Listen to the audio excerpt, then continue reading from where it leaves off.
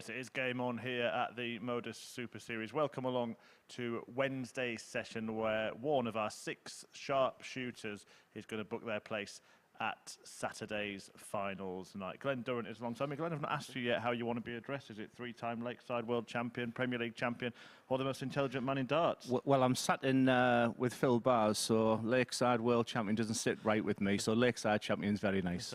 Yeah, he also won on Eggheads, can you believe it? We'll talk more about that in a while, but let's focus on the dart, shall we? Before we look ahead to Wednesday's wonders, let's see what happened yesterday as described by Henry Deacon. Jack Vincent showed glimpses of brilliance on day 2, but he'd be looking for a bit more consistency when he enters the final day of Group A action. Lisa Ashton will be looking for a big push on Wednesday to get herself into Group B. She'll be looking for more moments like that 120. Jacques Labre got this fantastic 1-4-1 to win the decider against Lisa Ashton. He's currently placed 4th in the group. There's no doubt about the player of the day on Tuesday, Andreas Harrysson, who at one point threatened the record average at the Super Series. He got himself in the top 3 courtesy of a 4-win from 5-day. Meanwhile, Conor Heneghan finds himself joint top of the table. He lost his last game, however, which would have seen him open up a gap on Mike Warburton.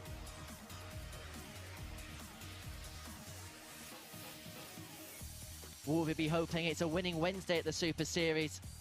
He's top of the pile going into the final day's action as he looks to qualify for Saturday's finals. Yeah, that is the last time we'll hear Henry Deacon's voice today. As Glenn's already mentioned, Phil Bars replacing him in the commentary box. I would ask you how much you're looking forward to working with Phil, but how much are you looking forward to the darts today? It's a fascinating day once again. It's just great to be up close and personal, seeing the players downstairs. They're all looking really relaxed.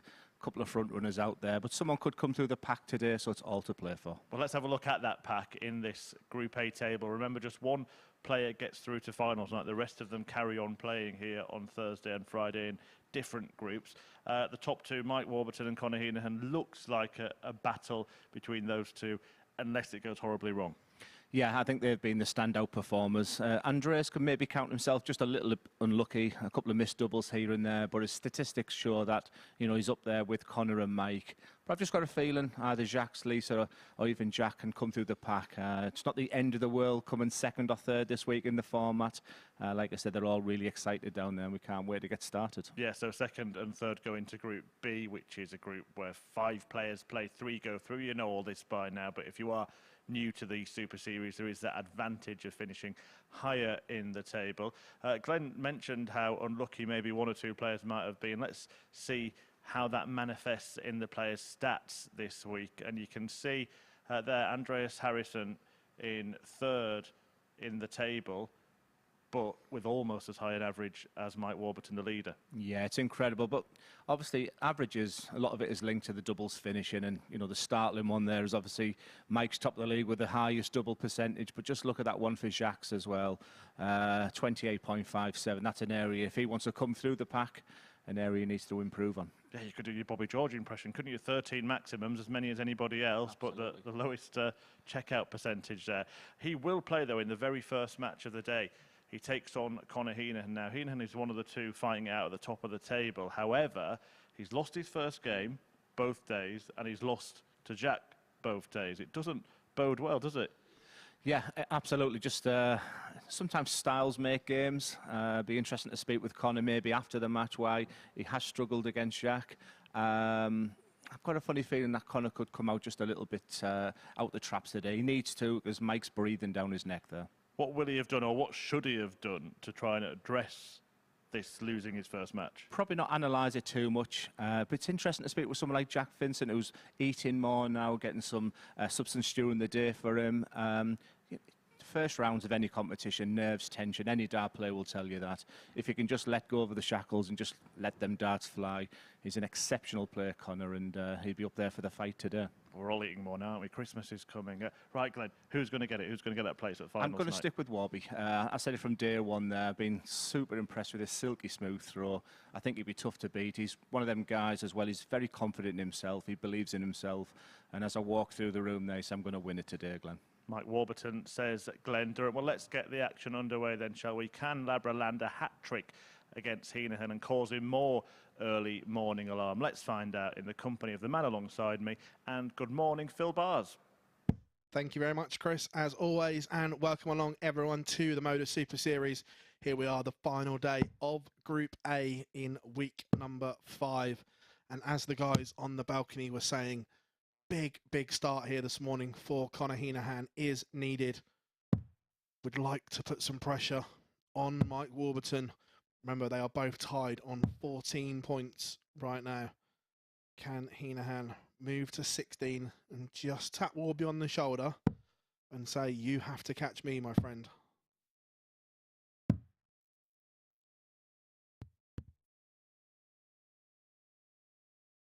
See the players just getting ready on stage at the moment. Nice side shot there of Jacques Labre. That back leg, a little bit kicky for my liking. Heinehan throw. Quite a low elbow, as the guys were saying yesterday.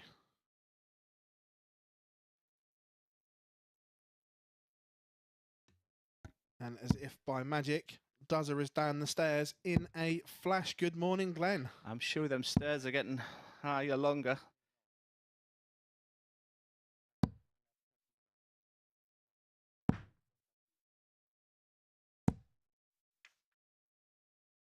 And hello, everyone. And you have to put up with my ugly mug for a few minutes, just sorting out a few bits and bobs.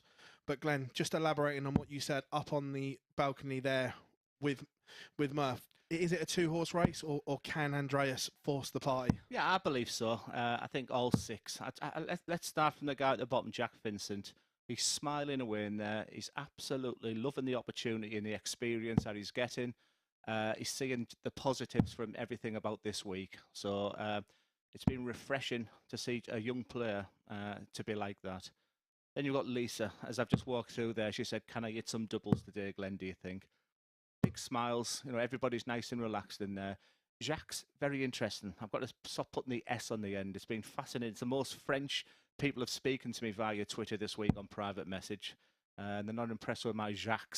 Jacques has been fascinating to watch because that French flair, the ooh la la, the arms are going all over. And his demeanour at times has been to the detriment, because as a dart player playing against Jacques, you know, you'd feel confident if he's throwing his arms about when he's not happy with where he is.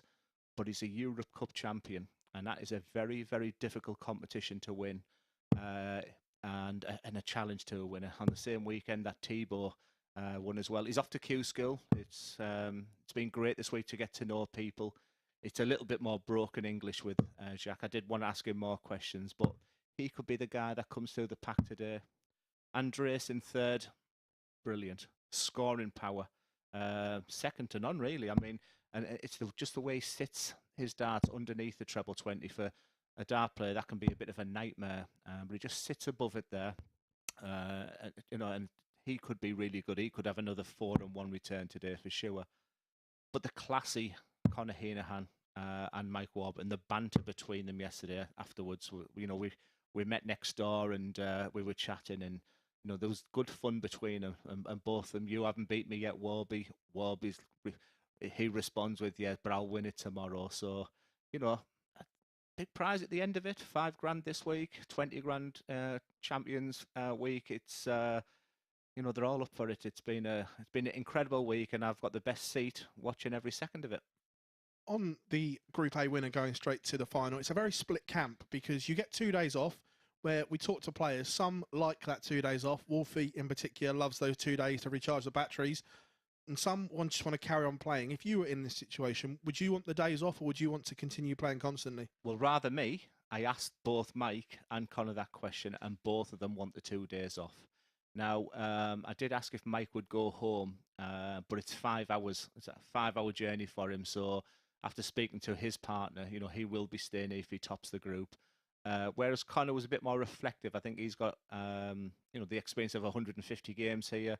Obviously, Mike's played his 300th game as well here. So they both know what the processes are. Personally, at 52-year-old tomorrow, 52. I'd want my body to have 2 days off. But if I was Conor's age, play darts every day, and so for Conor, I don't think it'd be too much if he had to play the 3 from 5 in Group B or C.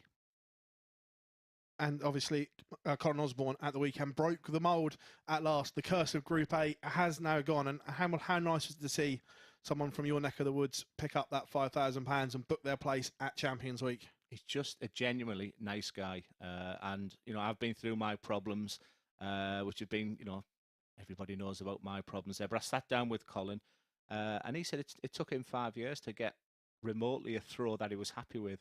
So when I was last here at the MODUS Super Series, he was outstanding.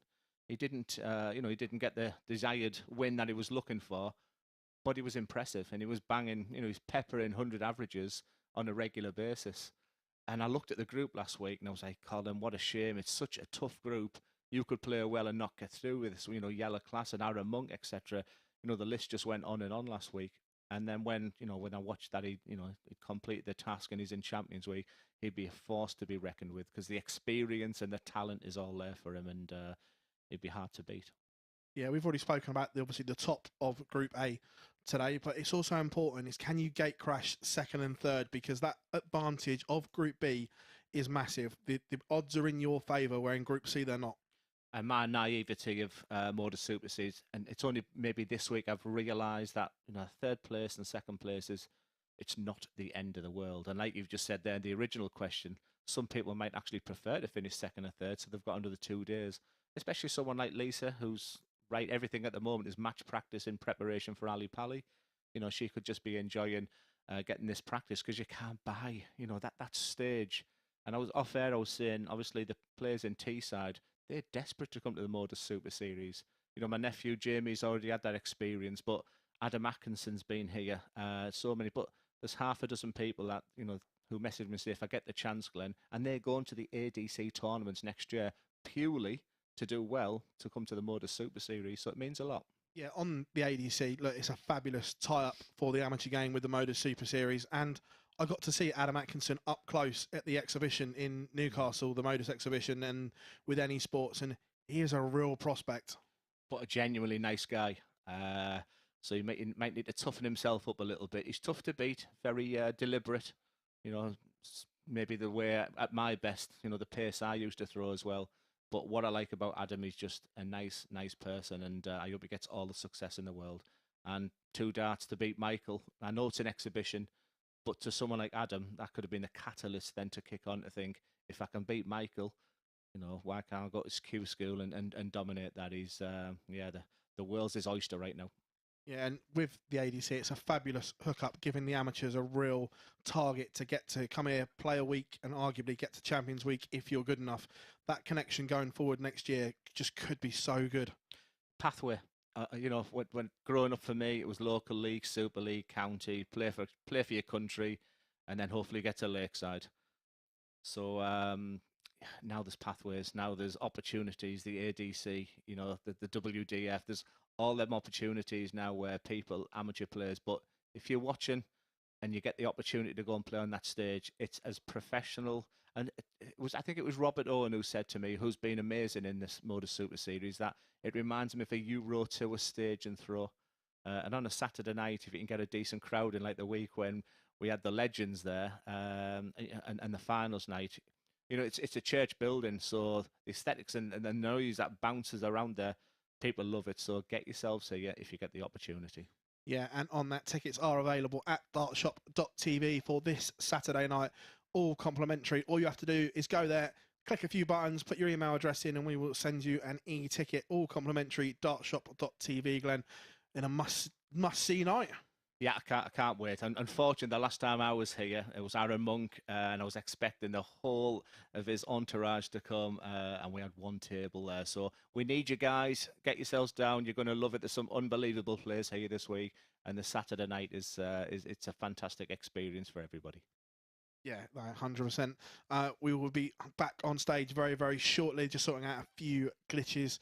The gremlins are in this morning. Absolutely. Yeah, it's your fault, Phil. Would have had no problem. No problem if Henry had been here. But an interesting opening game.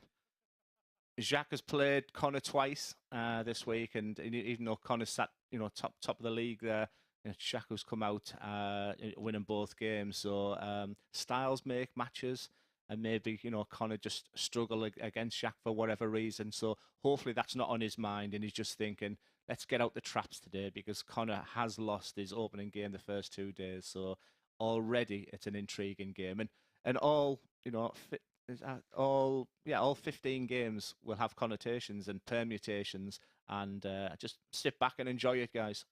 Yeah, on this first game, obviously, Conor will be very aware that he started slow in the first 2 days. And how much does that play on your mind as a player? He's so confident that these younger players now, they play without fear. That's the thing about it. They don't think an awful lot, and I'm sure that that's been eradicated from his mind straight away. And the banter in there, Mike will be saying, Jacques beat you twice already, so if you lose, I'll be winning the next game. It's real good fun in there.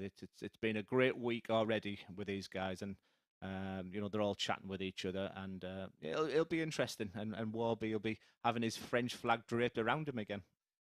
Yeah, no, absolutely. And like we said, Andreas Harrysson yesterday, Monday, he was a little bit unlucky. Didn't get the results his performance deserved. But yesterday, he was the standout player. And he'll be looking and thinking, maybe, just maybe, with a 5 out of 5, I can gate crash this. I'll highlight the word you said there, unlucky. He had darts. He had darts at double 10 and double 8 to players. Is that unlucky? Or, you've got to take them opportunities when they come. So, but massive scorer. Was with his manager yesterday having a great chat just to get a little bit to know about, because the homework, the research I did, Andreas, I remember him beating me in the Sweden Open semi-final. And what was interesting yesterday was he had a 158 finish. And he said it took him back to the moment he beat me in that semi-final, because I'm looking at treble 20, double 19, and he went treble 18, bull. So, when we talked about there, will Conor be thinking about Jacques? Well, already he was on a stage thinking of a game from 3-4 years ago against me when that 158 came up there. So it was nice to get to know him a little bit more. Didn't realise what a big scorer he was. And someone will come through the pack today. Chatting with Marco this morning, he thinks that could be Lisa. But I don't think we've seen the best of Jacques. And Andreas, if he continues to play, because with Andreas, he's like a poker player. You can't read him. He just has this wry smile when people hit a 78, a 64, when he's missed darts at a double, which usually sums up your day when you're not top of the league. Where, if you're playing Mike Warburton, they seem to miss that double, because that's the kind of luck that you have when you're at the top or at the bottom. Touching on what you said there about finishes and traditional routes and old school routes, whatever you want to call them, there's been a real evolvement of the way people finish now. And you look at things like the treble 17 gets used more than anything that ever used to be. Like the treble 17 segment was almost null and void. You might use it on a 91 or a 131, but now players are really thinking about their outshots and giving themselves maximum opportunity to take these finishes out. Yeah, we've been chatting about this week, and it goes back to the 90s with the Dutch who started using the 19s and the bullseyes compared to our route, the old school route of just treble 20, treble 19, double. There's various. And when Rob Cross won his World Championship, he started using the 18s and the 17s more, or going for the treble 19 first and 141. So we're seeing total. So it's a nightmare for a spotter, that's for sure, these days, compared to the old traditional ways. But that treble 17, I think on 134, I'm seeing it so much more 151s. The starting with that dart, but. Yeah, the evolution of darts, I guess. Yeah, and the 142 as well is another one that we see it used a lot. And it's just price, yeah. Well, Rob Cross as well is a big advocate, and that especially when we're talking about switching and setting up as well, is that switch to 17s in the opening 3 visits of the board is so important as well, because of the breakdown. Yeah. It's just the numbers break down better on 17s than they do 19s. Yeah, people. I mean, it even goes back to leaving 3-4-3 after 6 darts. Where you can't finish, so people are thinking what scores already from the 300s, 400s. Yeah, and players are now on stage. We apologise for that slight delay, everyone, but looking forward to this one now, Glenn. I'm glad my ugly mug's off the TV there, but looking at Conor's shirt, if you want to come back to me. Oh no, that's actually his shirt. I thought we had interference. I'm a fan. I like an elaborate shirt. I'm really looking forward to today. It's like every game, because I think with my naivety, I came thinking it's all about first place. But like I said, you know, I don't think it's the end of the world for anyone that comes runner up or third. It's as long as you're still in that competition, you just don't want to be back here in the morning with, you know, fresh players and only 2 going through. So all to play for. That angle we've got, such a good angle looking back at the players, that Conor stands very, very central, where Jacques stands a fair bit to the right and throwing across himself almost. Is Jacques to throw there's first. A camera angle from the side as well So for my geekiness on throws, I've been absolutely loving that as well. But I'm hoping we see the best of Jacques today. I've got to take the S off, the silent S. So the beauty 60. of Twitter. Yeah, let's just settle down and enjoy what we've got in store. Yeah, and Conor Heneghan is going to have to find a break of throw if he's to end the losing run against Jacques here. Now that's been Jacques' best dart, just above the treble 20. He sort of loves to follow through the dart there, and don't forget he's a debutant. And so imagine how much he's going to learn from this week, and you know when he comes back to the MODUS Super Series 96. again, he's going to feel so much better for it. Yeah, and also we've seen through the year as well that on debut the first 3 days can be a little bit nerve-wracking, but they seem to settle in the 60. back half of the week as well, because they know what it's about. And when I've talked about the banter next door, you know, he's got broken English. So he's probably the one who's least got involved with all the chitter-chatter next door. He's just a bit like Sebastian Białowski, you know, they just sort of sat in the corner and done their own thing in there. So I've been sort of scrutinised everything about everyone. But it's nice when it's all finished and then you can get 43. to know them a little bit more afterwards. Yeah, a little bit of a nervy start here from both players. And can we put that down to the 15 minutes or so they had to wait? I think Conor will be happy 100. because with Jacques, you're just thinking, is he going to bring this challenge to a winning performance? And at the moment, he started really slow. So the happier, of course, will be Conor so far, who, as you rightly said, needs to break him in this 7-leg process. Here we go. 19's first, not going to go. So just looking to set this up. 42. But like you said, there's a lot of snatchy throw. But when I was chatting to him, he then showed me when he played in the boys for Ireland. And if you think his throw's a little snatchy now, you should have seen him when he played as a boy. 97. Gonna you require 95. He's already got a decision to make here. 76, will he go double-double with Jacques at 145? 55. He's done Jacques, the correct thing and just set that 145. up to leave top, because if you were a betting man, 145's tough in the opening leg of the day. I agree, and it's not going to go. So Conor Heneghan will come back. 3 clear darts in hand at tops for a break of throw in the opener. You talked about him needing to break. What an opportunity already so early in this match. 2 good markers. 20. Jacques, a you lot of require shoulder in that last 45. dart. Yeah, over adjusted, and from nowhere, Jacques has an opportunity to hold. 25. Conor, you Once again, you require don't 20. expect these. Well, you don't expect these. And if Conor was sat in 6th place, he'd have that's finished game short in the there, first Jacques. leg. Conor Heneghan. Sometimes you get that kind of luck when you need it there. But a very, very nervous start from both. But Conor Second breathes a leg, sigh it's of Conor to relief throw first. as he gets that Game necessary on. break. His darts, he'll just want to look to settle. And a nice score of 100 here would do lovely. Yeah, it was a break and throw in 95. 22 darts. He won't care how many darts it is, but it is the break that is the important thing. What was very, very interesting yesterday, looking at styles and throws, is how much Conor went into that 5, little 5 as well. And already he's just 60. slid one there into the treble 5. So if they do analyse things and look at things, his timing when it's just off means you just slide that dart a little bit into 60. that 5. Known as the Mardle Drift. Exactly. And that's where Jacques is better. His body movement's so much better there. He's really going forward there. He's settling now. 140. Jacques, like I said, he will benefit. He could be very, very dangerous for the rest of the week. Conor will be disappointed there. The way that first dart 100. just stood up to attention there. You expected at least one to join it, if not all of them. Absolutely. And he's a Europe Cup champion. Just like Bo Greaves is a world champion. 100. I was waiting for that one. And you're going to get it all 15 games as well. Here we go, surely. Never a doubt there, was there? 180. And just the way he's got a very long dart, a la Luke Humphreys, and usually when that first one goes in. But the guy is all about timing. He's got that little flick of the wrist when he throws that dart. Gonna you require And if he 66. gets that right, it's great. So treble 10 or bullseye, he might just stay there, or big 19. That's a poor dart. We can't disguise that one. I would have stayed. I would have stayed with a 15 there. You've got your balance of your arm. 50. Jacques, you require 116. Lee's double 8, but will the 116 go? This would hurt. You know, he never goes for treble 19, but he does on this finish here. That's unlucky. 56. Gonna you require 16. We'll come back to the 116 in a minute, but Conor Heneghan, double 8 for a 2-0 lead. Just coming off of that. Yeah, And that's a game great short in the adjustment second from lap. Conor Heneghan. Conor He leads Heneghan. 2-0. But what I was going to say, Glenn, the 116, are you a fan of the 19s route?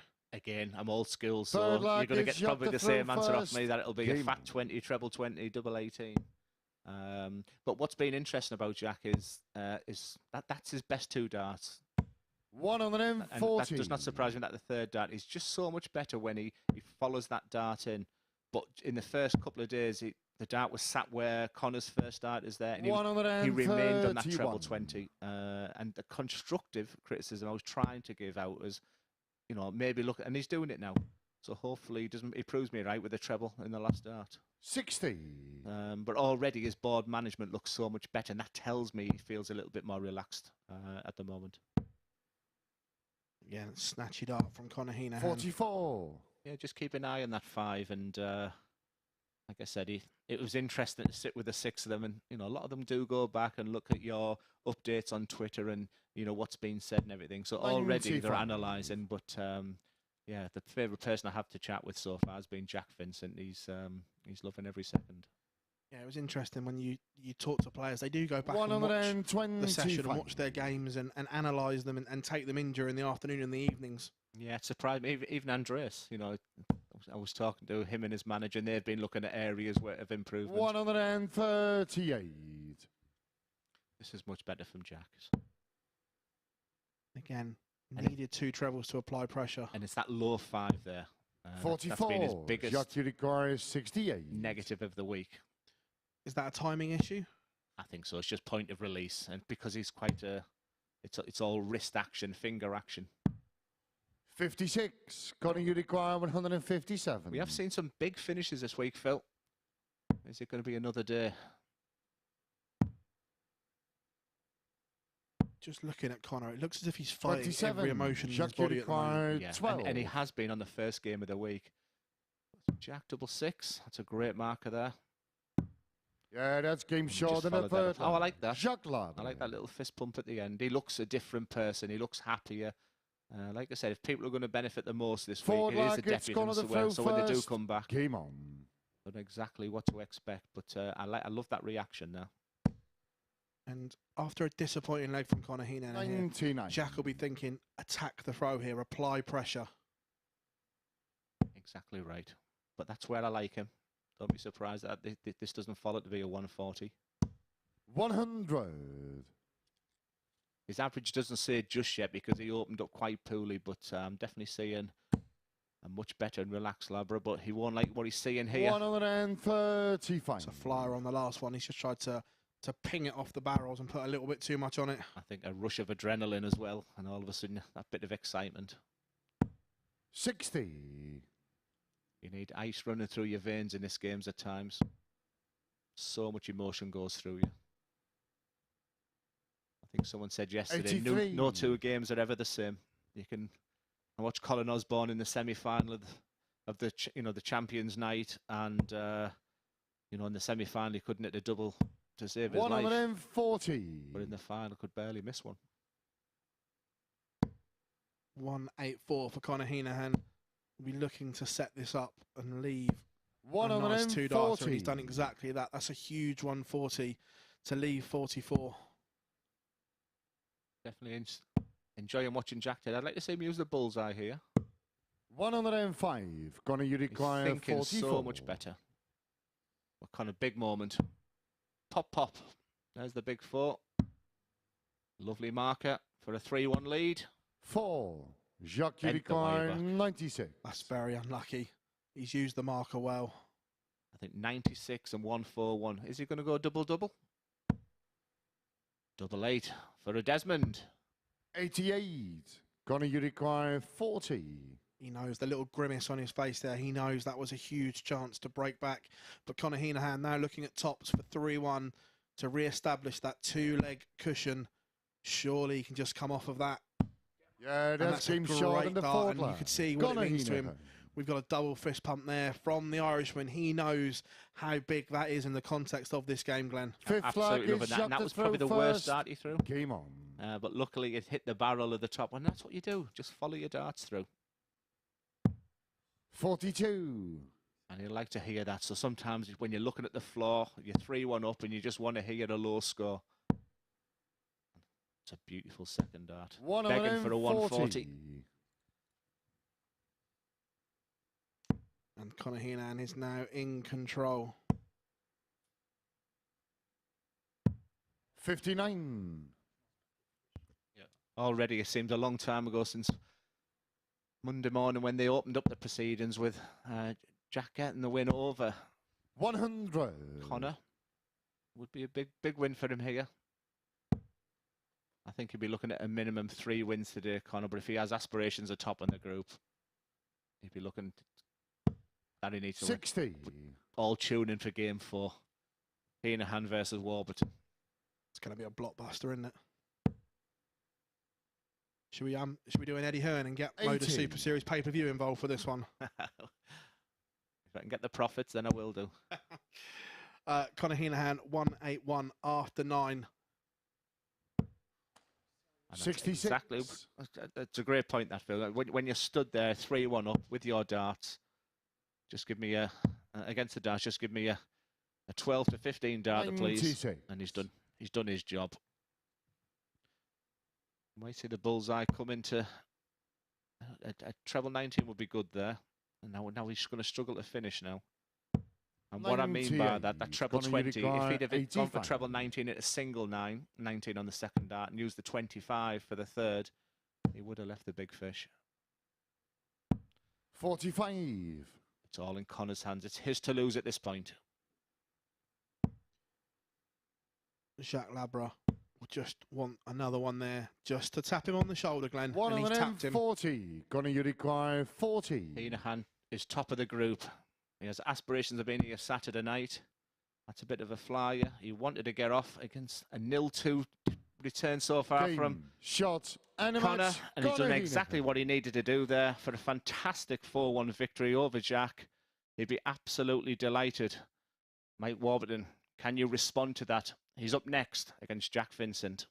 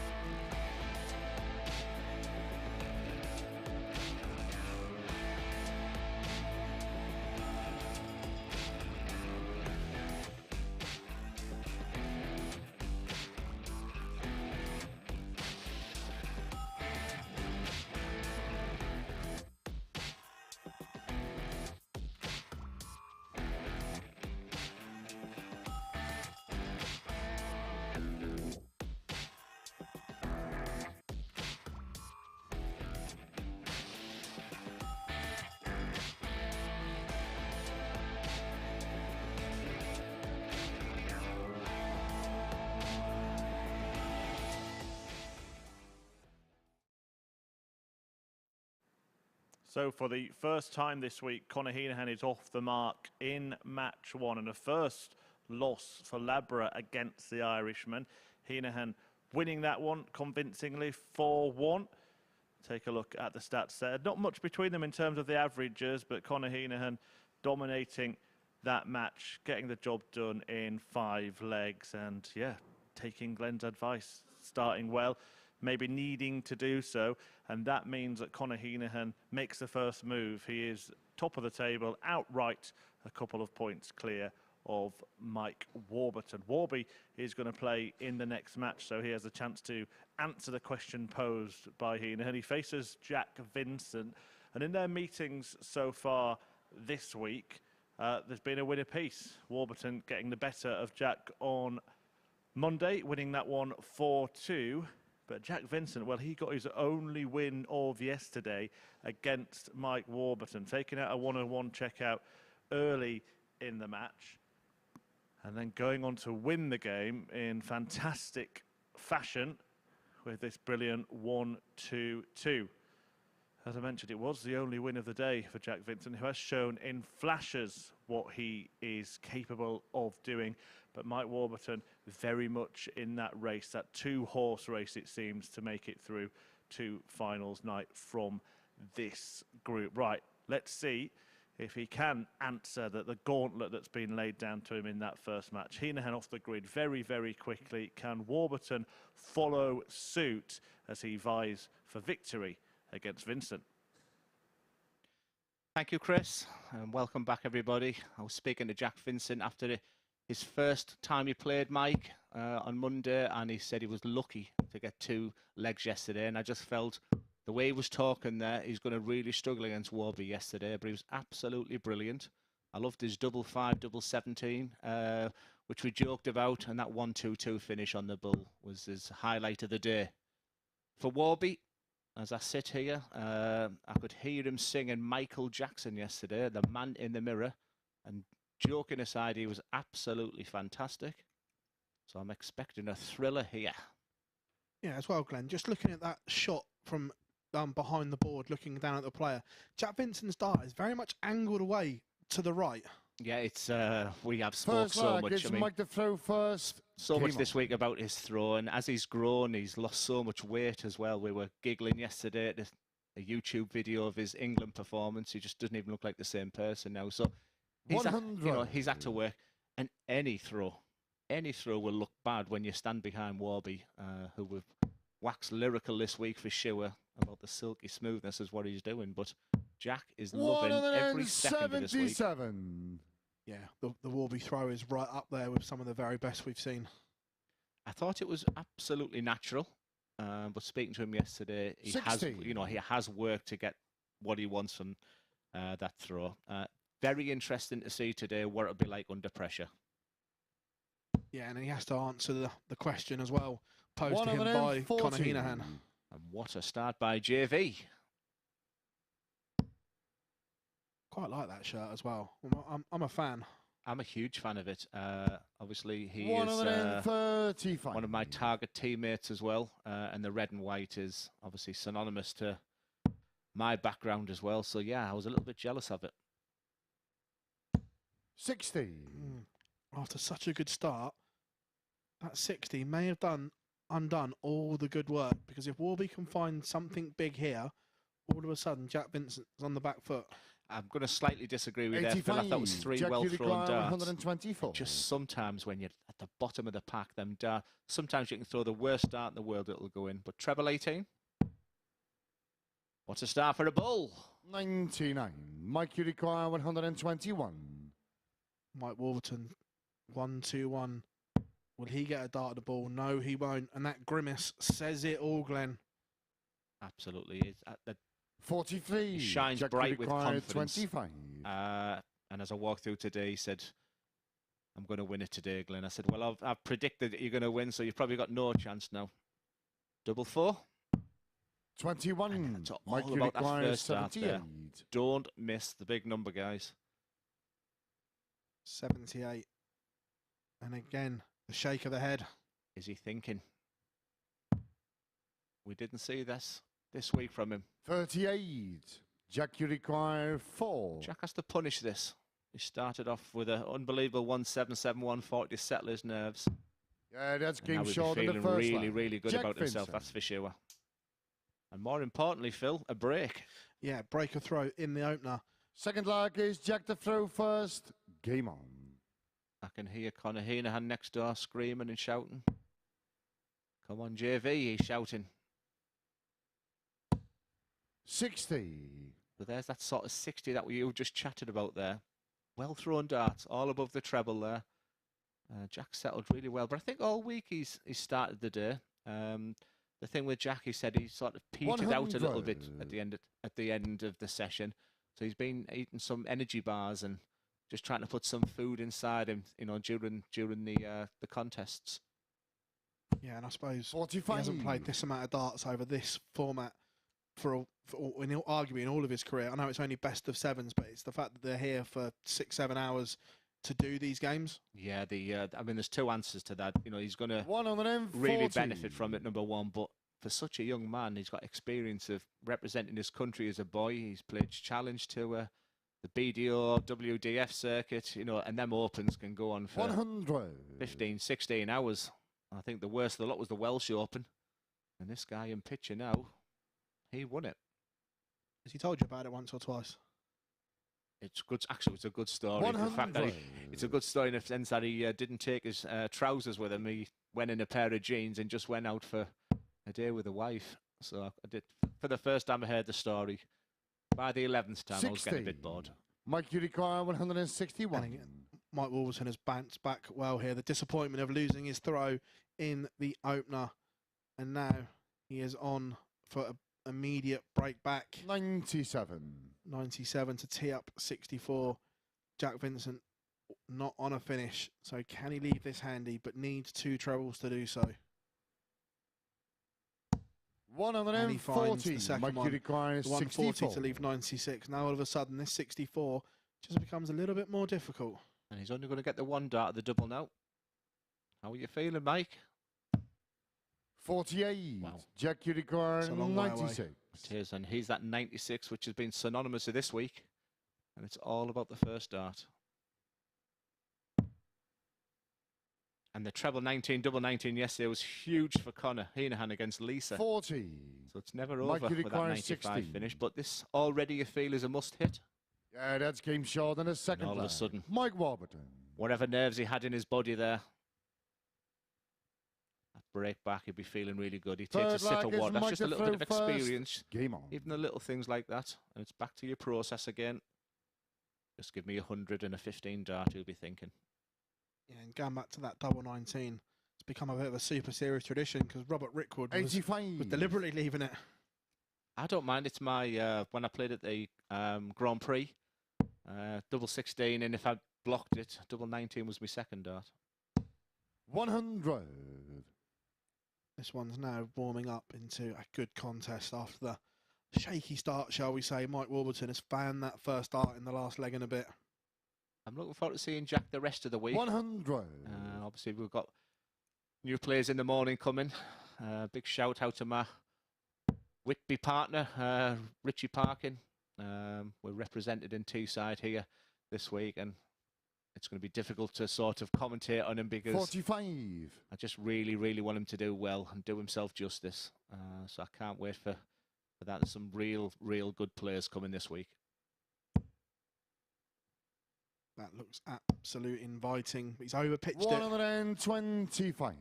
But Matty Dennett's here again. Every time I'm commentating, every time I'm playing. Can't get rid of him. He must hate to see me. 58. It's advantage to Warby right now. 191. Minimum 1 treble you're looking for here, especially with the lead he's got here. And that first dart, just below the treble lay, just seems to float the next one over. 99. It's a real strength of his game when he goes over there. And that follow through on the second dart was just absolutely beautiful. Yeah, he's got a very unique skill and gift as well, because 60. a lot of players, when they Mike, go you below, require they run for 92. cover, but he has this knack of either above or below. He can find that adjustment. And in the next game, you'll see exactly the same with Andreas. So it's 48 left. So it's a big target there. The big 8 or the 16 in the middle of them. I'll see how you're feeling 60. there. And that's a great setup. But again, similar to the last leg, can Jack Vincent just apply some pressure with a 2 treble visit? This time, the answer is no. 45. Warby coming back pressure free at double 16.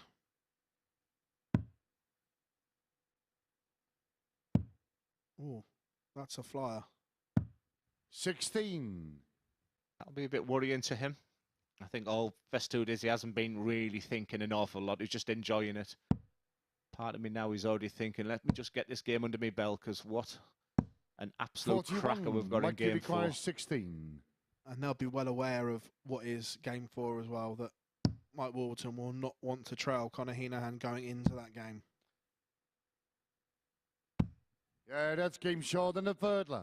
Double Mike four's been Warburton. very, very nice to a lot of the players this week, and it was a turning point yesterday for Conor. That's a lovely double there. Forward leg is Jack to throw So it's first. back on throw, Game on. but it's advantage Mike Warburton. Yeah, and he'll need that as well after two breaks. It's just good for the 58. confidence to hold that throw, because we've seen so many times that once there's one break, and if confidence is a little bit shaky, we've seen 5-6 breaks in a row. Yeah, he's been dominant. He's been very, very dominant. 41. For me, he's been the standout, you know, with Conor, and the tables tells you that. He's a very impressive man, believes in his ability. I was chatting to him yesterday about Q skill, but you know, he appreciates, like 60. all of us right now, that it's a difficult time in this world, and you know, his priority is his family, his priority is paying his bills, and as much as wonderful the PDC is, 47. you know, if you're not winning games in the PDC, you know, listen to me, I can tell you it's very, very difficult for your confidence and, you know, your soul and everything. So he's got some big decisions to make. But what he said he 60. does love is the opportunity to come to the MODUS Super Series, and he's enjoying every second this week. Yeah, and just looking at him across the 14, across the 41. 14 points that he's got, he's averaging nearly 92. And his average at the moment is 74, which tells me, you know, he's, what's that, 18 down on his average right now. Didn't expect him to be feeling it, 140. but he is. And JV will just jump all over this. Remember, everyone, get in touch as well on social media, Facebook, Twitter, Instagram, 140. at MSS Darts. Get them in, and we've got the Twitter page open in front of us. Should Bo Greaves be called a world champion? Get him. 58. Attack him.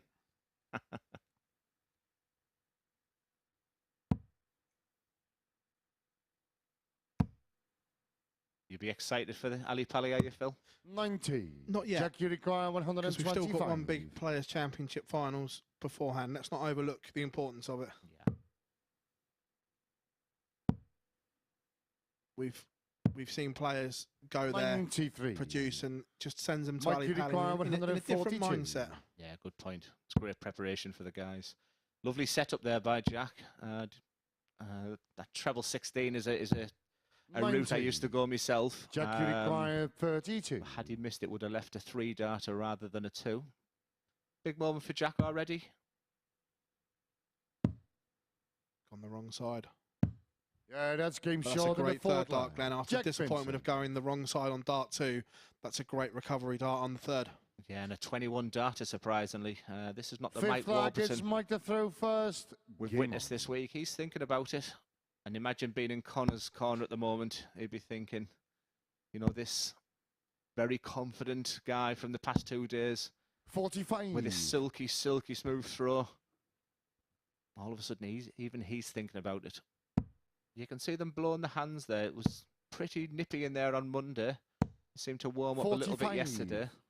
But just watching the players blow the hands there. And for any dart player, cold hands, nightmare. Right now as well, it'd be so good if we had Conor Cam. 100.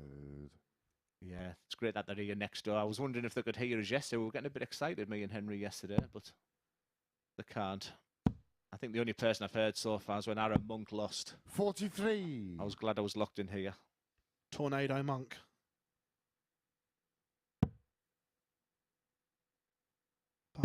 Mike Warburton, a bit like Conor Heneghan there, Glenn. That dart drag low into the 5.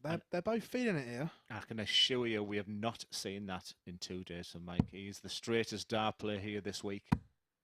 And it's good. It's good because it's all nice. Everyone's saying the commentary's really nice. And he said, oh, family is saying that you've got a fan in Glenn and my throw's lovely. And I said to him, yeah, but I haven't seen you under pressure yet. So let's see exactly what you're made of today. And so far, he'll probably come off with a victory here and still be disappointed. And like you rightly said, he wants to go into that game with Conor with a victory over his belt. And young JV's not going to give him it easily. And again, where you said that Jacques is a great poker player, Mike's not, because you can see every emotion going through and we get snarls, we get cheers. And right now, he's fighting that inner emotion in him. Yeah, absolutely. But we've seen no negativity from Jack. None of it. He's just enjoying every second. And he's picking these 140s now. And Mike will be thinking, no, not again. He's struggling right now. Yeah, cannot find the range with dart 1 at 46. All. And all of a sudden, the Mike Warburton throw is under pressure here. 73 for another break. We'll be looking at treble 19. So he's going to have to go 60. That is disappointing. That is very disappointing. 80. But look at him. He's not waving his hands about. He's not shaking his head or anything. This 80 now he's going to get 1 dart at tops. It's actually going to be double 10 for a 3-2 lead. 60. Jack, you require 40. And I never felt confident that was going to go. It was quicker than Ricky Evans on that last dart there. He just needs a little bit of composure. And he'd be praying that Jack doesn't ping this tops. 10s. 20. Mike, you require 20. Chance. And when you top, you get these chances on your bottom.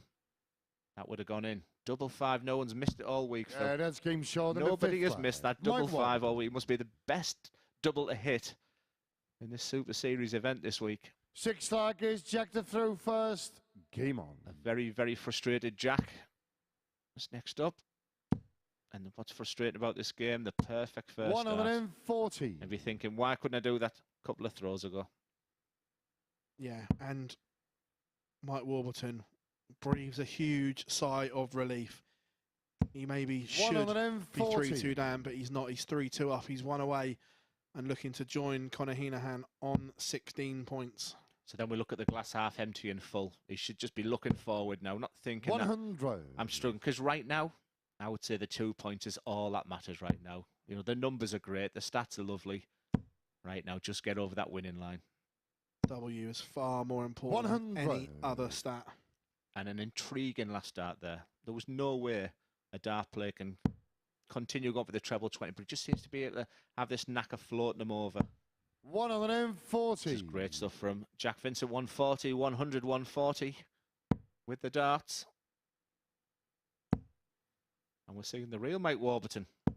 123. Jack, you require 121.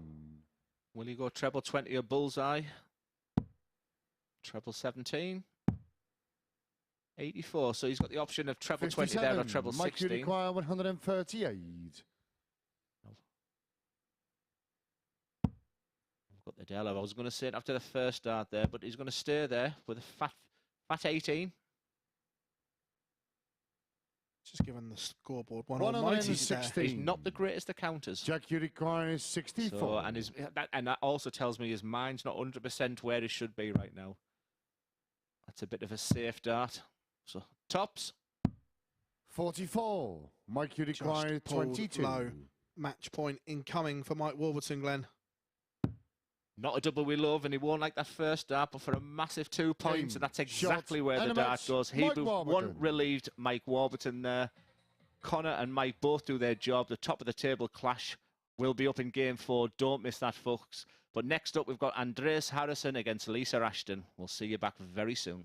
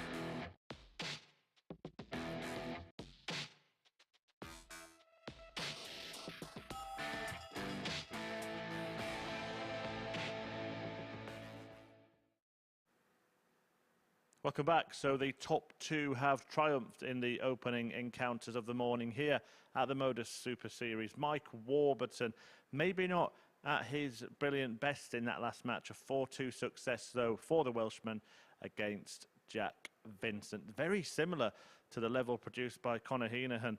Nothing spectacular. It's a bit of a slow start from everybody so far, but the all-important win has gone the way of Warburton, just as it did his rival for that top spot in this group, Conor Heneghan.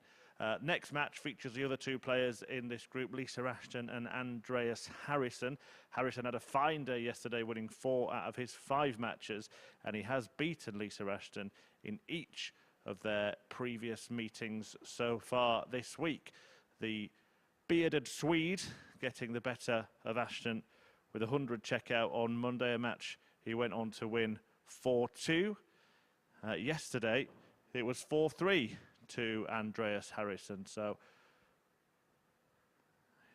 very, very good stuff from him. A good record against Lisa Ashton for him, and a very good showing yesterday. Perhaps the strongest player in the field. And we saw those stats at the start of the day that suggest that maybe he can count himself a little bit unlucky to not be in that race at the top of the table. Even less so now, of course, after those first 2 victories for our top 2 in Group A today. Now, the winner of the group gets through to finals night on Saturday. Don't forget, you could be here as well if you are able to get to Portsmouth on Saturday night. Tickets are available absolutely free from dartshop.tv. Right, let's get game 3 underway then. So after 2 defeats, will it be Ashton avenging those results, or will it be a hat-trick for Harrysson?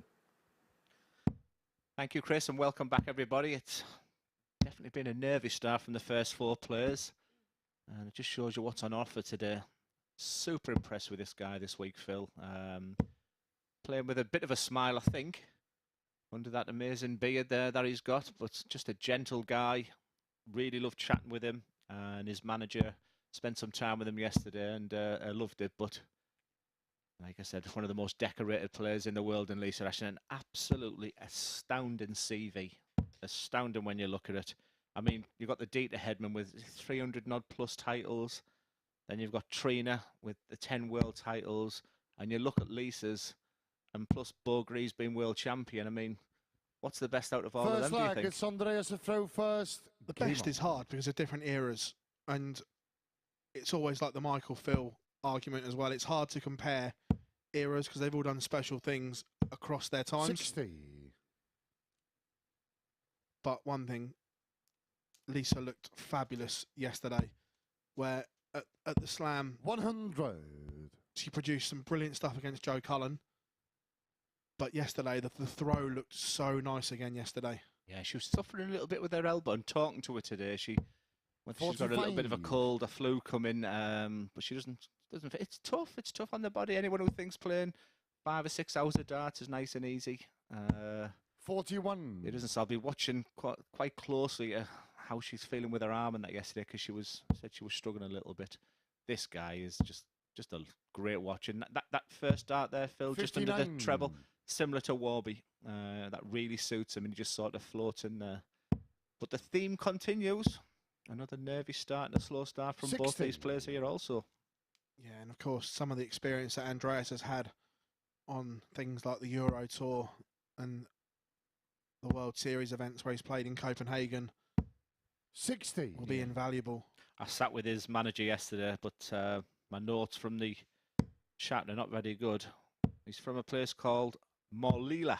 59. Morlilla? I remember I got it right. I don't think I said it right correctly yesterday. And he's really in the outback of Sweden. It's quite tough, and to even get games there. But he has sort of built an area where players play darts, and three players from Dirty Harrison's team will be completing the WDF World Masters in Holland this year, which is 60. a real big thing for him. Andreas, you require 156. And he feels like there's a real benchmark there for the players that are doing things for him there.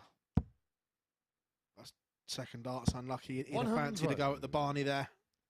But he won't be disappointed with that finish there. Any 2 dart combination when a player is so far back there, all Lisa can do is put pressure on that. 60.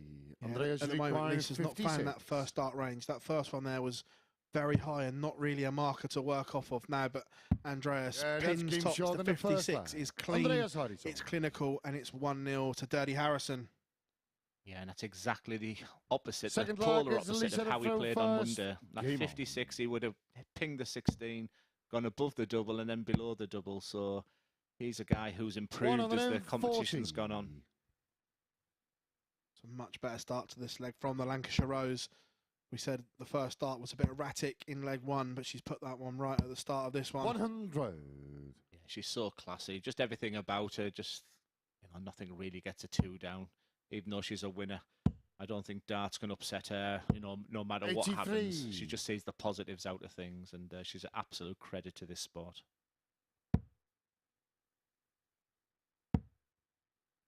And there, those first 2 darts, 60. what we were talking about from Andreas, they just blocked it, but this time didn't quite find the knack of going over the top, just over-pitched it. 3 ladies at the Ali Pali this year. Yeah, great. The evolution of women's darts just continues, doesn't it? Great for the sport. Great for ladies' darts to have 3 of them there competing. And the increased prize money next year. 140. Been a great week. Great week for ladies' darts. You know, we've had the conversation before that the ladies' game's been neglected for many years, where now it's really in the forefront, and it's only good to see.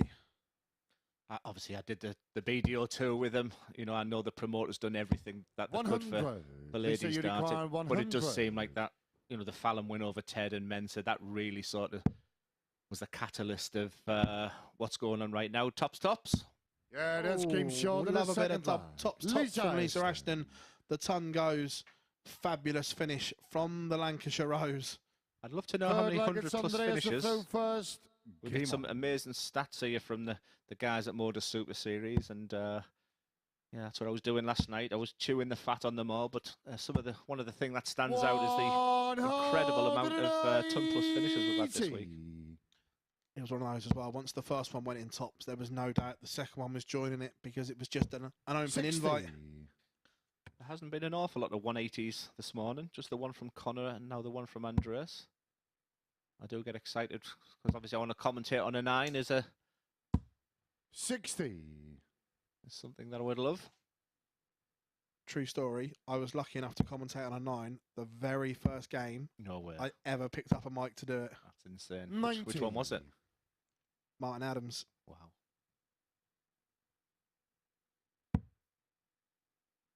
So we're looking at players coming through the pack today. Marco, 100. the wonderful MC we've got there. He fancied Lisa to get 3 or 4 wins today. Is there anyone who you can see coming through the pack? Not coming through the pack. I think the top 2 have done all the damage across the first 2 days. So I wouldn't say coming through the pack in particular. But I think Andreas will finish best of the rest. 93. Here's a question for you. What job does Andreas do in Sweden? 97. Andreas, you require 68. IT designer. Couldn't be anything different. That's a lovely first start. A double 16. 36. Lisa, you require that was the kind of 140. Monday he was having. There's just them couple of millimetre differences, and what would hurt here is a treble 18. And this will hurt tops. 74. Andreas, you require 32. How's your luck, Andreas? You don't often get them chances against Lisa. Double 16. Yeah, that's game short in the third leg. Andreas Harrysson. That's a superb dart there. He'd be feeling really good about himself, because when you've got Lisa there in full flow, tops, and then that treble 18, you're thinking, oh no, not again. But maybe the tide is turning. Maybe he's getting a bit of luck for the 100. metal worker. So he's used to tungsten in his hands. He's a tungsten tickler. Yeah, I thought he was a librarian. 100. Yeah, from that leg, look, Andreas has thrown 2 great darts at double 16, hugged the wire on both of them. And then the only surprise there is Lisa Ashton didn't pin tops on the 114. I fancied it, I must admit. But, you know, Andreas, you could count himself unlucky on the opening day. Yesterday, done all the hard work himself. Today, maybe. 100. Maybe it's his day. But he'd be dangerous for the rest of the week, that's for sure. He's definitely the guy for me who's warming up as the competition's gone on. But he's Lisa. 180. Yeah, I agree. The way Andreas is warming up, the rest of won't want him in Saturday night's final, 85. that's for sure. Lisa, you require Because 81. he'll be a danger if he's there. Absolutely. The Swede. 57. The Swede wouldn't be a turnip for the books. Christ, I've turned into Henry. Now he doesn't mind that dart. There you go, just sits above it. 60. Lisa, you require But already 24. a big moment in this match. She's already gone tops, wider tops for a 2-1 lead, but this is for a Desmond, double six. Yeah, that's game short in the forward leg. Lisa Ashton. And that's Superb. the quality of a champion. Yeah, the adjustment there was superb from 12s Fifth across flag to is 6s. Andreas to throw first. Game on. Can you see those players blowing their hands still? Yeah, that says to me it's just a little bit cold out there. Not for the Swede, I'm expecting. 100. Good game. This is it wasn't difficult after to be game of the day so far. No, and a nice 15 dart hold and throw as well. 135. Yeah, those 4 nervy players previously. These two are beginning to settle very, very nicely. And again, he'll just plonk that above it. And again, 60. it's a nice action he has. Whereas Lisa's barrel, it's a lot fatter to get sort of to fill that 180. And I think a dart underneath the treble 20 for her. She would probably use the 19s from that. I love that angle there. We've talked so much about no body movement, and all you want is that arm and the forearm, the elbow to be working together. And if that's the only thing that's moving, that forearm on point of release, you're doing well. 59. I was going to say that's an error there from Lisa for me. 266, and it just makes me think: are these, are they really focused thinking right now? Because you just want to get that first win under your belt. 121. I know you were speaking about it yesterday with Henry. Does Lisa still throw from 8 foot? Yeah, I must admit the angles have been great, but I don't think we've seen one from the 80. from the actual foot. But yeah, it's a great story. She used to play with her brothers, and she's always stood from that 8 foot. Yeah, because she used to like punch the hockey with her foot and then just take a little step back. Take a step back. This is a big move, big moment in this game. That's it. She won't like that first start. Top of the cheeks there. She knows that was an opportunity. 26. Yeah, Andreas, you with the hands require again. 20. And like many dart players, that's why a lot of them use them hand warmers now. If you're ever wondering why they put their hands in the pocket at times. And we know what happens this week. Nobody misses double five. That's game short in the fifth flag. Streak continues, and Andreas Harrysson leads 3-2 in this one.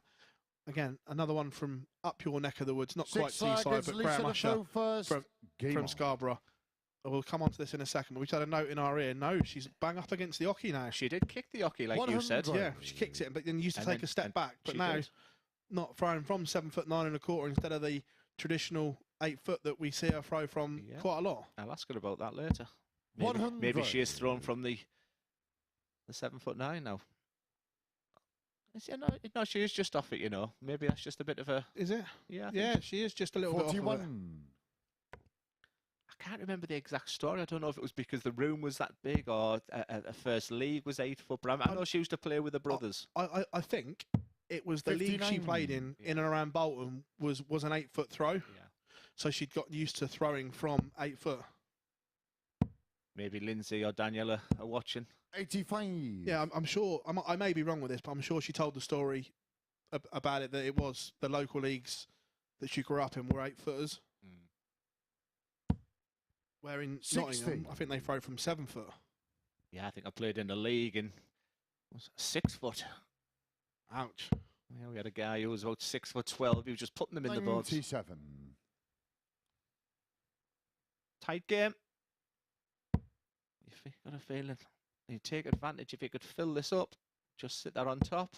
100. 6 darts from 178 for Lisa to make it our first 3-3 of the day. And when your luck is not in, 74. that happens. Now, Andreas will be thinking, if I can just get to a 2-dart combo here, that 104 is far from a gimme. Give us a 180, Andreas.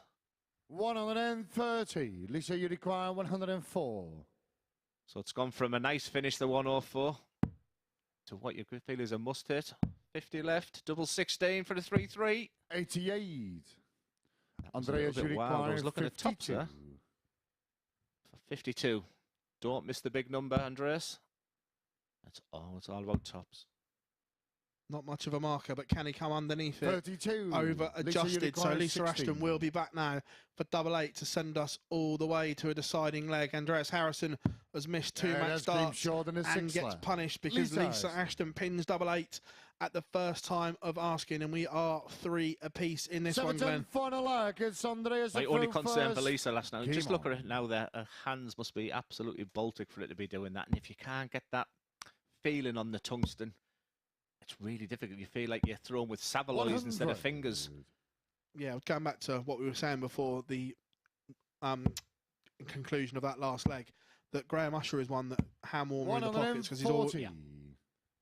And he's another one who is just so grateful to the MODUS Super Series. It's highlighted just how good he is, and he's dominating the tournaments up in the northeast, along with Adam Atkinson at the moment. 41. Phenomenal player. Joy to watch as well. And keeps ringing me. He said, Glenn, I've got over 100 numbers in my phone, and it's a pocket call, 60. and it's twice he's rang me. But anyone who knows me, never ring me because I won't pick up the phone to you.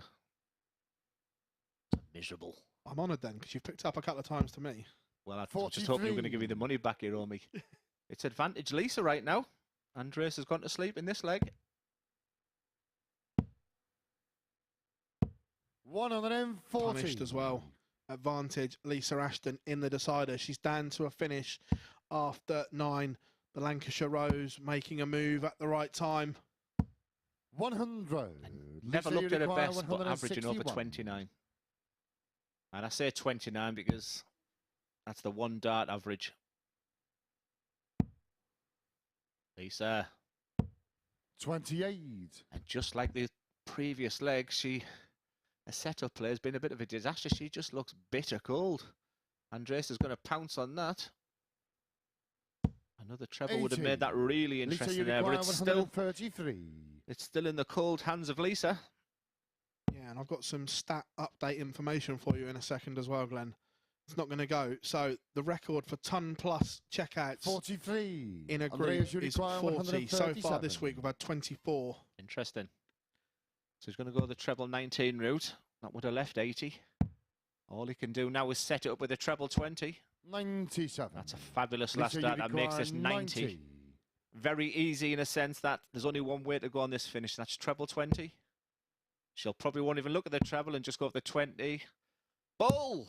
65. Went all Alan Warren in there for Minehead. Andreas, you Yeah. require 40. However, Andreas Harrysson, match point again. He's already missed match darts. Comes inside. 10s. Surely that's a good guide. And it is. And Game, Andreas shots, Harrysson, we get and a match. rare shoulder Andreas motion Harrysson. from him. We get a fist pump, and he sees out a 4-3 victory over Lisa Ashton. And we can see the disappointment in the Lancashire Rose there. 82.82 average from Andreas Harrysson, 84 from Lisa Ashton. But next, folks, it is the must-watch game. The table toppers, Mike Warburton and Conor Heneghan, do battle next, and we'll be back after this short break.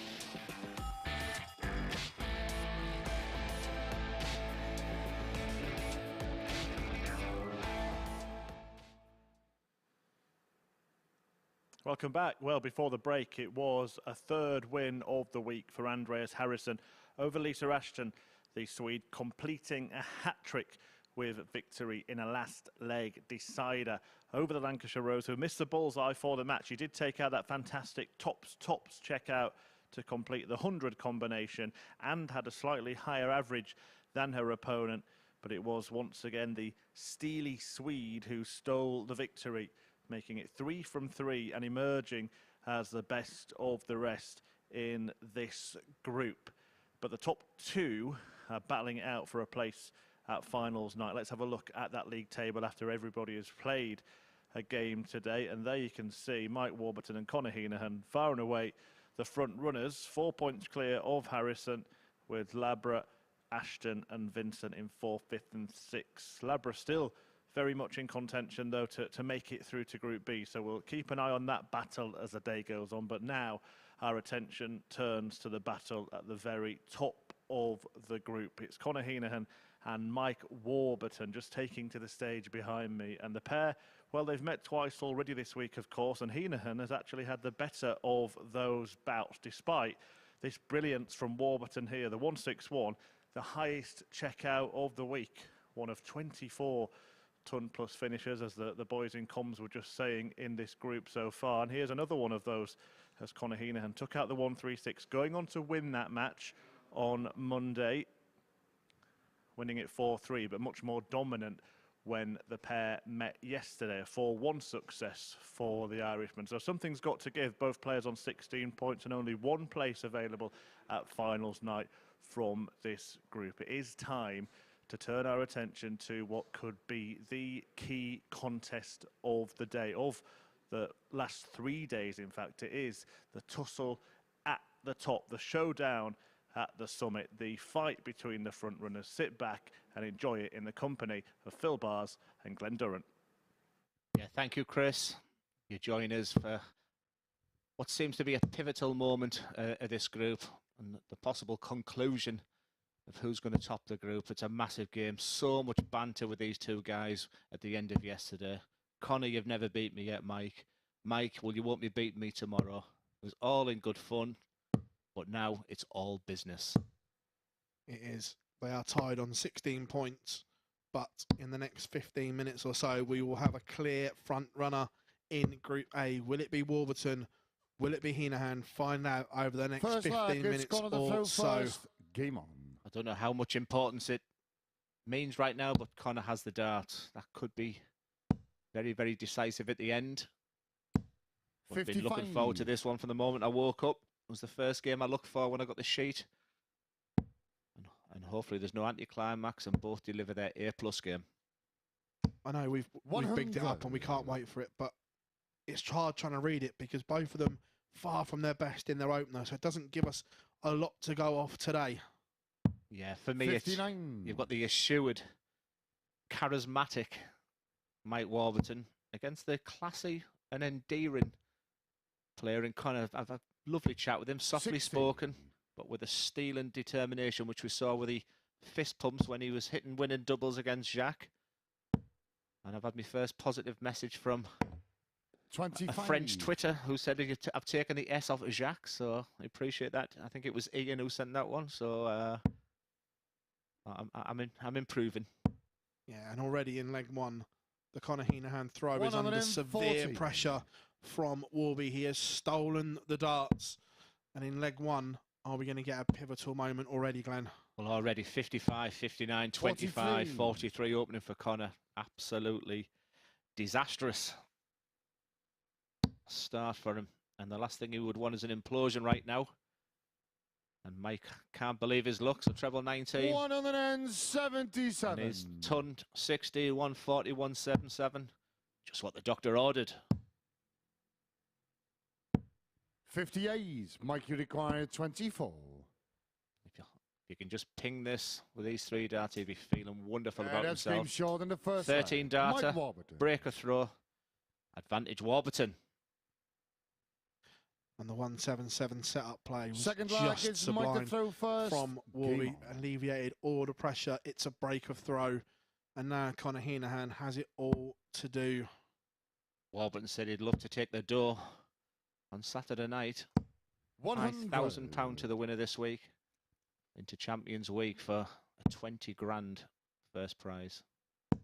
And just a quick, just Conan Whitehead, who was 100. just so low 8 months, 9 months ago, talking to him, and part of me thought, I don't know if he's going to come back from this. I can't tell you how happy I was for Conan to see him win that. Absolutely delighted for him. Yeah, and like, he was just sensational that whole night. It was almost, he walked in the building at 8 o'clock and went, I'm not leaving without that check. He's a sensational man. 93. I don't like many people because I'm miserable and boring.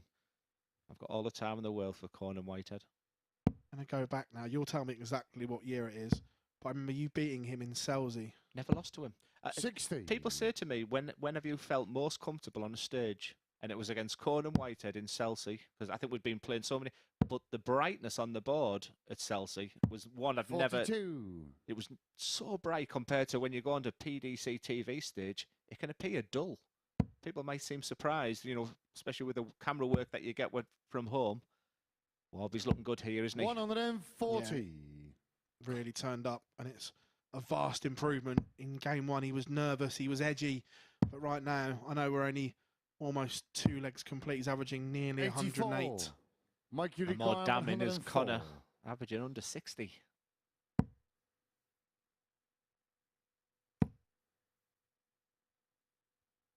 The numbers from Warby. 88. And again, finds treble 16 to leave 16.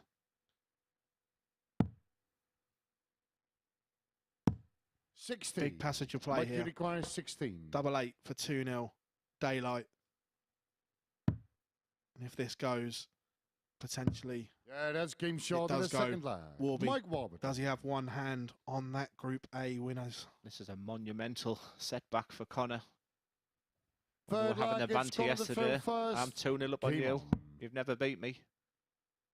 The last thing he wanted was a start like this. 45. And what's worrying is, you know, when you have set play, if you're ever thinking, what's it like to be losing 3-0 at an alley pally, or you can go and gather your thoughts in this ruthlessness of a best-of-7 game, 57. top of the table clash.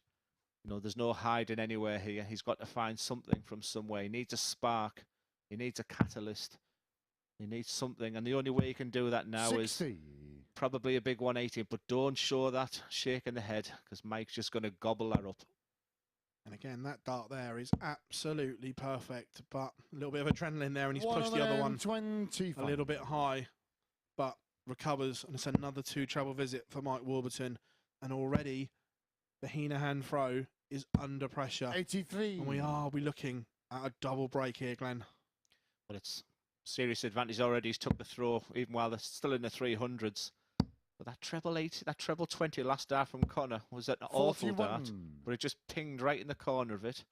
And when we talk about a spark, could that be the moment? Because there's a treble 19 again. And there is that spark, lit by the last dart of the previous throw, where that dart could have gone anywhere. So we talked a little bit about finishing, and the modern way of going. 42. Is he going to use that treble 17 here? He is. Treble 25? 40. So can I go boring now and just say, just hit a ton? You know, 1-4-2. If you don't get the treble first dart, set it up. Playing around with the board there. He's just going to gobble up a 138. 138. Mike Warburton leaves top, 102. and there is extreme pressure on this 102 for Conor Heneghan. 14s or ball. Treble 14 for tops and a lifeline. 62. And it's not Mike there. 40. Bent that way, you could see the wire move, but Mike doesn't care. Just above the double. Yeah, that's game short in Straight the for third it, lag. bang. Mike Warburton. Huge 3-0 lead. And more importantly, 2 breaks a throw. Fourth lag, it's Mike At this to throw moment, first. there's only one winner. Game on. And that looks like Mike Warburton. Yeah. Has the occasion got to Conor Heneghan?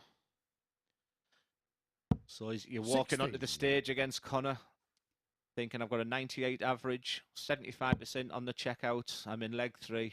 Yes, I'll take that. Thank you very much. 60. Conor walks to the stage, top of the table clash. After 3 legs, you're going to be averaging 60. No, thank you.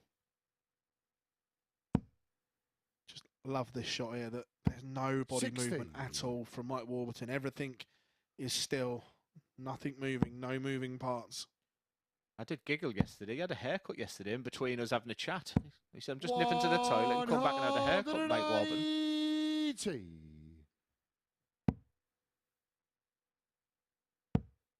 A little skin fade. There you go. In it. 140. Because I'm modern and Down with the kids. brap.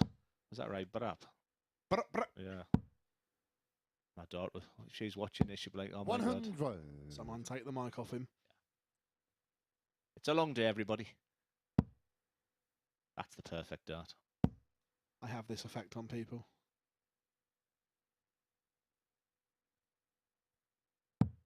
57. Conor, you require No. 161. 161. Again, didn't need to take it out. So if you think about it there, the 19, I'm just trying to 88. work out why he was going that way, but the big 19 left for 142, which goes back to that discussion of treble 17. Staying in the same neighbourhood on the board. Absolutely. 60. Conor, you require 73. Treble 19. Double 8. We talked about a spark. Double 4's been kind for him this week. 69. Mike, you require I never ever 124. thought that was going to go. Do you fancy this 1-2-4? No. I don't think it'd be far away, you know. I think he's going to... Just the big fat 14. He went for the bullseye. 99. Conor, He you knows how require important that 4. could be, because 4-0 is an absolute huge result. But is that tricky from Conor Heneghan? Yeah, No that's Grim is the Short on the answer. That's a forward great line. adjustment Conor Heneghan. from the Irishman, and he has a leg on the board, and it is a break of throw. Mike Warburton has missed one match Fifth start. flag, it's Conor for the throw 4-0. first. We've Game seen on. things change on the narrowest of margins, Glenn. Could that be a moment? A lot of admiration about that dart because you were spot on. That first dart was a stinker. 140. And look at that now. We talked about a spark. We talked about a moment. Was that covering the double 2 and pinging it just above it that moment? Does any panic set in for Mike? 100. Because all of a sudden 3-1, 3-2, you hear a 140. He's back in the treble again. So right now, it's all about how Mike's feeling. 180. It's amazing how maybe one moment can change a feeling. And I'll go back to that 81, believe it or not. That treble 20, that could have gone 100. anywhere. Did both barrels and went in the treble. He came back with a 171, at double 2. And now all of a sudden he's gone 140, 180. And he's back in the treble bed again. 81. And look, we look at the doubling percentages. They've both had 5 darts at a double, but it's the percentage, 60% and 20%. That's the difference in this game. 100. But right now, Conor, who you looks the better require player? 100. Right now, Conor. What a dart that is. If you'd have said that 90. to me a couple of minutes ago, it would have been Mike. But we talk about board management such a lot, Glenn, and I don't like that play because Mike's not on a finish. It's the professional miss. You go a little bit cautious, and if you're going to miss, you miss on the 80. outside. What Conor, I can you say to you is when you're require up there, though, 10. Phil, your brain's not always thinking correctly. But this week's all been about this double Yeah, 5, that's game and the short of trend the fifth continues. The flag. match Conor is on. Heneghan. The fight back is on. It's 3-2 to Warby. 6 flag, You it's said It's about his Mike the dart. throw You feel like first. this is a must-win Game leg on. now for Warby because all of a sudden Conor would be a huge favourite if he was to break him here. That's for sure. You said about your brain not focusing when you're up there. Is that what separates 100. the good from the elite? Is that passage and clear mind whilst playing? That's what separates Gerwin Price. Honestly, his brain is just second to none. And yeah, the top 8 85. players, they're just so cute, so clever, so astute. They know exactly what's going on around them. And experience is great. You know, I don't think you know it's just sort of in your DNA. It's not something you can coach someone or teach someone. It's just about that focus and breathing at the right time. 40. There was a moment there where Mike didn't score particularly well, and Conor has missed an opportunity there, in my opinion, Glenn, because just even one treble, And where did the darts go? 5s, the Mardle drift. 140. And Warby's just not. He's gritting his teeth there, Warby. He won't have been feeling great 60 seconds ago. 60. But if this was a tennis match, it'd be 40-love right now. Yeah, look, Mike Warburton is on the cusp here. He survived a mini crisis by the look of it. 57. Look, that setup could have been better, but Conor Heneghan is a long way back. You feel he needs a max. 140. Mike, you Second require best. 144. Second best, but not enough because Mike Warburton has 6 darts for 144 and maybe the biggest 2 points of the week. 104. Fabulous setup play from Mike Warburton. That's all you want to do before you walk on there. If you can give me the opportunity of a dart or a double, I'll take it. Now we talked about Mike, what you're made of. 40. These are the moments you practice for. In this top of the table clash, Warby for tops. And a 4-2 victory, double 10. Game. What a Shot. dart, And what a match, fist Mike pump, Warburton. what a 2 points. Mike Warburton takes control of this group with a 91.28 average, 50% in the checkout. He won't care about numbers right now. He's got the 2 points he needed. Advantage Warburton.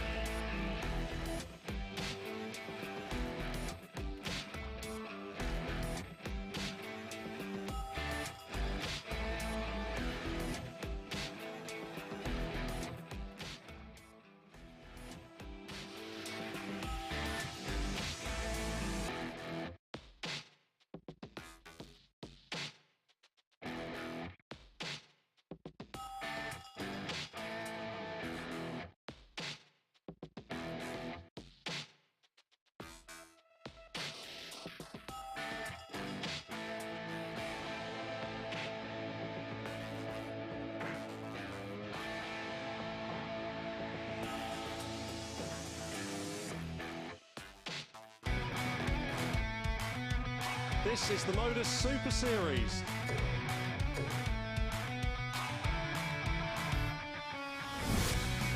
$180.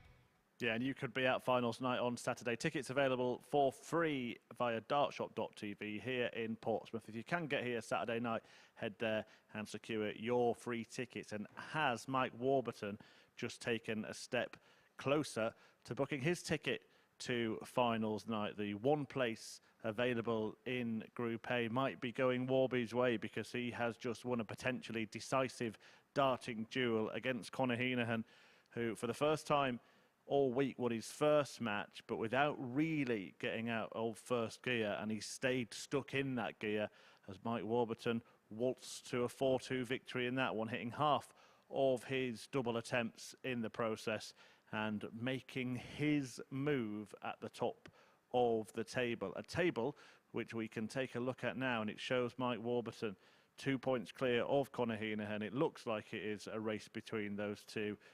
In fact, it's looked like that since the end of yesterday's play. Still chances for Heinehan to put things right and wrestle back P1, but he will have to rely on Warburton slipping up from here. Now attention turns to that mini battle for third place. Remember, a spot in Group B still up for grabs. Andreas Harrysson has that spot at the moment, but Jacques Labre could take it, and he faces Lisa Ashton in the 5th game of today. The pair have played every single leg possible when they've met each other so far this week. It was a 4-3 success for Lisa Ashton on Monday, hitting double 8 3 times. In fact, she hasn't missed double 8 all week, 7 out of 7 on that particular target. Stunning stuff from Lisa Ashton, but this was stunning, wasn't it, from the Frenchman? A 1-4-1 checkout to win in the last leg decider of their meeting yesterday. So will it go the distance once more? Well, we will see. The 5th match of Wednesday's play is Lisa Ashton against Jacques Labre, and Glenn Durrant and Phil Bars will talk you through it. Yeah, thank you, Murph.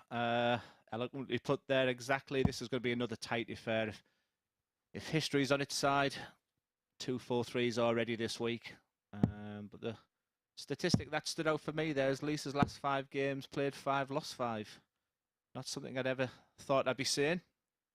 So she should be looking to put that right with immediate effect. Yeah, and towards the back end of the last game against Andreas, she played some decent stuff. So that is a surprise. Yeah, she's one of the greats. Water for ducks back for her. She'll be just looking at the next game. And anyone who doesn't expect to see her on Saturday night must be mad. She'll find a way. Yeah, it'll be a tough group in the morning, with only 2 going through to Saturday night from 6. First leg is Lisa to throw first. So all players will be looking for that 2nd or 3rd spot, which is still, it's probably an advantage Andreas and Conor at this moment. But all still to play for, still a long, long way to go. Yeah, and Lisa has the darts here. Opens up with a 60. So just invites a little bit of pressure after the first visit, Glenn, with no trouble. Yeah, should be itching to get a win under her belt now, and she's got all the experience in the world, and it's exactly where she wants to be with that first dart. 123. There's nothing you could teach her, coach her, speak to her about. She's been there and got about 20 t-shirts. Only 20. Honestly, it's astounding when you look at her CV. I couldn't believe it.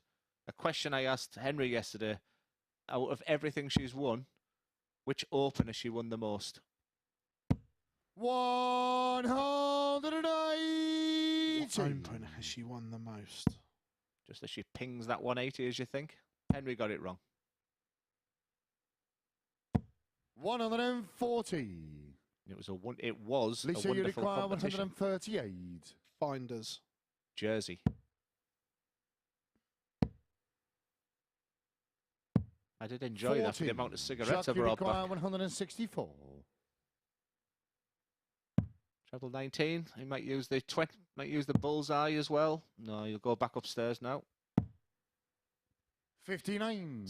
Lisa, you So require Lisa Ashton, 98. 98 for a hold, a throw, and a 15 dart leg potentially. It's going to go treble 19.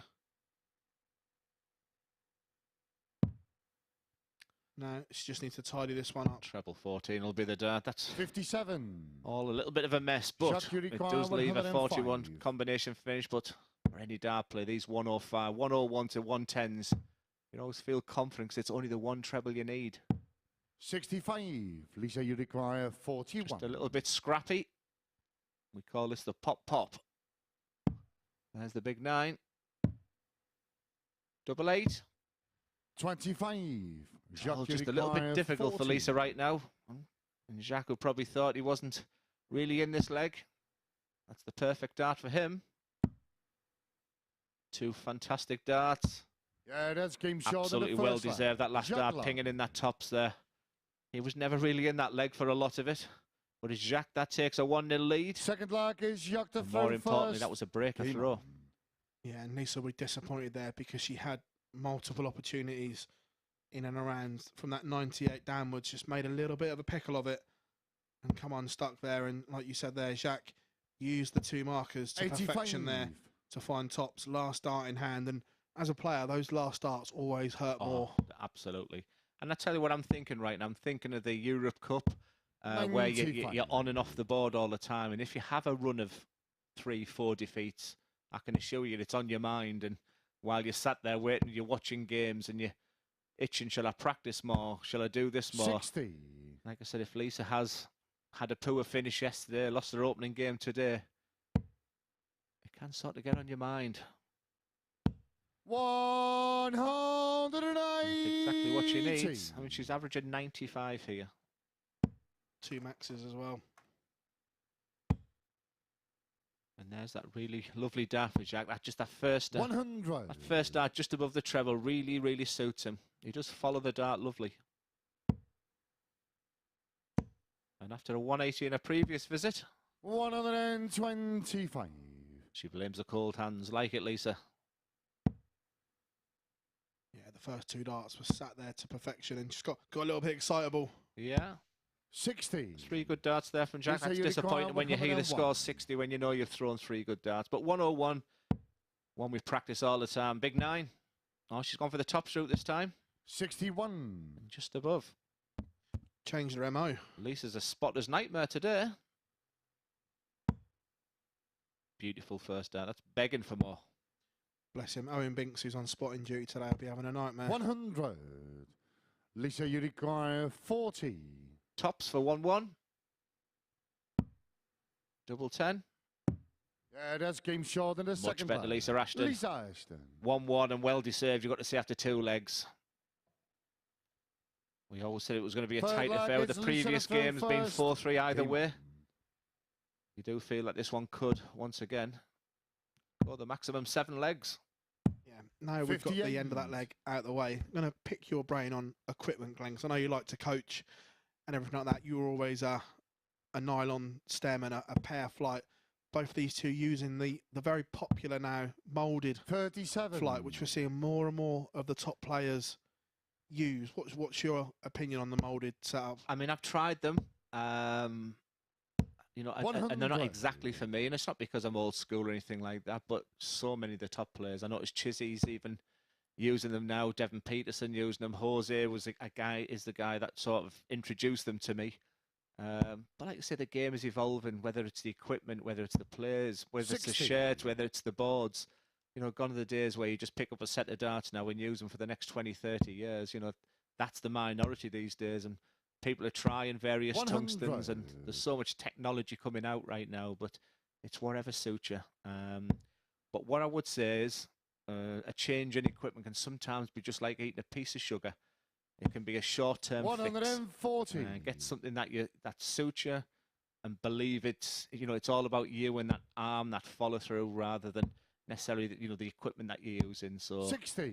but who am I to say when you've got Peter Wright, who's won the Worlds twice in the past 3 years, and he's the guy that changing it during games. So it's all interpretation really.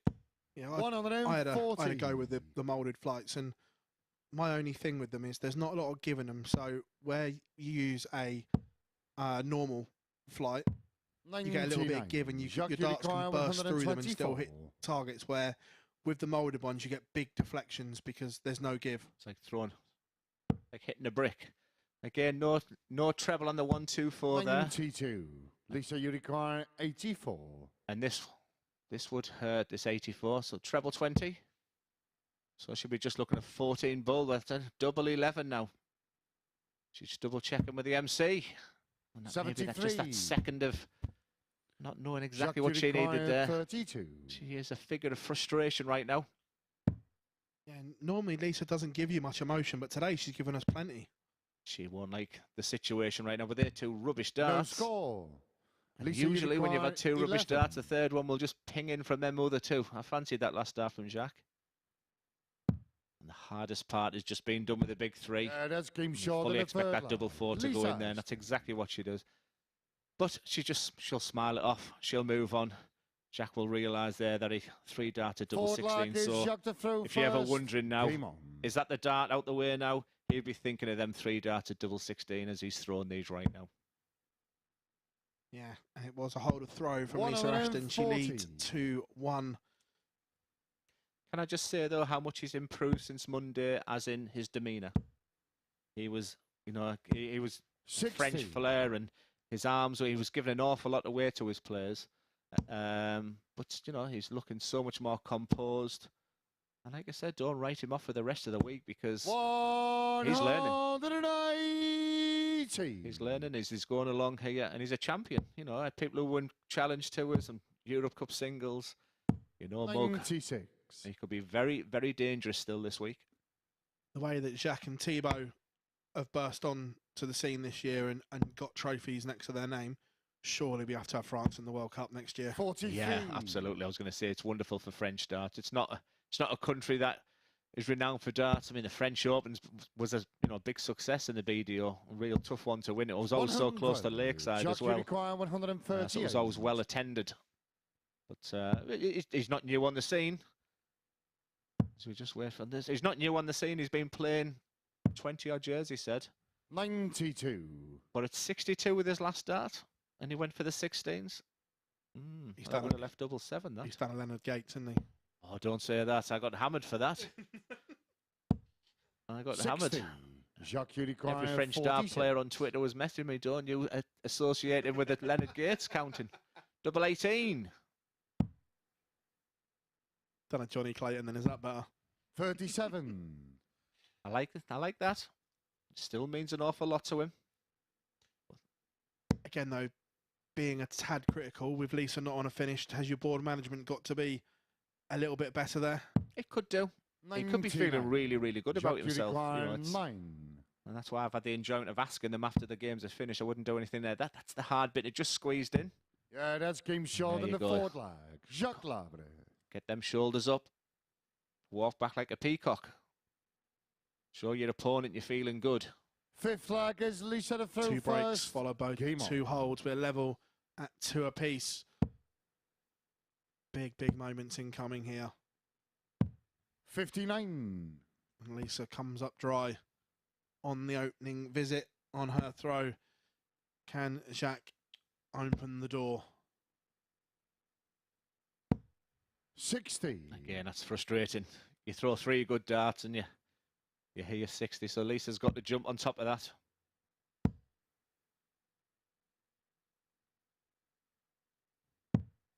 $23. If I was Lisa, though, every leg she's getting in the bag is ready for an Ali Pali. We'd all love to be 100. hitting 11, 12 darters all the time, but what she's doing today, the past 3 days, it's just all money in the bank, as in time on the board. And it'll benefit her so much 59. going into Ali Pali, where she said she can't wait to get started. Looking forward to the draw. Yeah, Monday evening, the draw for the World Championships. Cameron Menzies versus Fallon Sherrick. What do you reckon? Is that a possibility? It is a possibility. Is it? Is it? There's one nightmare scenario for the tournament. 60. Tell me. That either Fallon, Lisa or Bo draw Josh Rock with the winner to play Peter Wright on opening night, because you lose 2 of the 3 on opening night, and for the tournament, 41. That's not what you want. Josh Rock is one to avoid. I think if I was a dart player, I wouldn't want to be anywhere near any of them 3 magnificent ladies. And Josh Rock is just 85. Honestly, I've seen a lot of players come through at a young age and maybe not gone on to do big things. I fully expect him to be the next big thing in darts. Yeah. And plus, because Peter Wright, the champion, always opens up on opening night, means that someone will play twice. 43. And you don't want to play a world champion like Bo Greaves. A proper world champion, Phil. like Glen Durrant. 130. I'm a Lakeside champion.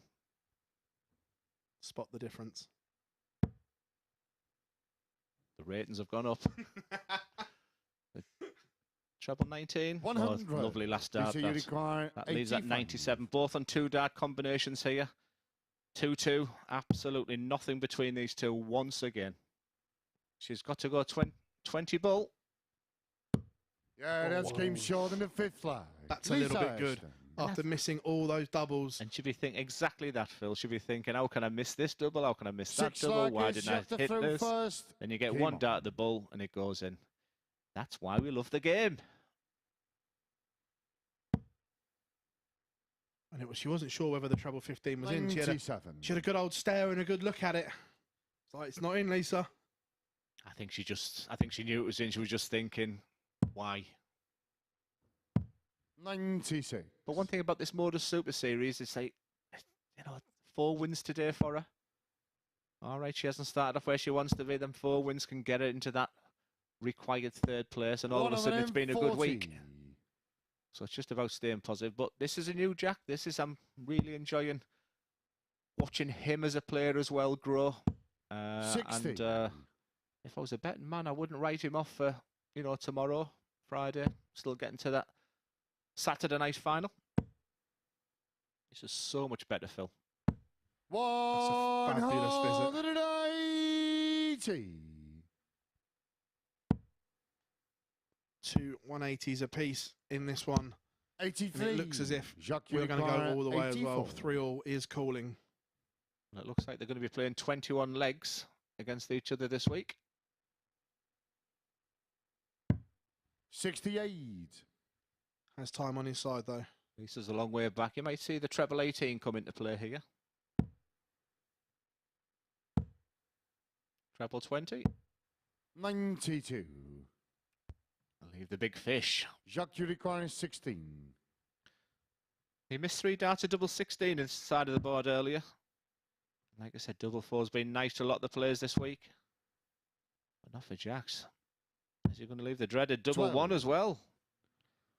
She couldn't, could she, Glenn? Lisa, you Sacre require bleu. 170. The big fish. But she? Will she? Oh. 98. Phil you could Bars suck and your Glenn Durrant, the new require Anton deck 4. there. Teamwork. And Double you could 2 to see- 3-3. You could see by the look Yeah, on her that's face, she game was short in the disappointed as 6th well leg. that Jacques second one Labre. wasn't there, because the first one was a perfect marker. She's not the only one. I would love to call her 170 out. 7th and final arc. It's Lisa to throw first. Game on. When she won her first game of this week, I said she smashed the church ceiling. Didn't go down very well. 100. Rod Stud, I am not.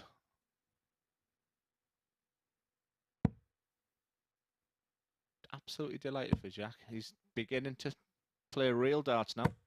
85. And it's not too late this week. Marathon, not a sprint, we keep saying. I think he'll come back nice and fresh tomorrow. 3 days under his belt. And watch for him. 81. It's a wicked deflection he's just got on dart 3 there as well. But Lisa Ashton has the darts and has made a decent start. Obviously, I 55. played county darts for a long, long time. And, when the lady players, we're going on first, ridiculous times on a morning. But Lisa's just throwing 27, 28 averages. And we're 140. talking about, that she's not playing at her best. She'll be disappointed. She looks a little bit forlorn. Right now she's averaging over 28 per dart. That's how good she is. And like I said, that's how much 24. the ladies' darts have moved on now. Gone are the days when players are absolutely terrified because you're playing a woman. Quality in darts right now. It's 41. will we see a lady dart player be crowned the Ali Pali World Champion this year?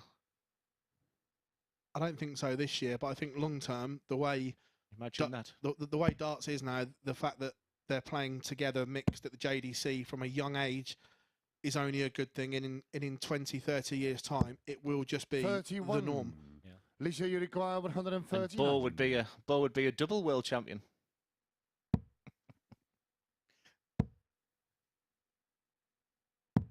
59. Good setup from Lisa. Leaves 80. Treble 19 is his shot here. That's a lovely dart for him. 125 minimum. 85. Lisa, you require 80. Lisa's to throw away right now. It's just a case of 3 straight darts. Set yourself tops. 50. Just the wrong side. Possibly the worst possible outcome. Double 15's a stinker. Jacques has got to make her think even more. 91. That's a lovely Lisa, last you start. A require 130 is only a 30. 1 treble combination. Does she go straight for double 15? Game, shots, and a There match. it is, a Lisa 4-3 Ashton. victory. They've played 21 legs of darts this week. 4-3, 3-4, 4-3. But it's Lisa who comes out on top with an 81.29 average. A couple of maximums along the way. She breathes a sigh of relief there. She gets her winning streak back underway again. Next up, we have Jack Vincent against Andreas Harrysson.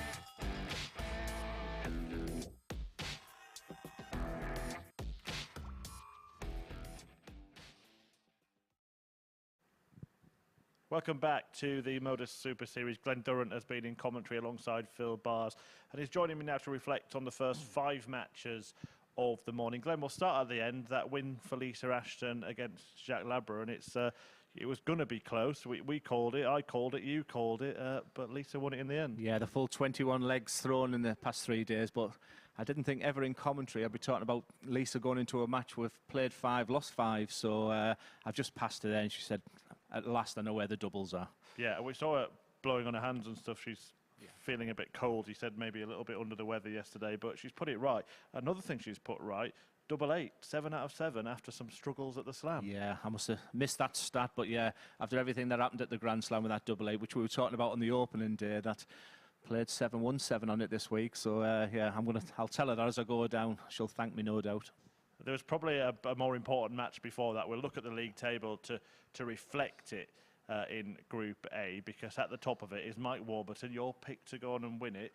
He beat Conor Heneghan earlier on. A really good display, 4-2 from the Welshman. Do you think that will turn out to be the decisive duel? Well, I've said it from the beginning, so I'm going to stick with that. But what was very noticeable is how nervous Conor has been. And I didn't expect that, because he's quietly confident yesterday. There was a lot of banter between the two of them, and that's what I've really loved about this week. but it was advantage Warburton. I thought he was much the better player because Conor started so slow, and you could just see the confidence grow because Warby wasn't great in his opening game as well, but right now we'd be feeling wonderful. Yeah, and that result that we've just seen for Lisa Ashton hands an even bigger advantage, a bigger incentive to Andreas Harrysson, doesn't it? Trying to get third place. He's in action against Jacques Vincent next. Now, the pair have met twice already, and it's been 2-4-1 results in their meetings so far. I think we can take a look at those matches. Yeah, Vincent winning 4-1 with the aid of a 100 checkout on Monday, and then Harrysson reversing the result yesterday. I get him more and more impressed with Andreas every time I see him, every time I talk about him, and you know, he's the guy that is just slowly peaking as the week goes along, and it'll be no surprise to me if we see him here and fighting hard on Saturday night. Yeah, super Shanghai shot there from the Swede as well. Is that your 1-2-3 then, Warburton, Heinehan and Harrysson? I think so. I mean, I'm a massive Lisa Ashton fan, a huge fan. So I would still love to see her come through out the pack, but them three look really strong. Connor's, as much as he's a little bit nervous, he's got the points in the bank already, so that should be enough for at least second place for him. So yeah, them top three are looking good. Well, we'll let you get back downstairs to join Phil Bars in commentary. 10 matches still to go in this group. The first of them is Jacques Vincent against Andreas Harrysson. Thanks very much, Murph, and welcome back, everyone, to this Wednesday morning here on the final day of Group A. Andreas Harrysson looking to wrap up that top three finish here against Jacques Vincent, and could put a very big 2 points on the board here. See there that Jack is representing the ADC this week. Andreas Harrysson, 47, nicknamed Dirty Harrison. First leg is Jack to throw first. Game on. Marco, our referee, getting us underway here.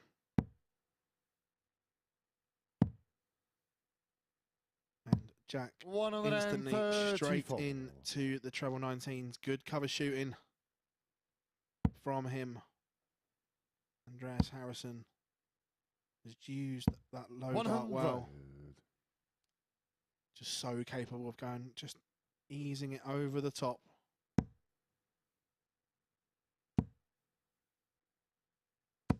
$95. But as we were saying, that big passage of play in Group A so far, and it's Mike Warburton who is clear at the top now. 2 points clear of Conor Heneghan. So Conor is going to need a favour from someone else in this group if 105. If he's to top it. But it's a very positive start here from Jack, down to a finish after 9 on his darts. 41. Jack, you require 167. Just a quick look at the scoreboard. Knows he doesn't need to take this one out, as Glenn has run down the stairs and is now back in position. 131. And a wonderful start from young JV. I was taking my time going down there because Conor and Warby are questioning if the leg difference is right on the current league table. So something I'm going to look into at the moment. 140. Jack, you require 36. I think Conor thinks it's wrong. But a wonderful start from Jack. Double 18. The dreaded double 9. There's his marker. 18. Andreas, you require 80. And it's so frustrating as a dart player. You come down 95, 105, 131. And then you watch your opponent go 80. Treble 20. That's and game double short 10. in the Jack first will be leg. thinking, Andreas Harrysson. not again. Not again, Dirty Harrysson. No, and it's a break or throw in the opener. Second leg, it's Andreas to throw first. Game on. The only thing I've really said to Jack is how much I've been impressed by him. Him as a person. And what I'm saying about Andreas, what a dreadful morning he had on 58. Monday. But you could argue he has been the best player since. And if he can just... I mean, if any, I can't imagine both Conor and Mike having a real serious wobble now. 39. But I wouldn't like to be on Andreas's group. Thursday night, Friday night, that's for sure. No, I fully agree. He's played some sensational stuff since Monday. And the form horse 99. he is, but just sadly too much to do from the opening day. absolutely loves his speedway. Does Andreas? So it's a pity Scotty Mitchell's not here. His team is Dakana. I'm sure with Scotty boy, you'll let me know. Yeah, not a Speedway fan myself, so I can't help you with that one. I'm looking forward to the day I'm in the commentary box with Scott. Honestly, if one of me questions, if anyone asked me the toughest opponent, I think them couple of years we had against each other in the video was for me the most satisfying, but also the most difficult. I'm surprised he's fighting for his tour card, but he's been unlucky at times. You know, if you look at his averages, it's not often he averaged under 90, and the times I've seen him average in the late 90s and lose games, so I'll be quietly confident he can go to the qualifiers on Monday and do some damage. Yeah, I think the lack of Euro tours is what's costing. Yeah, he hasn't been to one, has he? And he'd love it. It's his type of environment. It's not the end by a long stretch. He's still playing lovely darts, and even his county results as well are still huge and massive. So there's still a lot in it for Scotty boy. Completely agree. But Andreas Harrysson, 84 Andreas, you require for daylight 84. and a 2-0 lead. He's just quietly but effectively getting on with his job, isn't he? I love that route. Double 18. Nice marker. 48. Jack, you require 142. Now, Jack has been quite old school. I expect him to go treble 20, even though we've talked an awful lot about treble 17. You feel a treble, he might 60. even Andreas, you consider the bull 36. with the last start there, but I don't expect Andreas. Andreas had real double trouble on Monday. He's not going to like this transition. It's not a bad marker. 18. Wow. I can't believe that's not gone in. 82. Yeah. You felt like he stole the first dart, did Andreas? So this 82 feels like it's a mirror image of that. Fat 17. And a big dart at tops. 42. Andreas, that was a touch 18. rush there from Jack. Maybe just standing back a la Rob Cross. Might be something he wants to consider experimenting with. Bottom corner, surely. No score. It's just that horrible Jack, road. I love double 18 40. myself, but then when you leave that dreaded double 9. That's the problem, isn't it? It is. That's a. Oh, they're poor. No score. Jack will be disappointed with that. Just that Andreas, lack of composure, 18. desire, the bit of grit in his teeth. I would like to have seen there. Is he going to persevere with this double 9? Yeah, that's game short in the second leg. Not only does he go for it, he pings it as far in the middle as possible. And as our colleague Paul Third Nicholson leg would is say, Jack Goldilocks the there first. from JV.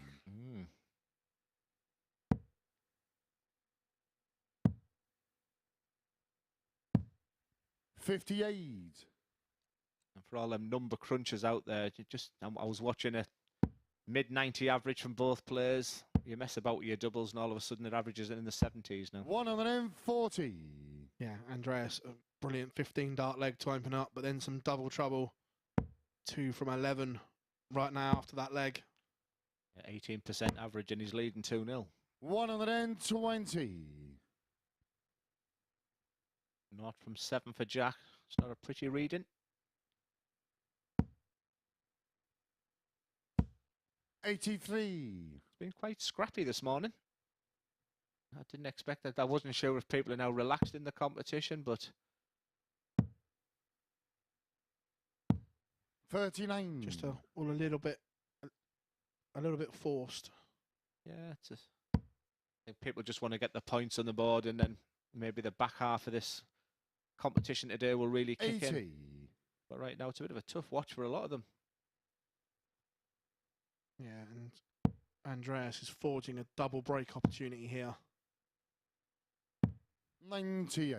I've just been in the venue. It didn't feel as cold as Monday. When I got, when I was doing some interviews upstairs, I thought it's a bit nippy up in here. But I know Lisa was blowing on her hands there, but it didn't feel like it was too cold in there today. All right, Andreas Harrysson finds treble 19 there to leave 106. JV on no finish, so just want to try and apply some pressure. 90. Finds the Andreas, treble 17 to leave 106. 96. However, Andreas Harrysson, these finishes are nice, aren't they, Glenn? Just It's only one treble for a double. Double 16. 74. would have felt Jack, you good. require 96. I don't know how many times I've said this week, 96 is required. I've stopped predicting what they're going to do next. 76. It's not a double-doubler. Andreas, you require 32. I know we haven't got the best angle there, but even though that dart was low, it was low to one side. There seemed an awful lot of room to go at the treble 20 on the other That's side. game short in the third And he is punished because Andreas Harrysson finds double 8, last dart in hand, and Dirty Harry leads 3-0. Forward leg, it's Something I Andreas. didn't think I'd ever see a bit of emotion Game there on. from Andreas as well. So a little fist pump. Do you think he believes he can catch the top 2? 100. I don't think he's a big thinker, really. I just think he's playing Jack, and that's the feeling I get from him. I even sat with him at a quiz this week. You don't get an awful lot from him, 45. but typical Scandinavian for me. They're difficult to read, they're difficult to play. I don't think he's got his eyes on the prize. I just think he's enjoying every game, and at times this week he's looked the form player. He just doesn't seem to be moving away from that third place, but he could go 5 out of 5. He's still got the 2 big boys to come, so all to play 59. Yeah, if he could go 5 from 5, then it would be interesting. for. I think he started the day on 10, did he? So from on 20, and Warby's on 18 already. 140. I don't expect Warby to lose more than 2 today. Especially with 2 and 2 already in. 100. It's Andreas, his to you lose require now, but 161. I mean, Conor and them are talking in there right now, but Andreas could be the spoiler. Yeah. Andreas Harrysson, 81 left, Glenn. I like the bull here, but he's 86. used that treble 15 and 81. If you go for the bull, or hit the 25, it just leaves a 2-dart combo. And it's something I've always sort of 100. championed, really. Andreas, you require 75. But they're so aggressive now. But treble 17 is the shot. A big fat 18. And tops for the match. 55. The way that dart entered the board, I'm not sure he gripped it properly. It looked a weak dart the way it went in. It had a bit of a wobble. Just a little bit of a rush. You just want to get over the winning line. I'd go back upstairs because a treble 20 or single 20 does Andreas, you leave require a 20. 2-darter, but it's all in the hands of Andreas Harrysson. He's already won 1 today to cement his position in third, double 10. Game, What a- shot, and a match. Andreas And there we have it. Harrysson. Andreas Harrysson rocks up with a 4-0 win over Jack Vincent. As Glenn said, he is now the firm runner for that top 3 place. 80 average for Andreas Harrysson. Could have been a lot more, only 4 from 18 on the outer ring, but it's the point that matters. Coming up next, Conor Heneghan, can he bounce back? And he plays Lisa Ashton.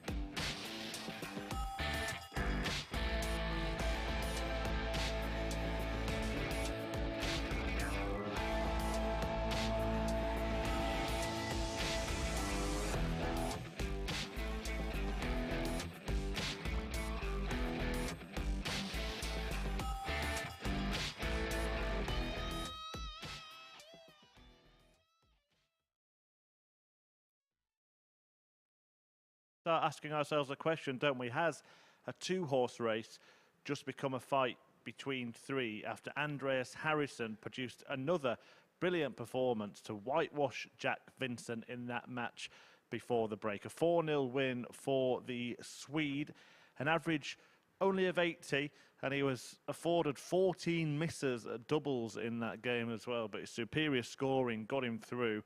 Not a single 140 plus score from his opponent in that match, and Harrysson carries on this charge that he's had over the last couple of days. Glenn Durrant said in commentary that perhaps he could be the best player since Monday. Well, the table may be starting to reflect that. Don't forget, he finished Monday with just 2 points. He's now on 14 and just 2 behind Conor Heneghan. We've been saying all morning and since the end of yesterday that it's a two-horse race, but maybe, just maybe, there is an upset in the offing as Andreas Harrysson looks to just cling on to the coattails and put himself in contention. Well, Heinehan is in action next. He can put a gap between himself and Harrysson, but more importantly for him, get himself level with Mike Warburton. He takes on Lisa Ashton in the next match, and he has beaten her on each occasion they've met already this week. Heinehan getting a 4-3 victory thanks to this 80 checkout on Monday. And then once again hit double 10 to win their meeting on Tuesday. So as I said, after defeat to Mike Warburton, Conor Heneghan knows that he can't afford to slip up, not just because Mike can pull away, but because Harrysson can catch him as well. A really interesting encounter, especially when you consider that after a slide of her own, Lisa Ashton has rediscovered winning ways, winning her last match against Jacques Labre. So this one could be a crucial contest here at the Super Series, and I wonder what Dirty Harry is thinking in the practice room, cheering on Lisa. Perhaps something like, go ahead, make my day. Punk. This is you just feel like this is a big moment for Conor. I'm glad to see he looks happy there. He looks a little bit more relaxed now, but the day hasn't gone how he envisaged when he woke up this morning. It's been a bit of a disaster, really, so you just feel it's a really important moment against Lisa. And any advice I'd give to Lisa is just leave double 8, which is unbelievable after the Grand Slam, but she's had 7 attempts at double 8 this week, and she's plummeted all right in the middle of that bed as well, so just leave double 8, Lisa. Yeah, and this game is all about Conor's bounce-back ability. First leg, it's Conor was a the throw huge disappointment first. against Mike Warburton. I think the performance is the important bit here. It's just bag 2 points. I'm blaming the shirt. I like the shirt. 93. I'm a fan of the power lines. It's no Tetris of Ryan Joyce. 140. And Lisa, after that win, usually means she just begin to relax, and if she relaxes, you've seen how many 100+ averages she's done in her career. I've just been looking at the numbers of what she's done, even on the MODUS Super Series. So a relaxed Lisa could be very, very dangerous. And this, for me, with how many games to go, 8, 9 games to go, spoilers.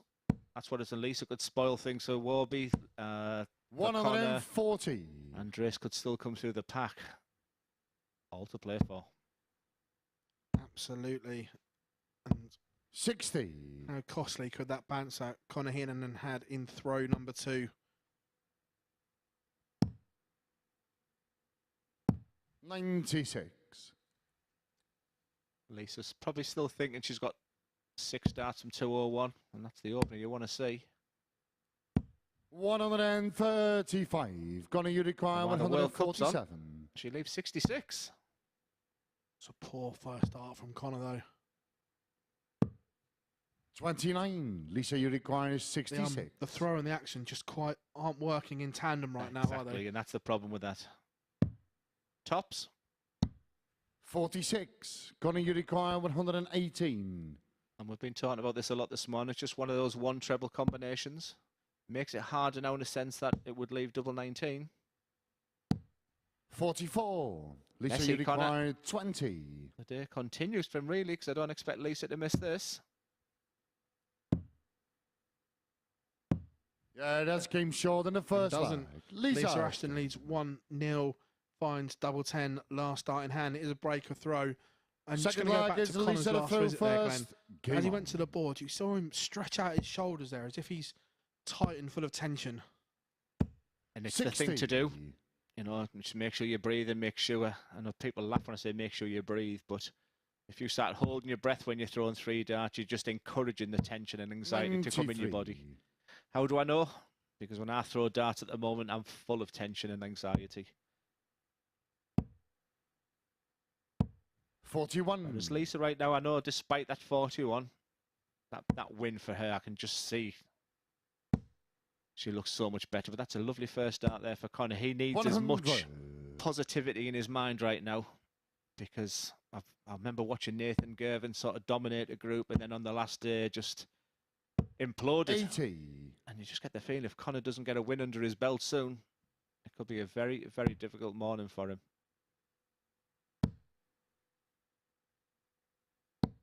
It's a very interesting dart that Conor throws as well, with that aggressive ball nose on his dart. It tapers in at quite an aggressive angle. Yeah, and he showed me a YouTube video of him playing for representing Ireland in the boys, and you know, it was his throws and his release was a lot worse than what it is now. But it works. I like something you've just touched on there. When something doesn't work in tandem, if that release point or if that little the way he throws the dart at the release, if that's not all working well, you can have the tendency for inconsistent darts. 100. That's a lovely last start. Put some pressure. Watch Lisa hit the 120 this week, and she opened up with a treble first start. Not this time. 100. So that first start was a little bit too high not to be a marker. She couldn't work off of it. So Conor Heneghan breaks straight back at the first time of asking. Pins double 8 for a 16 dart break of throw. Back-to-back breaks, and we are level at 1 apiece. Conor throw first. And that could be the moment for him. You know, when we look back, if he does finish his top, second, third, we could remember the second leg against Lisa there. 44. But not what he wants to hear, and exactly what Lisa wants to hear, because she will punish her. 95. Again, just looking at the mechanics of darts, I know there's no right or wrong way to throw, release, 95 and whatever, but most players, as the dart comes back to eye line, the dart is at least parallel, or if not pointing slightly up, to create that arc. But Conor's is pointed 60 down an awful lot, so the correction in the air is huge. So, well, the correction's out with his wrist. So if you see, can you see how he's flicking it? Yeah. But look at his point of his follow-through is lovely and consistent. And like I said, you're not always going to get the silky smooth of a Lisa Ashton or a Mike Warburton. You know, people are snatchy throwers, you know. And that's exactly what he does. So a big part of his throw, if you just watch on point of release of his wrist, and just look at the follow-through there, for 20 starts bringing the shoulder in. 123. But fundamentally, if you look at his elbow on point of release, it's staying straight. No movement. He's not dipping it. He's not lifting it in the air. 100. So if you just watch his point of release on his elbow here. So it's all wristy. So when the timing's right. 41. Lisa, you require 106. Lisa Ashton, 106 for a third break of throw in a row, potentially. 18s. Doesn't go. 58. So Conor you require 143 for a hold. When you're looking for a spark, when someone's sat in 48, but it's just not happening right now for him. 87. So Lisa, you require so for the treble. He's a 2 dart 56. This 48's gone from a straightforward finish. Yeah, that's game short. A little bit more difficult, but not when you're a 4-time world champion like Lisa Ashton is. She made that look very, very easy. Very Forward simple. The 48 Lisa goes into Game 3 legs, 3 breaks of throws, and it is Lisa Ashton who leads 2-1. And what she'd give right now, Glenn, for just a nice 59. little casual 15 dart, hold a throw and some daylight. Absolutely. And you just want to open up with a treble. And that'll give Conor the chance. And this is the Conor Heneghan we've seen this week. 180. As Marco bellows it out. Yes, he was teaching Henry how to shout 180 out at the quiz this week. 121. Must be due a Paul Hinks latte shout. Is he due soon, Paul? 49. He is. I'll have a latte. Still one of the best videos that's been put on social media. Yeah. 59. The best bit about that video is the woman behind doesn't even blink.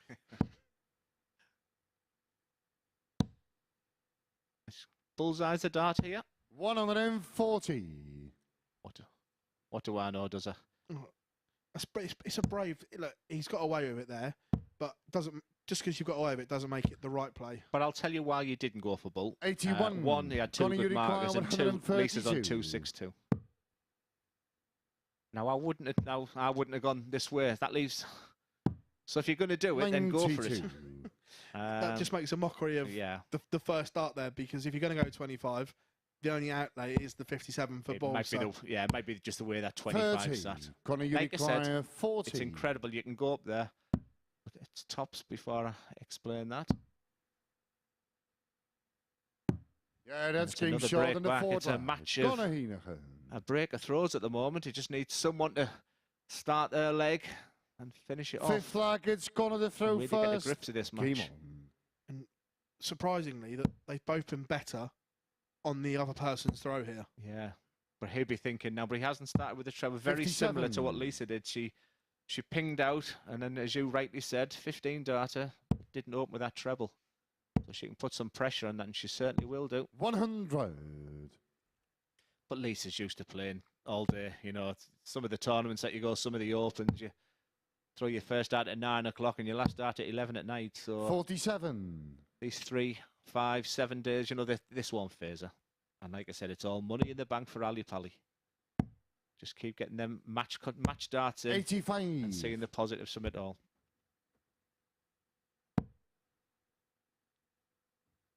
Yeah, the Ali Pally first round draw is interesting, isn't it? Because 140. it's a long tournament, as in the draw's done, starts on the 15th, but you might not play till the 22nd or something like that. I never wanted to do opening night. 120. In fact, one of the most memorable games for me was opening the Lakeside 2018. I think it was. I think it was 18 or 17 against Nick Kenny. Wow, my legs were shaking that day. 195. May see her on the 19th here. Obviously, you've been there. Do you almost have to approach Ali Pally as two separate tournaments? 121. A Conor tournament before Heneghan, Christmas and a tournament 117. after Christmas. Yeah, absolutely, 100%. 17. Just before I answer that, tops. This would be a big dart. 77. Just Lisa, on you top of the require wire. 74. It's treble 14. I'd expect possibly treble 18. 20 tops. Not a great marker, is it? Yeah, that's game short in the And fifth flag. that's the beauty of just hitting, touching the barrel there. Yeah, she says. I mean, she's had no luck. She'll feel hasn't had a lot of luck this week in a Lisa to double, throw so first. she probably Game deserves that. But it's another break of throw. 5 on the spin. Could it be 7? But answer your question, yeah, you just 100. all you want to do with Ali Pally is just get through that first round, because then you're not back sometimes till after Boxing Day. So absolutely is a 2 competitions, and you don't want to be eating your Christmas 96. dinner and you're not still in Ali Pally. Whereas Lakeside, it used to just be, you'd be eating your Sunday dinner, your Christmas dinner, thinking, 100. should I have an hour on the board, getting ready for January? So it's always an exciting time for dart players. Yeah, and Lisa will be thinking after 5 breaks of throw, 140. please just give me one hold. I'm coaching a lot of Q school players, December the 21st, 22nd, 23rd, 27th, 28th, 29th of December this year. So it's going to be a busy period for me, but from my home. Unless the miracle happens next Monday and I get through the qualifiers. What a story that would be. 161. 161 for Lisa for the match. Come back to those qualifiers in a minute. The 161 will 65. not go. Like Conor that last Heneghan, dart, like that last dart. 132. Conor Heneghan gets another look at the 132, the champagne shot. Same Now, spot. what can he see of this? This would be majestic. Oh, it's just clattered in, wasn't room. He couldn't see a lot. Reminded me of the old Phil Taylor bullseye that he did on the 1-3-2. But how many times have we said 96? Will it be double-double?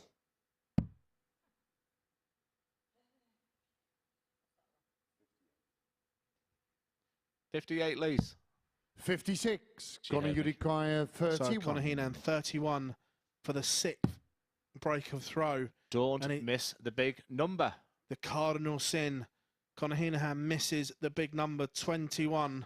You know what I would do now? 19-1 in total frustration. 23. And he can't do it. So Lisa Ashton Lisa, you comes require back looking 40. at tops for a hold of throw and 2 consecutive wins. After a run of 5 losses, the last match was a win. Is she going to back it? 30. She's not going to back it. I didn't expect that. Conor, you require 8. How many 4-3s for Lisa this week? Be renaming the Noble the Ashton. Yeah. Double 4's been kind. That's game short in the 6th flag. Conor, you're a lucky man there, Conor. But you've got to grab these opportunities, mate. Big smile on your face. 7th and final leg. It's Conor to throw first. first. Treble 20 out. Game on. Normally, just above it. We'd say throwing first, you got the advantage. But based on this one, it's advantage Lisa Ashton. Yeah, I'm just 45. looking through my stats here. Given to us by MODUS Super Series, how many games I've actually had 7 breaks of throws. Not many. 45. Frustrating daft from both, but it'd be Conor right now who's feeling the better. He probably thinks the whole world's against him today, but you don't expect Lisa to miss doubles like she did in the last one. 95. And that treble 20 last start, that will hurt Lisa.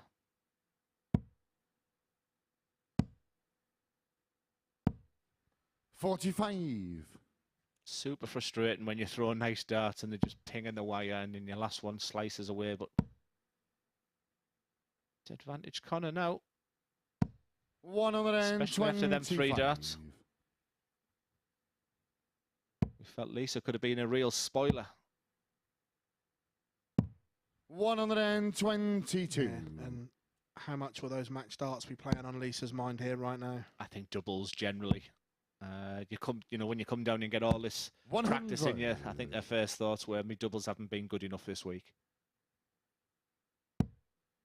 But now Conor Heneghan leaves 136 57. after Conor, 12 you require 136. for the first hold in this match.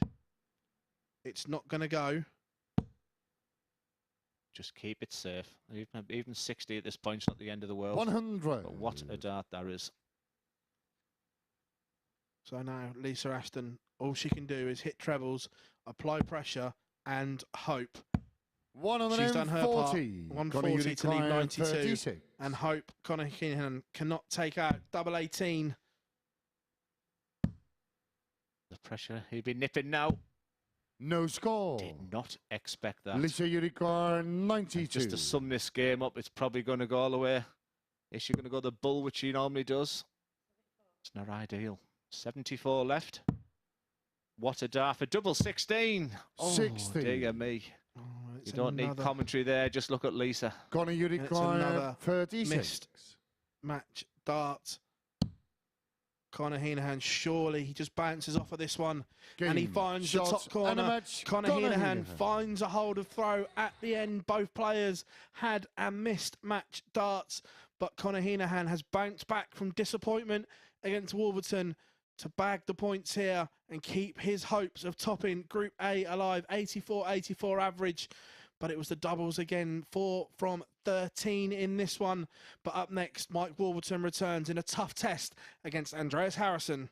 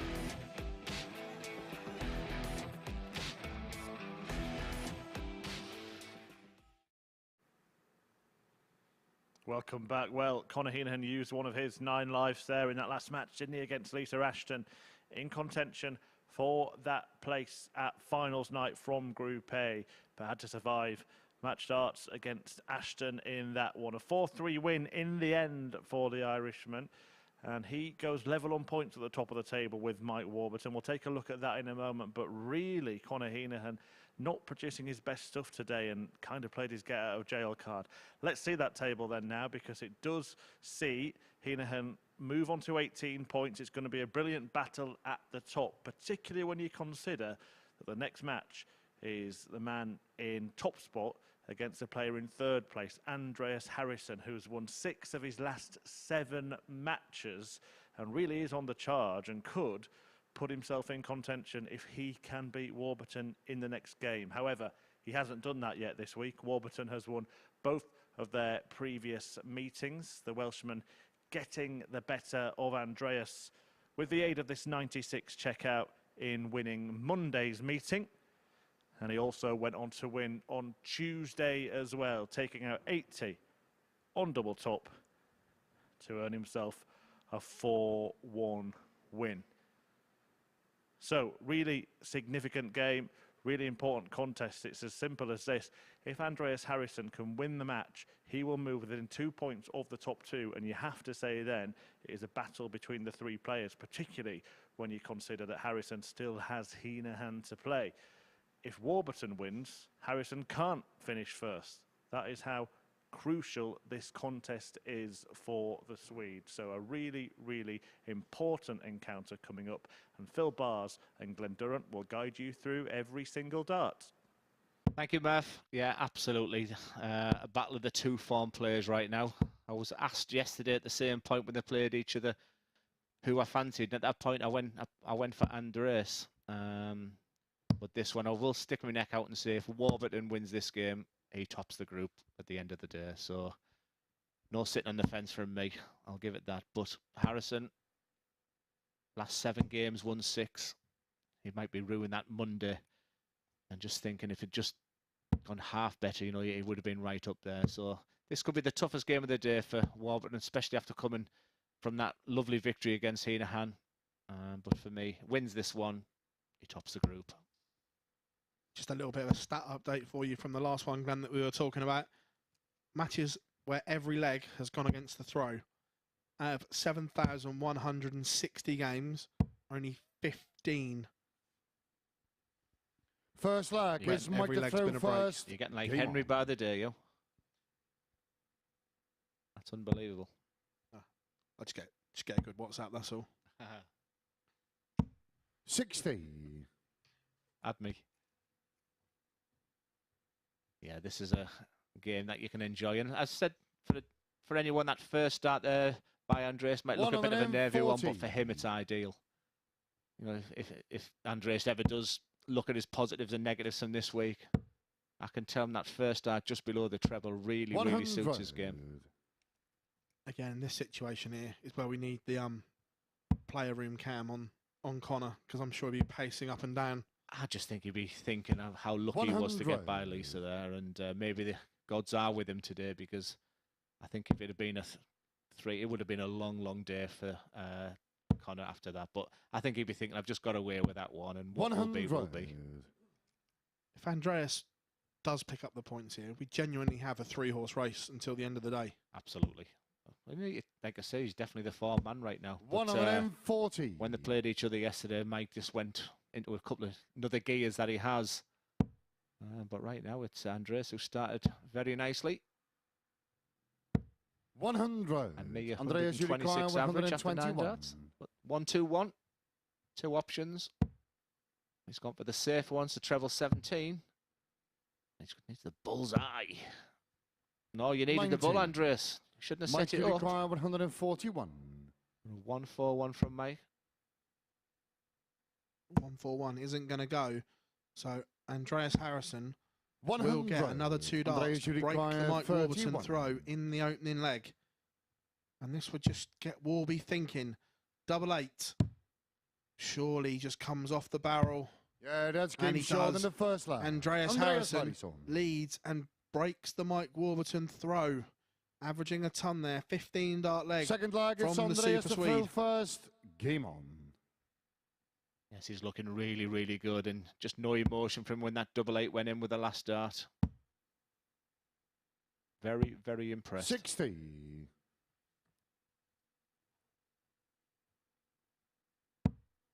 I think Mike will also know as well. I was surprised how much all these guys were looking at the points. Literally, as I walked 60. through the players' lounge there, Conor was querying the legs difference and, you know, was it right? So I don't think they just sat there enjoying themselves. It's just here for a game of darts. They're studying every 30. single game. They'll be cheering a ton from Andreas. They'll be cheering a ton from Mike for whatever reasons.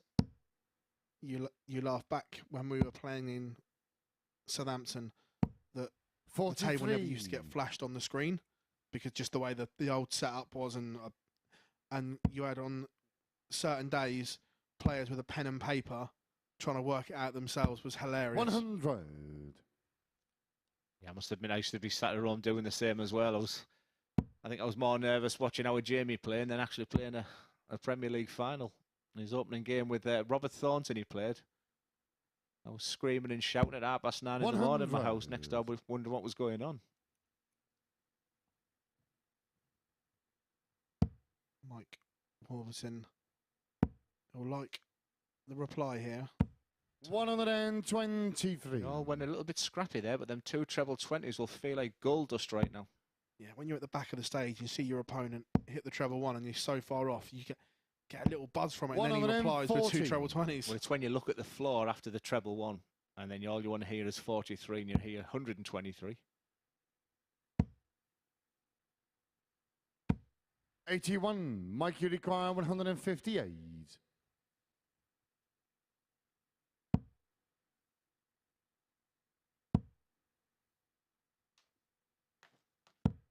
58. Andreas, you require 107.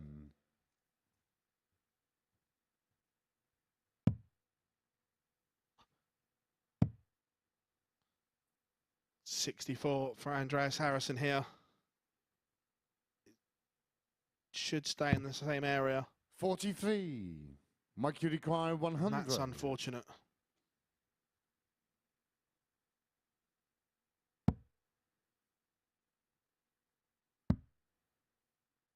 But 60. Mike Warburton Andreas, you misses require 2 at tops 64. to break back. Andreas Harrysson 64. Going to get a dart at double 16 for 2-0. 32. Cannot take Mike, it. you Mike require Warburton 40. breathes again.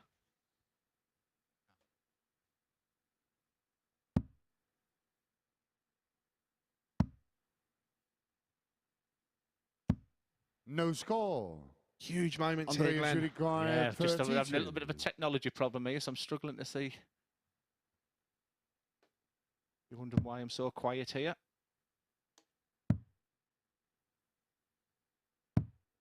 $24. Mike, you require 40.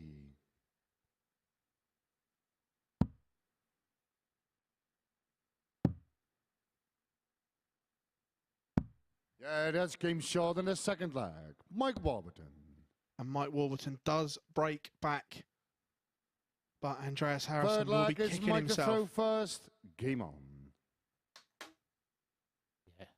Yeah, apologies if we seem a little bit quiet here. We're just having a few technical problems at the back. 81. But Andreas Harrysson will be kicking himself. Should lead 2-0, but doesn't. Mike Warburton back in pole position here. 60. But no treble from Harrysson. And Mike Warburton 140. finds a 2 treble visit. Yeah, the game's gone a little bit scrappy for Andreas. I was expecting so much more from both players here. But this is just what the doctor ordered. 32. I'm not sure where that last dart went. Surely that's come out of his hand funny, Glenn, you'd say, wouldn't you? I'll tell you if I had a screen. 60. Oh, we're back. Yeah, 309, he'll be starting there. He'll stay there and he'll use the bullseye if he hits it again with the treble. 95. So 220 here, just be looking at 140. Yeah, would be ideal.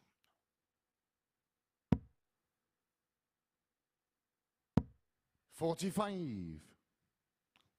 I've seen so many players around that 200 mark for 6 starts. From the setup play has been really disappointing, but that's where you want to be, Andreas, for that first start.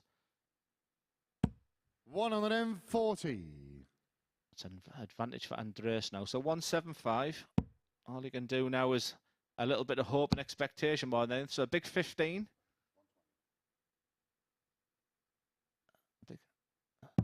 135. That's job done there. That makes it 74.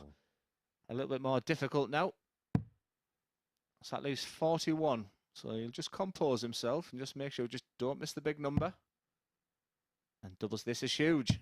Yeah, that's game short in the third. And that's the difference. Andreas Harrysson. That's the difference between Monday and today. When he was getting them 1 dart combinations to finish, Forward leg, it's he was going Andreas under, he was going first. over, he was getting Game frustrated. All of a sudden, they're now going in. All of a sudden, has it gone from a 2-horse race to a 3-horse race?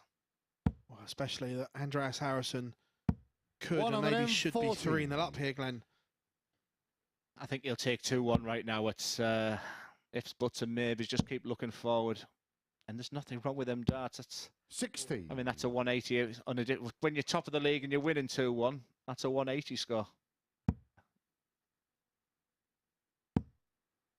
But Andreas' scoring power this week 140. has been the strength of his game.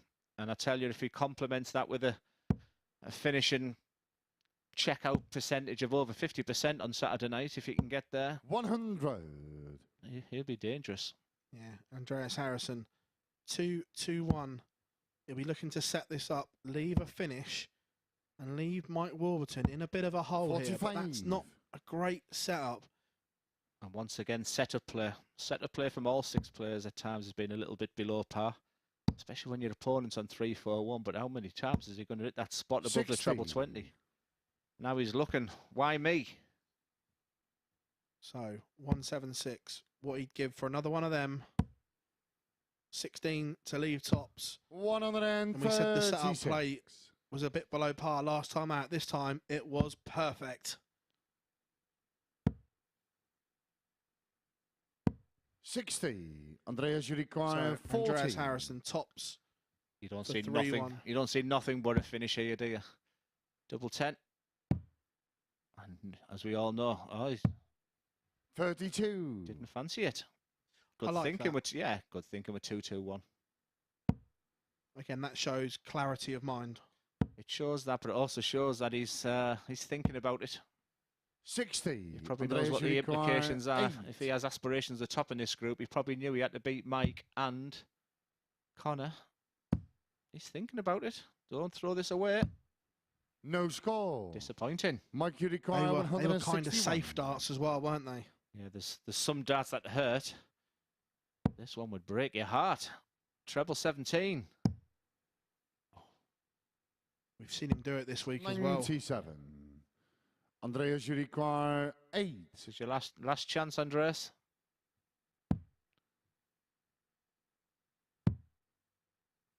This is not good. Yeah, that's game there short is. in the forward line. And it's a 3-1 lead for Andreas Harrysson in this top of the table clash. This opens the league up so much. What Mike, a- if he Fifth wins flag, this it's game, Mike to throw first. probably cements Game his on. place at the top. But Andreas, this brings him into the race, and he is finishing like a trooper. Yeah, and especially when you've missed darts already. 140. That last dart at double 2 just shows the strength of the man. And it's how much it will hurt Warby as well, who's thinking, he's missing, and then you close your eyes, and then he pings it last dart. 190. The highs and the lows of this game is absolutely unbelievable. The first maximum of this match, and it goes to the way of Andreas 100. Harrysson. And is he making a sprint for the line? And only a second of the day. We're not seeing the real massive 180s of the past couple of days. That's a frustrating dart, but 45. he's been so good with that shot. Another lovely camera angle. I love this angle. Just sort of see the trajectory of the dart going, and just the way that last dart just floats in as well. That's a beautiful angle to see. And that's exactly what your dart players are seeing. That's eye line level. That's lovely. 100. Mike, you require 161. So 6 darts here for Mike Warburton. Doesn't need to take out the showbiz finish. He doesn't. 90. That's a lovely last day. He doesn't use the board as much as many other players. He sort of focuses on that 20s. But for Andreas, he's been really good. The 136, 140 from here. So it looks like another fat 16. 136. Deja vu. Mike, you require 71 to finish us dart players like treble 13 or treble 17. Big 14 or 18. So he's got one day he needs this tops. Yeah, that's game Not shown only does he in the need it, fifth he flag. pings Mike it. Warburton. If you're going to win it, Andreas, you're going to have to earn it. Nice sportsmanship there from Andreas as he nods his head there to 6 flag, to it's Mike. Andreas to throw first. Very classy. Game on. Yeah, and he says to Andreas Harrysson, you go and serve it out. Have you got the kahunas to serve this one? 100. Is kahunas Swedish for Yeah. meatballs? 100. At least I'm not getting any ABBA puns today. We got told off yesterday. I thought at the end of it, I'm not going to get me money, money, money. 123. More of an Oasis man myself. 96. So the race down here, Andreas Harrysson slightly in front and has the darts, but 100. I was about to say needs to find the treble and does. What a super last dart that was. And he maybe should have gone 18s with the first dart there, mate, but he's not the 60. greatest of counters, but I mean, didn't do Phil Taylor any harm not being the greatest of counter, but 178. He's been marvellous at just setting these up. Another one of them. You'll stay there. 85. That's a stinker. Everything you didn't want was in that last dart. That just gives Mike a glimmer of hope here. Needs another one. 100. Andreas, you Gives him, require gives him an outside chance, but the way Andreas has been playing, he'll probably go straight for the treble 19. And double 18 for a match. A big win shots, for the Swede, Andreas Harrysson, over top of the table, Mike Warburton. A 4-2 victory, an 87.86 average with 180, 23.53% on the averages on the doubles there. But most importantly, the 2 points to Andreas.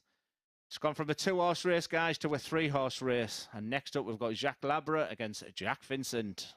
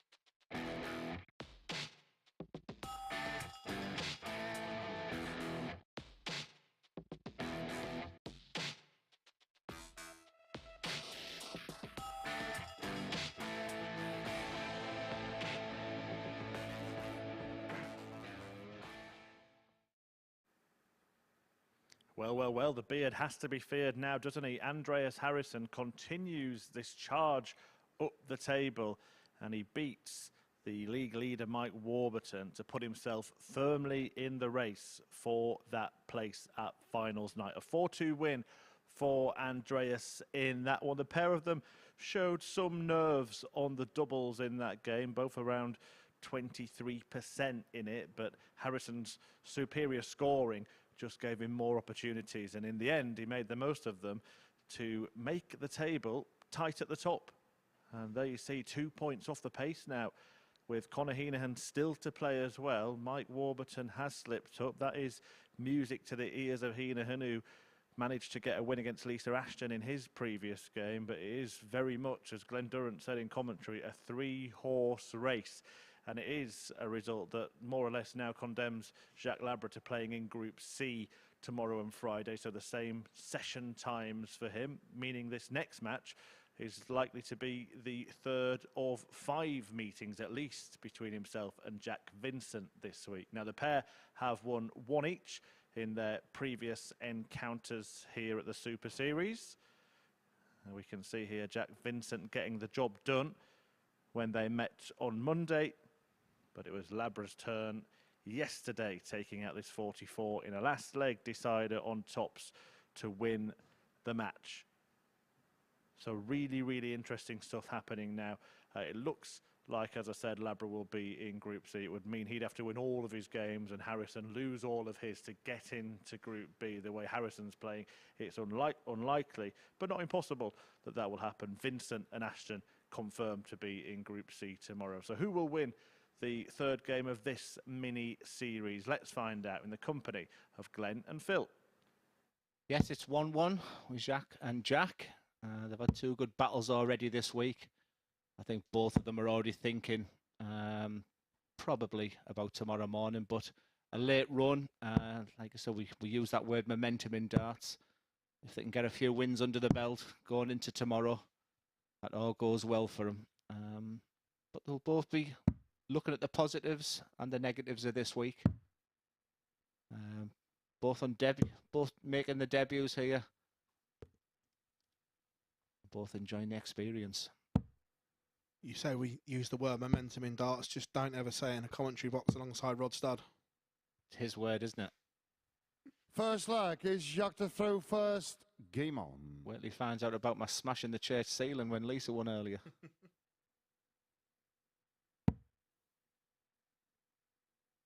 Like we said, that this one looks done and dusted, as in where they're going to finish.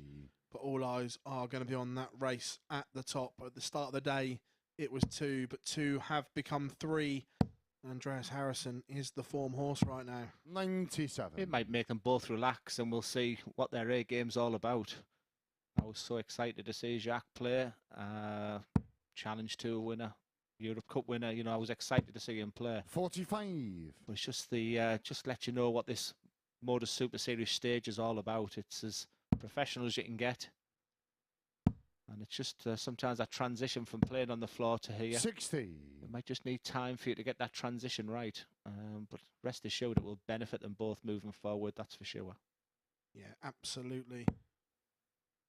And we've seen glimpses from them both. Just need a little bit of consistency. 21. Yeah, I've definitely seen a marked improvement in Jacques in a sense that just his whole demeanour more than, not necessarily his darts, because I'm sure there's so much more to come.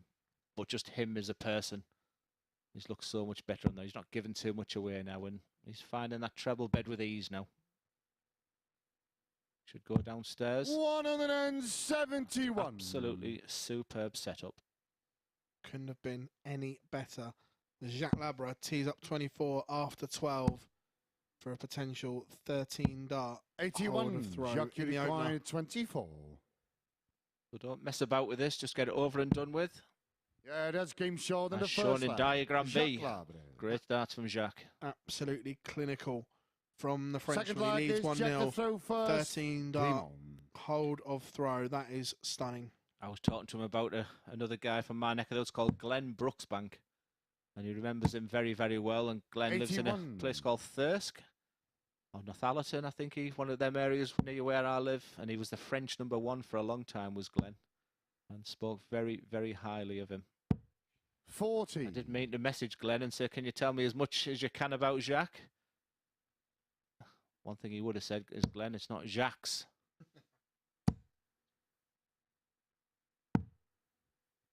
$23. Tough times for Jack at the moment. Hasn't gone absolutely perfect for him today by a long way today. 30. But he does see all the positives. I think now it's time. There shouldn't be an awful lot of tension in this match for him, because I think we pretty much know where he's going to be finishing now. He probably knows he's going to be back here in the morning. And his priority right now is just to get some wins under his belt, enjoy it, and let them flow. Yeah, and also, like, he's a young man that you learn more from your defeats than you do your victories. He does. He analyses. 60. First thing I said, what did you do last night? He said, I went back and spoke to his parents and had a chat with friends and watched a couple of Twitter updates that you put up. And he looked at a couple of the games off YouTube as well. So it was always already analysing during the actual week. Yeah, no, this is a nice response as well. I lost the opener. 100. In control on his own throw here. 202. Be looking to set this up. Just above the treble 20, I'd love that there, just there. He'll follow it up, just like that. 82. And he's thinking clearly, because Bullseye would have left a... Now, 271's an interesting one, because 19s is the shot here. He'll probably prove me wrong with a 180. But 19s, one treble would then include a 25 to leave Jack, the 120. 0 finish. But it's Shanghai for Jack. And again, like the last leg, just above. Can you use it as a guide? Not this time. 56. So just looking to set it up. 56, leaves 64. If you ever wonder what professional dart players practice, 61 to 74. You know, just that area. 60. And the Jack 64 is right 64. in the middle of that. We practice this so much because 4 or 5 times out of 10, you'll want this type of finish there. And that's a wonderful opener. Put this to bed. Because 48. what will hurt even Jacques more now 111. is your opponent checking out on a 3-figure finish. So he fancies the treble 20 starts. That's treble 17. Tops for 1-1. 91. Doing tops for 2-0. Jack, you require 16. Jack Vincent breathes again. I'm Double 8 for a getting me level Jacques game. and Jack wrong here. That's game short in the second. Told you. Jack 1-1. Vincent. Level game. Jack Vincent pins double 8 the first time of asking. Levels up at 1 apiece. Third leg is Jacques to throw first. Game on. It's a tidy game from Jacques so far. Like I said, he just looks a much more accomplished 85. player right now. There's none of this flailing of arms. Whereas Jack, what he needs right now is just maybe a 100. minute or two of just pure brilliance. Because it's in there. Yeah, and that's why we love this sport, because in a space of a couple of minutes, things can change so much. 60. Just a couple of good legs here and there completely change your mindset and everything. Yeah, just have a look at the follow through on Jacques when he throws next. So look at Jack there, just the way he ends the dart, nice and smooth. See the way he leaves his arm there. Now just watch with Jacques. It's just a little bit jittery. Can you see? Yeah. A little bit. It just wants to be one smooth action. Smooth philosophy, I call it. Nice and smooth. 43. And when I'm tense and the way I've been thrown the past 18 months, it's nice and simple. So what I'd love to do is just let go of the way Jack is there. Look at that follow through there. It's lovely and smooth, pointing to the dartboard. But when you throw with fear or nerves or tension, you can leave your arm just at a different angle when he finishes the follow through. See how it's higher? And that's just a little sign of tension and nerves in the body. And that's like looking at my old throw to my new throw. So Jack is the follow through I'd like to have. And Jacques is probably the follow through where I'm at, because it's just sometimes your shoulders can tighten up. Also as well, at the top of Jacques There's just a little set of the dart. He does, but just a little, yeah, it's just a little that idiosyncrasy little rock. I would hate to change anything like that because that's what he does. But that's where he's at his best, just above that treble there. 140. Lovely dart, Jacques. Jack, you require 170. I haven't commentated on a 170 yet. Over to you for the big fish. Jack. 60. Jacques, you require 88. This is a real killer finish for when you're sat there thinking I'm going to have a shot at 110 and just ping that treble 20 double 14. That's a lovely dart. Just sit on top of that. 74. Lucky Jacques. Jack, you require 110. So, Jack. So his mentality is like, let's burgle this one. Let's really hurt him here. Don't let him think. Treble 17. Treble 18 with the last dart. Treble 14 possible, but double 54. 7. And the worst thing you can do is try Jacques, you and play require with 14. this double. Just go straight for it. Has to be aggressive. He has to be aggressive, certainly on the second dart, and that's that's game exactly short what in he the third does. leg. Jacques Lovely Labre. darts, and that's what I like about him right now. That little fist pump. There was nothing like that on Monday and Tuesday. Forward leg is He's Jack got the that throw grit between his first. teeth. Game on. Like what I'm seeing from Jacques. Yeah, both of them will feel this is a winnable game because they're both carving out opportunities. 90. It's just a case of who can hold that composure at key times. And probably we'll have to play each other tomorrow. So that might be on the mind of, let's just get this under my belt. Let him fear me tomorrow. Lovely dart, that. I'm enjoying what I'm seeing from 140. Jacques. Completely agree. And like we said earlier, it would be great to see him and Thibaut 60. Tricol at the World Cup.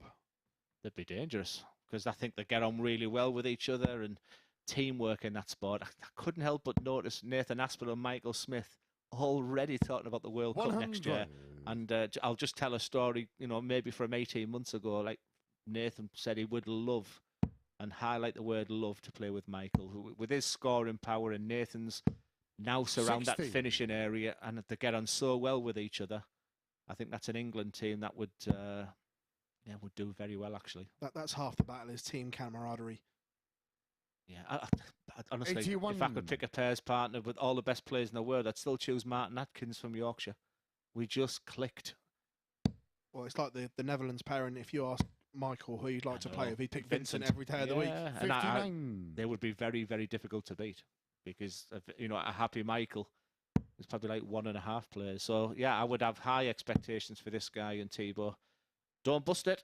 That's fine. 125. Nothing at all wrong with that. Just got excited. It was like, make sure you don't Yeah. get dragged in here. Go high. Yeah, no problem with that. So many players that go and tell you might use the 25 last start here.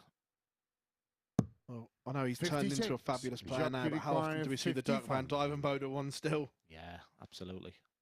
We were talking about Dirk this morning. Tops, 3-1 lead. Yeah, that's Beautiful game short dart, in the Jacques. fourth leg. Jacques Labre.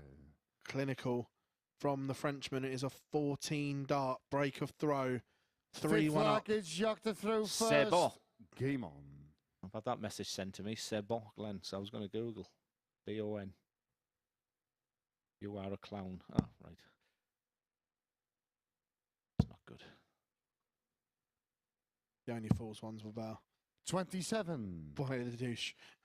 Well, I pulled that one, then Henry pulled out about 7. He's a bigger fan than I am.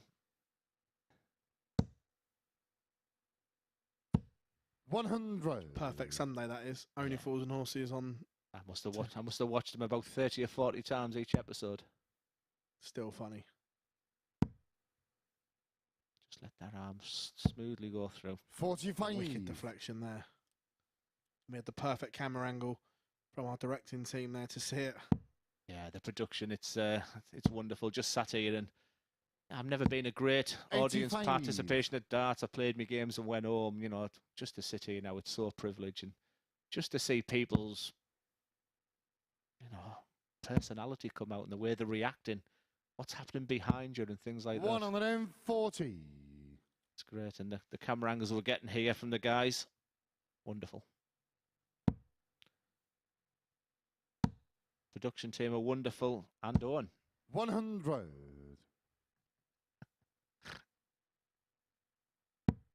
Yeah. I won't message when he said that. 60. Here's a chance for Jack. I was going to say, after having his throw broken, this is a good response It is, from the young man. And a tons of good score, because 116 would leave us. He just wants to sit above that. 100. Perfect. Fabulous last start. I like him. I really, really like him. And just chatting with him yesterday, and he listens, and there's not a lot of arrogance about him. I really like him. He's got a bright future. 140. There's a lot Jack, to you like, require but all of a sudden, 116. this 116 has become a little bit tougher from that 140. Let's see what he's made of. He's got to stay there again. So all he can do now is 60. set it up. Jacques, you require 89. So this is for the match, 89. So it's treble 19. So it's going to be a 20. Is it going to be a bull finish? Is it going to be a bull finish for the match? 64. Couldn't have got much closer. Jack, you require Grazes 56. the wire on the outside. So one match dart has come and gone. Now 56. 2 darts at tops. Is that a guide? I'm not convinced. However, the last dart has gone in and he has broken back 3-2 behind now, but it's an 18 dart breaker throw for Jack Vincent after one match start. For Jacques Labre goes astray. Something I really enjoyed, you know, going upstairs speaking with Chris Murphy, but just while the games are on as well, it's I mean, it's silence in there, of course, with no crowd. 60. A stupid thing to say, but just the atmosphere is actually excellent to play. It's really conducive to wonderful darts. You know, it's I'd actually like to play on that stage myself. But I'd like to be the 57. You know, the Glendon and go up there and win games. But yeah, it's lovely down there. I look back at your career and I just remember that magical match play. 45. Yeah, it was some week. Yeah, I've got that shirt. I mean, I've been trying to buy all my memorabilia back. Stupid enough to give everything away, so I have got the Michael Van Gerwen shirt back. 140. And honestly, when my practice sessions are so tough and bad, you know, I do look over, and I kept obviously the Premier League shirt win, and that one. It's sometimes it'll be a little bit tough, but you can't have the highs all the time. 98. I just remember that magical crowd singing "Walking in a Durham Wonderland." Yeah, so do I. Gonna have me crying in a minute, you Phil. 59. Done all right there. I made Wolfie cry this year as well, so you know, I've got another one to add to the list. You made Wolfie. You did make him buy a pint, did you? No, not that far. Made him cry at Lakeside, though. Bless him. Love the man. He's been amazing in this, hasn't he? Is he 66 now? 66 years old, still banging in 10 plus averages, 170 finishes. The evergreen Martin Adams. Every time I looked at the MODUS Super Series Twitter page, it was just the pinned tweet would be another 9 darter from Martin. And I remember when he missed the double 12 at Lakeside against me. 140. That's a lovely 3 dart from Jack. 105. So it's 105 for the match. Treble 15. All you can do is set it up now. That leaves 70, so treble 10. 45. Jack require 58. Never really in this match. Suddenly got a chance at 58 here, so don't miss the big 18, Jack. Perfect. 2 darts at tops. The 3-3. Yeah, that's exactly where it goes. Jack the match goes the full distance. The lads will tap hands. But Jacques will be already thinking. Final leg. It's Jacques to throw first. My darts. Game on. My advantage. What can I start with?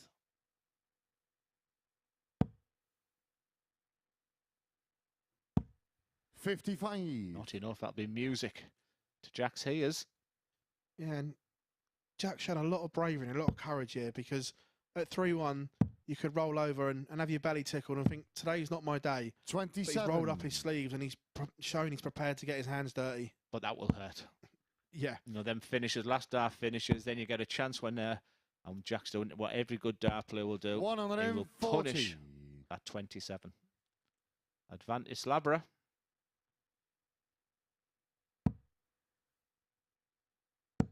Yeah, and Jacques has got a couple of options here with 306. Possibly, probably will stay on the 20s.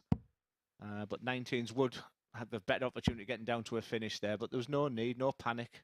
And it's probably doing the right thing. And that 140 is cracking dart. There's a huge differential between the two players now.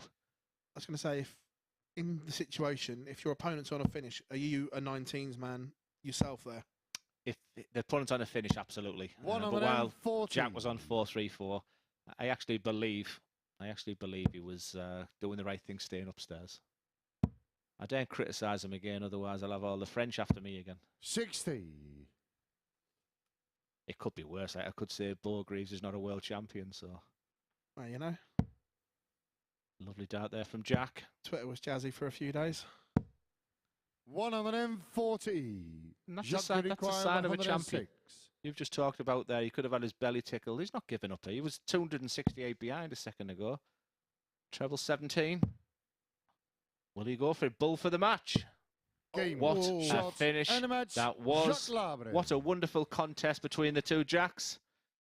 Great game, great finish. Labra is beginning to show us all exactly what he's all about. Just shy of a 90 average there. 4 out of 9 on the outer ring. Happy, happy man. And next up we have Lisa Ashton. Top of the table, Mike Warburton.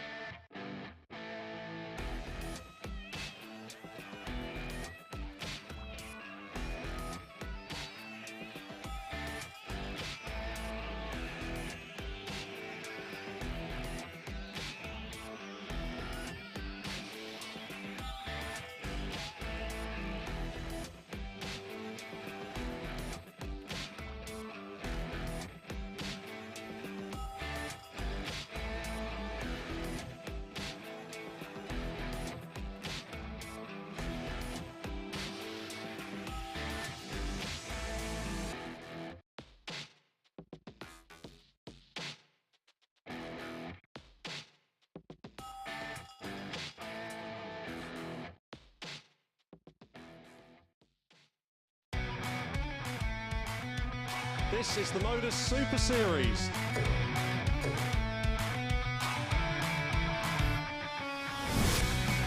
$180.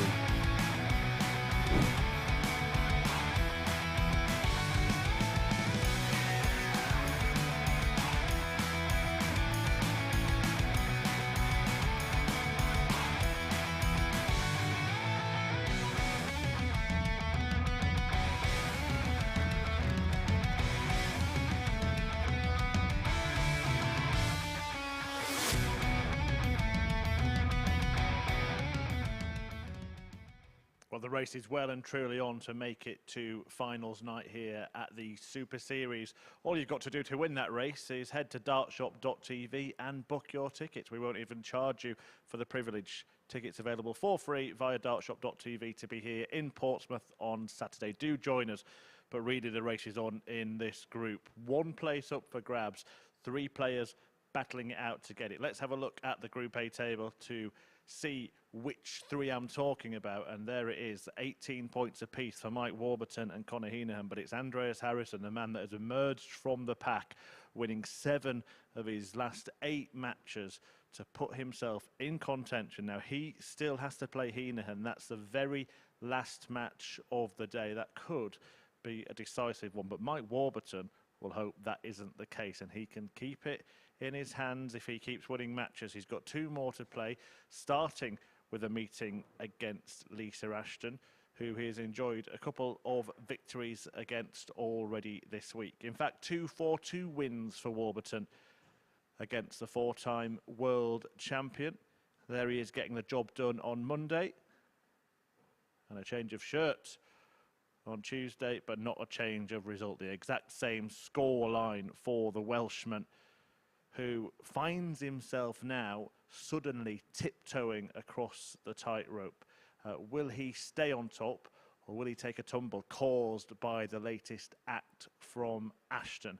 Well, we're going to find out over the next 15 minutes or so. It could be a really crucial showdown, this one, and Phil Bars and Glenn Durrant will describe the action.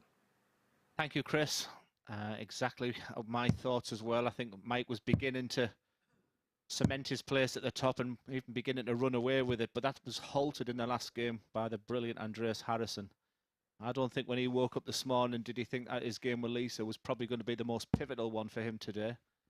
But I do worry if Lisa does win this one, if he's going to go on to win, you know, the actual type, because Andreas is flying right now. Could Lisa be that spoiler we've talked about this morning? Every game now is intriguing for many, many reasons, and sure Lisa will be up for the challenge here.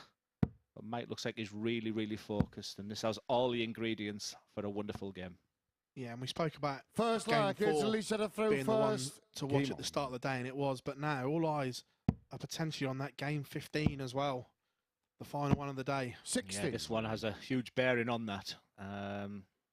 Like I said, if Lisa can be a real spoiler here, and as a for all the guys that, you know, watching, 100. probably a Lisa win would really spice this group up.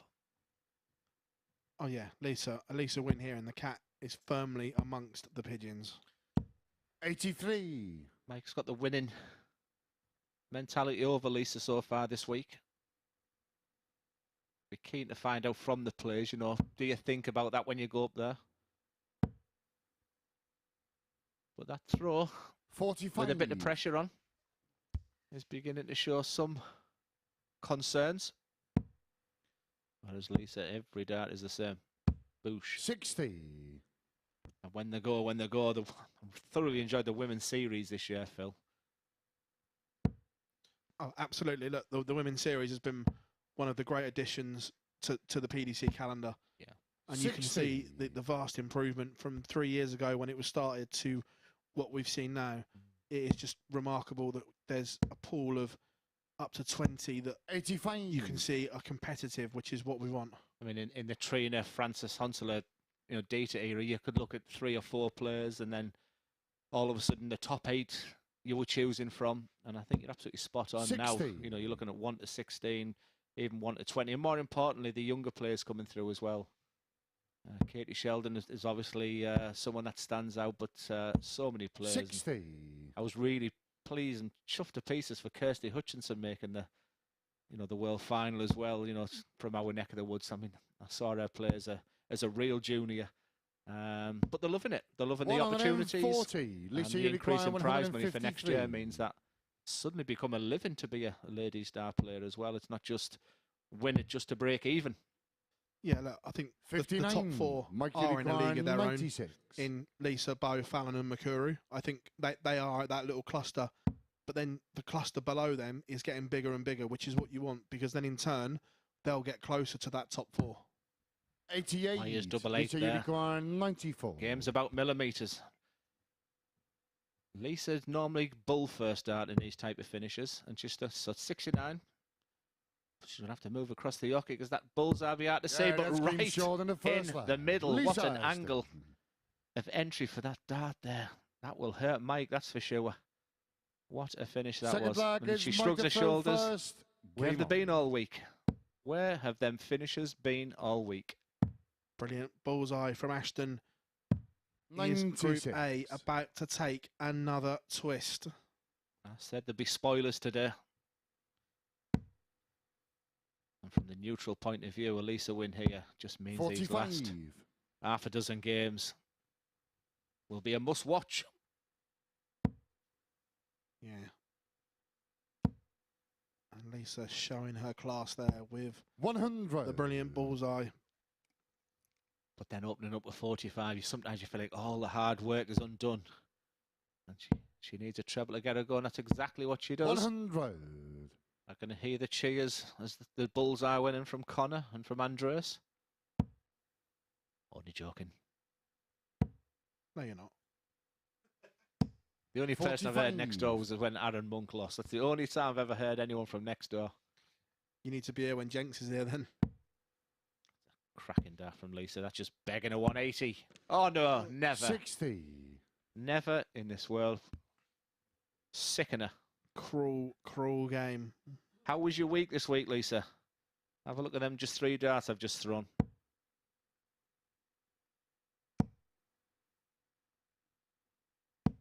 $140. Mike Warburton was definitely not behind the board with a hammer then. Let me just confirm that.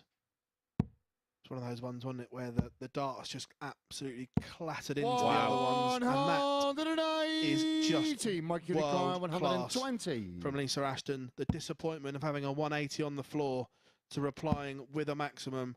Glenn, world class. Absolutely 60. stunning, mate. Lisa, you require 116. Do you not think she deserves this 116? Or am I being biased?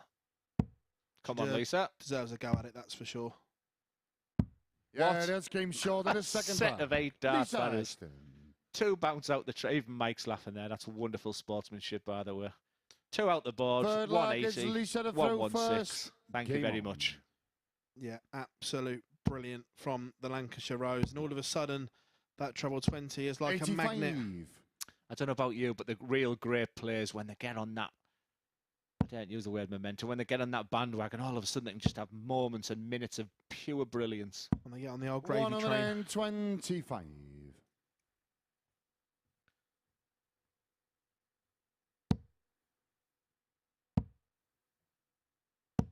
I remember 100. Gary Anderson's 180 on the floor against Phil in the final. There's that one, but the one that, you know, remember the match? I think it was a Grand Slam with Keegan Brown, where he must have had about 15 darts fall out the board. Yeah. 140. Serves the egghead right.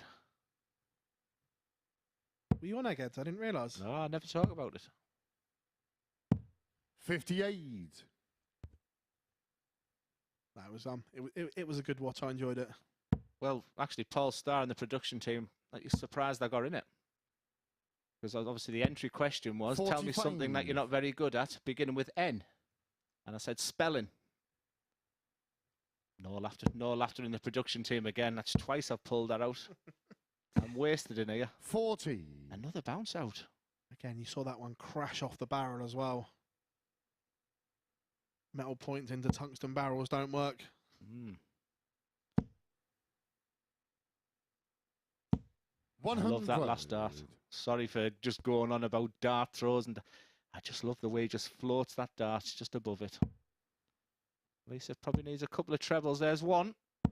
100. Mike, you require 91. It's in that territory. Now, Lisa would probably go for the bullseye here, but on 91, I expect Mike to go treble 17, but no, he's gone the old school route. And double 16 to get back in this match. 59. Lisa, you require He will now not be 118. watching after the 116 last leg. After the 116, you're absolutely spot on, Phil. That's a good a mark as you need. Yeah, you can see. 58. grimace, she knows Mike, that you was a require great Sometimes you don't need 32. commentary. No, I must 32. I must double 8. Yeah, that's game short in the third line. and it is Mike a break Warburton. back from Mike Warburton. 17 darts, but we are back on throw here. Forward leg is Mike to throw first. Game on. And again, how that leg could change the destiny in Group A. 2-1 or 3-0, Glenn. There's a 60. huge difference. Now, Mike's come in today thinking, I want my scoring boots today. Just give me 3-4 wins, top this group. Scoring boots. He's a stat for you. Not 180 has he thrown today. Madness. Does that mean he's going to get one right now? What do you reckon? There's a Timing. chance. Does a timing. Unbelievable. There it is. Unbelievable. Paul Star. Honestly, it's tungsten time. 58. But still, it's hard to believe. So here's a stat for you. Mike Warburton's come for his scoring boost. He's only hit 180 today. Hard to believe it's 7 minutes past 1 that's Mike Warburton's first 180 of the day. 100. Hopefully that's on Twitter later, my moment of magic there. Because there's been commentators cursed by me all week, I can assure you that. I'd use 19s here, the way that first darts just doesn't suit her. That just being under the treble. 2 treble 19s would have left the 170, but advantage Warburton here. Likes that again, bullseye on 19s. 137. Very aggressiveness worked very well. Lisa will probably be already thinking it's her darts next. I think she'll expect Mike to finish, miss this 24 from here. 97. Mike But required 24. she gives herself a big outside chance, but over to Mike with double 12. Lovely right plum in the middle there. Mike Warburton. He's come back from 2-0 down. He's shown some real fighting quality. He wants this. He wants to be there Saturday night. 6 leggers. Lisa to throw first. In the space of 2 legs, Mike Warburton has completely turned this game around. 2-0 down, back up against the wall. He has shown a real 26. fighter's mentality, back level at 2 apiece. It's up the average to just over 92 now. He's found his scoring boots in this one. And Mike Warburton is looking like he's going to punish, and does punish that 26 from Lisa Ashton. And now it is advantage Warby. Yeah, she's gone from a big favourite. That 26 is a real killer, but she's a champion. Look at them 4 stars in her back. What does she do when her back's against the wall? Bangs in a 180. Finds a maximum. And that's this week. You know, 100. his best of 7 games. I'm thinking, well, that's it. That's Lisa won this match. And, oh, well, Warby's come back. He's going to win it now. It's just ups and downs. Incredible. 59. But that cuts the 180 in half. 180 followed by a trebleless visit is dart player's worst nightmare. Especially, what was I saying, if that's a 180 as well. Especially against this 180 machine you were going to say there, weren't you? After all them board jokes. Lovely second, I think that's second down. 140. Mike, you require 136. Look what she's on again. I can't tell you, Phil, how many times that 96 has been this week. What a dart that is, begging for another one. He'll be disappointed with that second you dart. could see with his head movement 96. There. Lisa, you require 96 for Lisa Ashton. We might see a double-double like she did earlier. This has to go. 2 doubles. Not this time. 72. Bobby's itching Mike, you to get to require the, that's a great sign for him. He's Prowling, itching. isn't he? He is. He'll be happy with that marker. Just sit it on top. Yeah, that's came short in the 5th flag. Just look at his reaction there. That's how much it means to these players. Don't think they're just down here for a bit of fun. 6 flaggers, Mike to throw first. Game on. For amateur dart players, this is the place to be right now. Huge prize fund. As well. That 3-leg blitz from Mike Warburton has been sensational. The average was low 80s. It's now 95. That's some blitz. 95.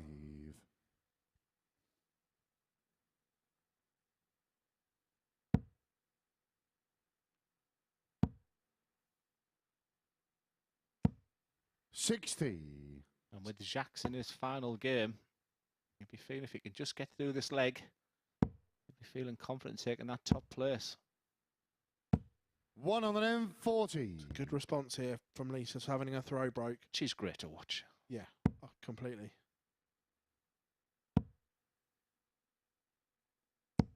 100. You'll see the 19s coming here if she doesn't hit the treble 21st start. I was going to say this is one of the ones that 58. Keep it simple, Lisa. The old 266 dart player's nemesis. That's a gorgeous dart, that. 140. Could have filled another 10 treble 20s in there. Just feel Lisa needs a 140 minimum here She to does. create pressure. 60. Not enough. Mike, you require 101. Music to Warby's. He is here. 101, potentially be thinking even in 6 darts. Treble 19. He's 62. So treble 10's probably the area he's looking at. 49. Needs a Lisa, two-dart you require combination. 148. So the 148 will have to go to send us all the way, you feel. It's 2 trebles needed. It's not there. It's not going to go. So Mike Warburton is going to come back 58. 52 Mike, you require 52. at match point. 12 or top, 12 or 20. It's 12 for double top. Surely just comes in off of that on the adjustment. Game, And shots, he does, and and a we've match. seen there. Mike Warburton knows how big that moment was. It's a big fist pump for Warby. He moves clear at the top of the table again and bounces back after defeat to Andreas Harrysson. There we see it, 92.78 average, 4 from 9 on the outer ring. Stunning stuff from Mike Warburton. And up next, it will be Conor Heneghan looking to reply as he faces Jack Vincent.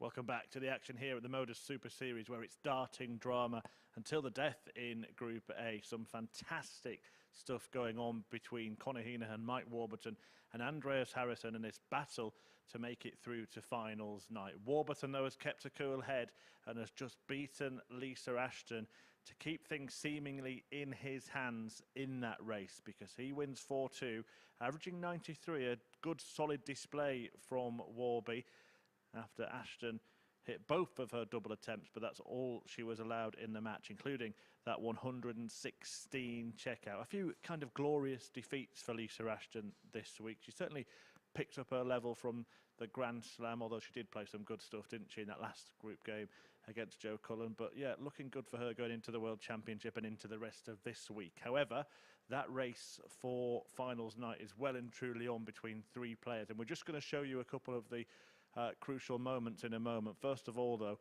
seeing the league table there now, that win significant for Andreas Harrysson, because it means he needs slip-ups, or a slip-up at least, from Mike Warburton in his last match against Jacques Labre. Harrysson must win his remaining 2 games.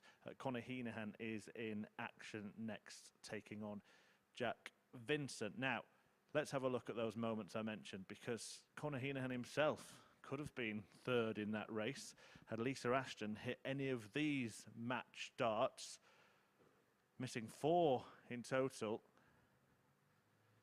before Conor kept his calm and landed double 18 in that one to get the win over Lisa Ashton, just surviving a little bit of a scare there. And then after that, this man, Andreas Harrysson, produced maybe the key result of the day, a 4-2 win against Mike Warburton, who was top at the table. He's bounced back, though, in that previous match and puts it kind of in his hands. I say that because if Conor Heneghan in this next match gets a 4-0 win, not only will he go level on points again with Warby, but he'll actually go ahead in a leg difference. 4-1 would see them level on both of those metrics. He takes on this week's ADC qualifier, Jacques Vincent. It's all getting very, very interesting, and we're all set for a grandstand finish. Back to Phil and Glenn. Yes, it certainly is. We've got the pen and paper out here. We're going old school here. 4-0 victory. Conor would put him top of the table, but yeah, Jack will just be concentrating on his own game, and I don't even think Conor will. I say Conor doesn't know that, but like I said earlier, I walked through the players' lounge and he was already questioning if the players' the leg difference was correct. So maybe he's thinking that it might go all the way and leg difference might come into it. Wonder if Mike is aware of the equation, because obviously he's sat top at the moment, thinks destiny's in his own hands, but it isn't, because if Conor wins is both 4-0, 4-0, job done. Sounds easy. Yeah, it's all interesting stuff. I remember I was obviously watching the Grand Slam last week, and the commentators were doing the same equations of if this happens, that happens. First leg is check the throw first. We all were up in the Game press on. room. It was hilarious, and it was the Mensur Sulovic game that if Mensur Sulovic had won 5-2, then the abacuses were out because we were going down to averages. 100. I think he missed 4 darts to go 4-2 up and then have the darts. It was real panic stations. I remember, I think, did I beat 119. Did I beat Whitlock first game? Lost to Gerwin Price or whatever it was at the Grand Slam, but I needed Price to beat Simon Whitlock. Price was 4-1 up, something like that, and I was on an athletics track. And I was getting messages to say it was 4. I could hear the crowd shouting Whitlock, and I was like 4-2. And then I got a message, he just misdarted. So I was counting my fingers and thumbs 58. on an athletics track.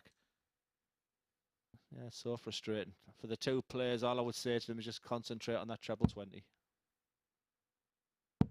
Yeah, and Conor's going to have to find a break of throw here as well. Jack Vincent in his last game showed great heart, great spirit. We'll need more of that here.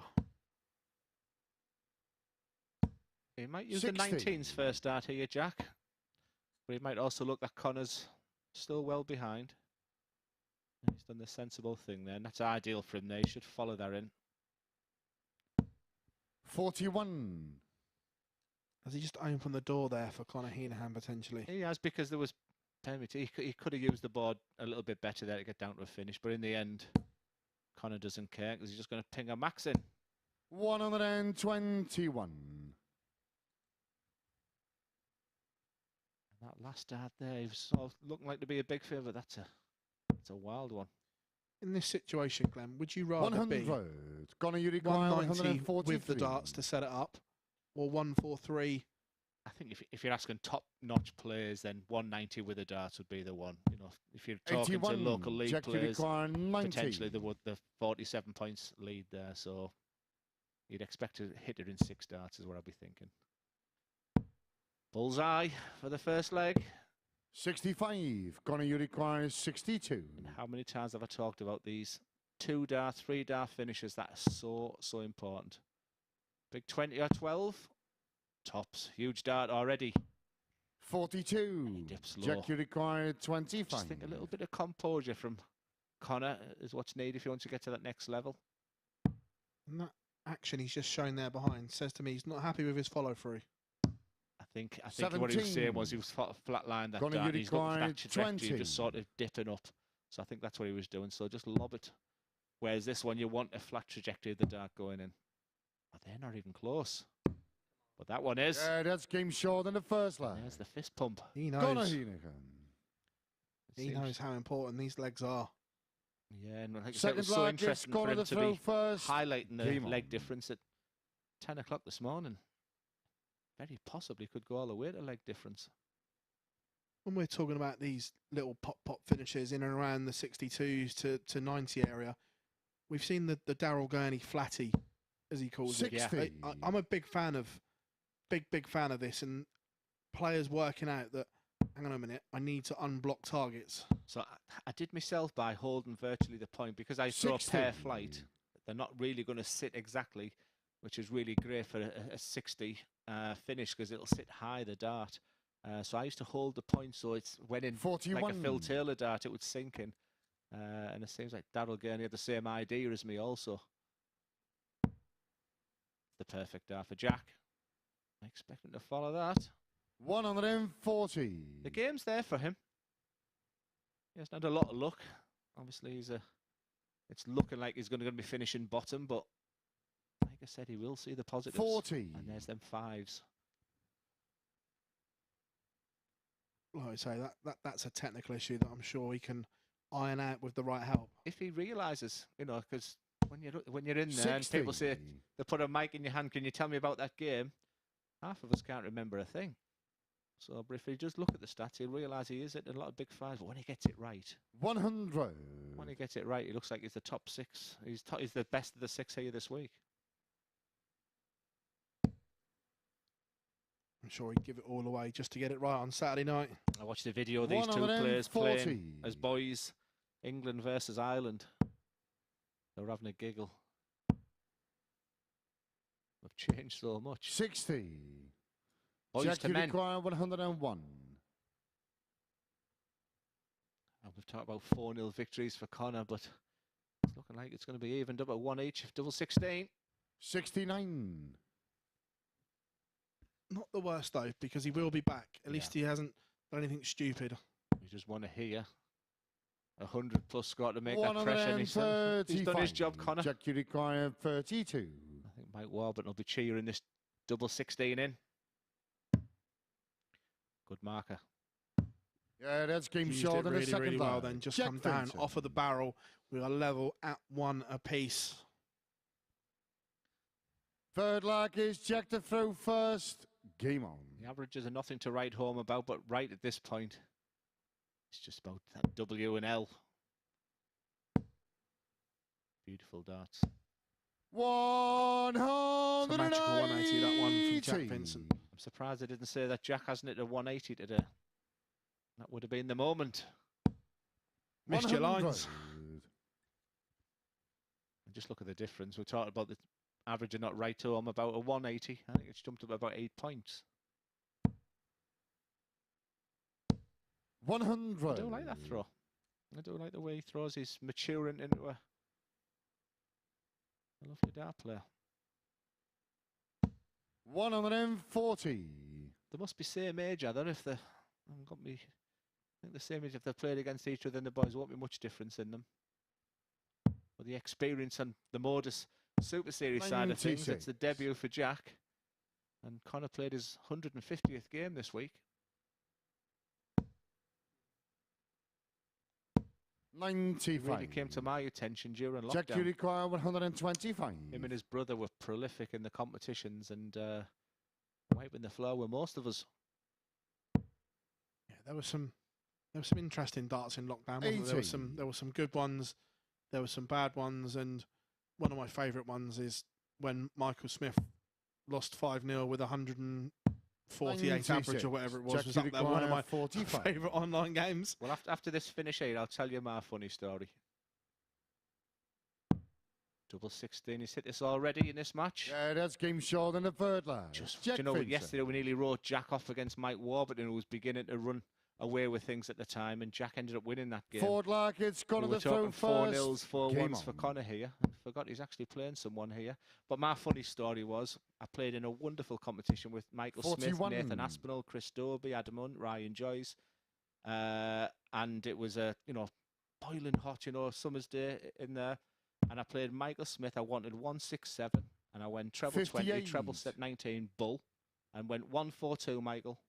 So I had the opposite effect that I didn't think he'd believe me that I'd hit it. You know, because when you've done the 167s, you're thinking he didn't do that. 180. Another max there from Conor. That's his 5th of the day. So there you go. I've done the opposite. 65. There was that, and there was Jared Cole playing in his conservatory, and you could see literally the sweat running off of him. 96. Oh, it was. I remember it was Andy Bolton I played in the final. I was dripping.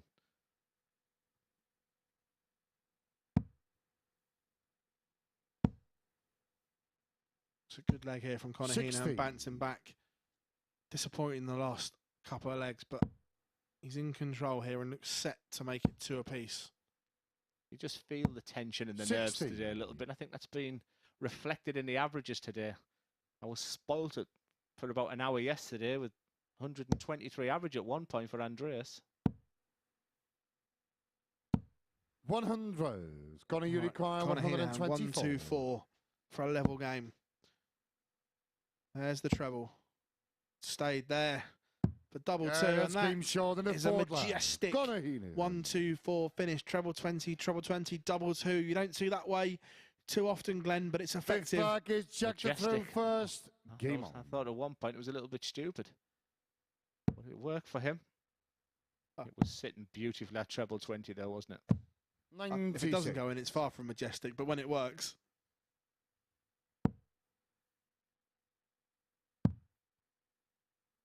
Long dart, isn't it? 93. Yeah. I'm a huge fan of Luke Humphreys. It's like a javelin where he throws. Yeah, his stem's like extra long, isn't it? Yeah, he'd be 60. He'd be super, super dangerous at the Worlds and Minehead this week. Do you think he's in pole position for a Premier League place? Do you know, I haven't really started 81. thinking about Premier League sort of positions. Someone named 4 yesterday outright, and who do you think the next 4 will be? And you know, do we put? Wow, look at that! I thought we needed tops there. That would skipped a bit there, but it's going to be tough. Ross Smith, you know, he wins the European Championships like Rob Cross did that year. Can you overlook him now? 57. It's absolutely nothing in this. I think at the moment, 2 major winners miss out. Do you really? Yep. Which is Ross and... I think Danny misses out. Yeah, 100. Said... I don't know if it's right though, but I know who's the Sky pick going to be this year. Is it going to be Gary Anderson again? I don't think there is Sky picks anymore. Oh, I think they've got rid of them. I think Barney was the last ever one. 180. Jack to require 160. That's his 6th of the day. Makes him a big favourite now after them first couple of darts by Jack. 56. Conor require 90. Probably will still stay for the treble 20 because 104 is obviously very, very gettable. He's played quite safe there for the bullseye. 65. Probably Jack require 104. They probably thought that was in, but 104. I think his eye line's on the 16s. He'll stay there for 88. 16s is a very new school route, isn't it? 31. Just look at the setup there, 31. Conor require 25. If you ask where Mardle, that's the way to go. And there's me pet here, missing the big number, but that double 21. 4.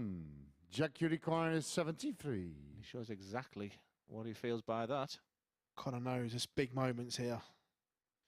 When the table's that close, every leg could matter. Tops. Yeah, that's game short in the 5th flag. And I'm telling you, if that had been in different circumstances, but Jack, he feels just on a bit of a free roll now. He's just enjoying himself. 6 flag, it's Conor to throw first. Game on. The shake of the head there from Conor Heneghan. He knows, and there'll be 2 players in that practice room. I can hear them. With smirks on their face right now. Mike Warburton and Andreas Harrysson will be enjoying this result. I'm just trying to work out what Andreas would still need Mike to lose his last game, though, wouldn't he? Yes. 58. Yeah, Mike has Jacques. Game 14. Conor showing his 140. disgust at the treble 20 there. He's frustrated by I think that's the possible when you're playing someone who sat on the bottom. You're thinking you're probably looking at the last game there, 87. but you don't overlook Jacques Vincent. He's already beat Warby this week. Yeah, Conor will be thinking just win this one and mount an all-out assault on his throw in the 78. final leg. Absolutely.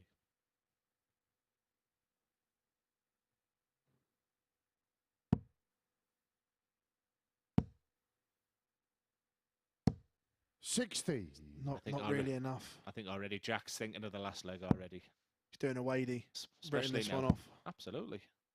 You might use the bullseye last. 140. I tell you what, it's a good dart, but it's also a brave dart. With the one we've seen earlier on from Lisa, that dart too was just kind of hanging in there. His points look a little bit different to Lisa's as well. It's yeah, that was a bizarre moment. 100. Gonna you require 62 for a level game and send us all the way. 12 for tops. So he's changed his MO. 30. He's been a tops man all day. Just a sign he's not 100% happy with this game. That's begging a 180. Begging a 180. 180. Mystic Glenn strikes Gonna again. require 32. Yeah, that's game short than the Composure sixth that. leg. I didn't fancy that. I did not fancy that finish there. That's a bit of tenacity there. Seventh and final leg is Jack to throw first. Game on. So it's an impressive dart, that is, considering everything that's gone on. He's not happy with his game. And with Jack Vincent banging in a maximum, Conor Heneghan has shown 41. some mental toughness there. That last dart there. Advantage Conor already. 140. Very, very happy and satisfied with that. Again, just noticed on those three darts, they looked a little bit slower and a little bit more deliberate, a little bit more composure. Composure is the word I used. 60. Sometimes you just want to rush and get this over, get this done. And that's why if they do watch it, and look at the way them darts are sitting up now. It's begging to get rid of the 85. trouble. Yeah, it's like Conor Heneghan's just flicked a switch and found something. That's what great players can do. We saw it with Lisa earlier, just that magic few moments there. 100. You needed that, Jack. Disappointing 41-60 start. He's back in the leg. Really needs a treble here. 40. Jack is definitely, after them swerve, going into the 5 again, Jack is definitely back in this leg. 140 would really hurt Conor. Yeah, and that's the first mistake from Conor in this deciding leg, but it's not 45. punished by Jack Vincent, who only finds 45. So Conor Heneghan will be looking to set this up and leave it on a nice little two-darter. When Jack does look back, 94. where can he look for continuous improvement?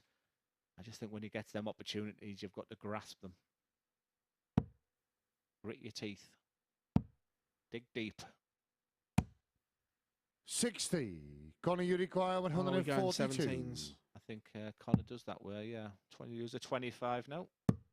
And treble 20. 62. I like that. I like that play. I don't. 95. 195. I quite like the 19s at this point. Because at least one treble will leave it there. He's very old school, is War Jack. 99.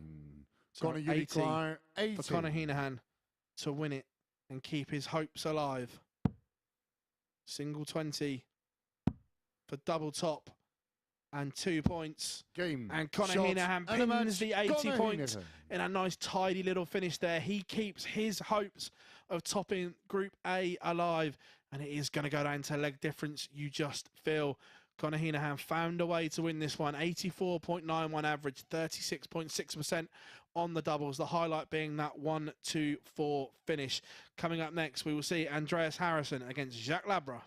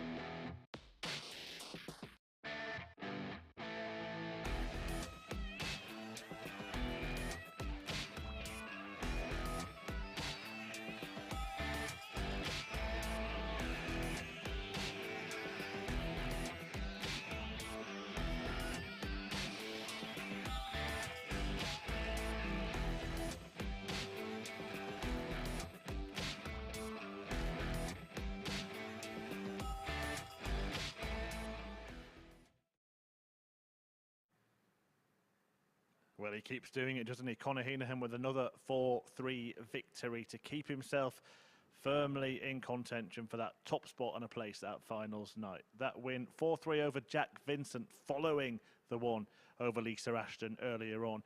And it means that Heinehan in the Group A table finds himself level on points. Maybe he needed a bigger win. Maybe it won't be enough, as it could come down to leg difference. Andreas Harrysson still in the race, but needs to be perfect and needs mistakes from the others, although he does play Heinehan in his final match. He is in action next, though, against Jacques Labre. Harrysson did lose to the Frenchman when the pair met on Monday. It was a difficult day for Harrysson. Only picked up one win on the opening day, so incredible that he's put himself in this position, but maybe left himself with too much to do. What a finish that was, though, from Labra. 160 checkout to win that match, though Harrysson got his revenge when the pair met yesterday. So Harrysson, as I said, needs to win this match or he is out of that race, despite the brilliant surge that he's on. 7 out of his last 8 matches won, the Swedish star. He takes on Jacques Labre, who will be competing in Group C tomorrow. Let's see if the Swedes' surge continues. Climax we have to this group here. And the Bants next door. I mean, I would say a Bants at 51-year-old. Yeah, we'll let you go with the Bants. 51-year-old for one more day. So if anyone wants to send me any happy birthday presents, Paul Starr, you listening? Are you here tomorrow? You want one of his T-shirts, don't you? 20 quid he's charging me. 19 to everyone else. But what a climax we have. And Andreas is right in the mix. And as Chris Murphy's just alluded to, he has to win both his final games. But the banter between Conor and Mike next door is absolutely hilarious. It's great stuff. I've just been for a toilet break and have to walk through the practice room, and literally they are there going at it, trying to work out who needs what, who's in pole position. It's brilliant.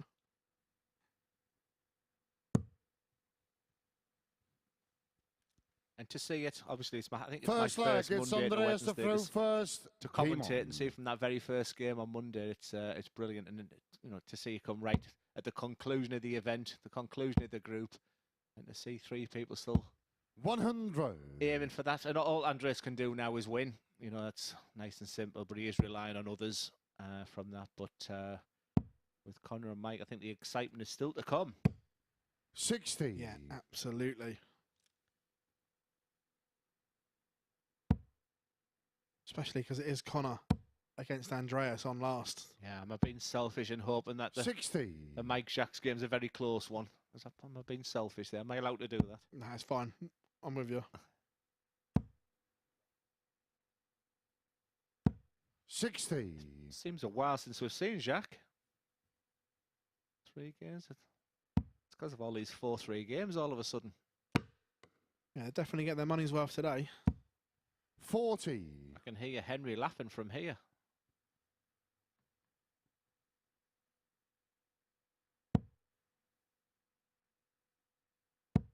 It's a great first start. It is. Can't use 100. If I could speak with Jacques, I would say to him, it's just 3 days. Sure you've learned so much. Everybody starts on 0-0-0 tomorrow. 60. You've got the experience of that stage, and now we've got another debutant in the morning. And the way you're throwing darts right now, you can be very, very dangerous. Yeah, there is a lot to like about Jacques Labre, that is for sure. And he's got the Andreas Harrysson throw under a little bit of pressure here. Harrysson going to need to find something big. 100. I'm not sure that's enough. Same query. Where would you rather be, 186 or 141? For the calibre of these players right now, of course, you want them darts there. Is that second dart in? 131. Andreas, you require 141. It's not the end of the world there. But 141. Not going to go. So Jacques Labre will get 2 darts. Oh, sorry, should 105. get 2 darts. Jacques, you require 55. To break the Andreas Harrysson throw. Well, we've talked about the improvement from him. And these 2 tops will determine to me Yeah, that's game short in exactly the where his first game's leg. at right now. Jacques But just, Labre. I know it sounds stupid, just the way he's striding to the board. On Monday, Phil, his shoulders Second were leg down. is Jacques to throw His first. demeanour was Game very on. negative. His board management, in my opinion, was quite poor. But what I'm seeing now is someone who's, come on, you're me, yeah, I'm enjoying it now. And the treble 20s are pinging in for fun. 85. And I'm Purring. back tomorrow. It's like a purring peacock.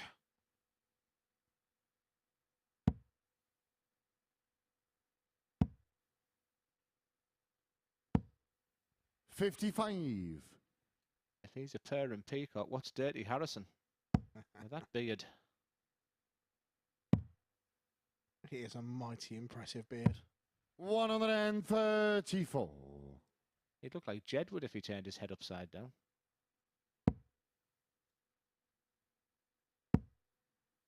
I'd love Gezi Price to walk on to their version of Ice Ice Baby just once.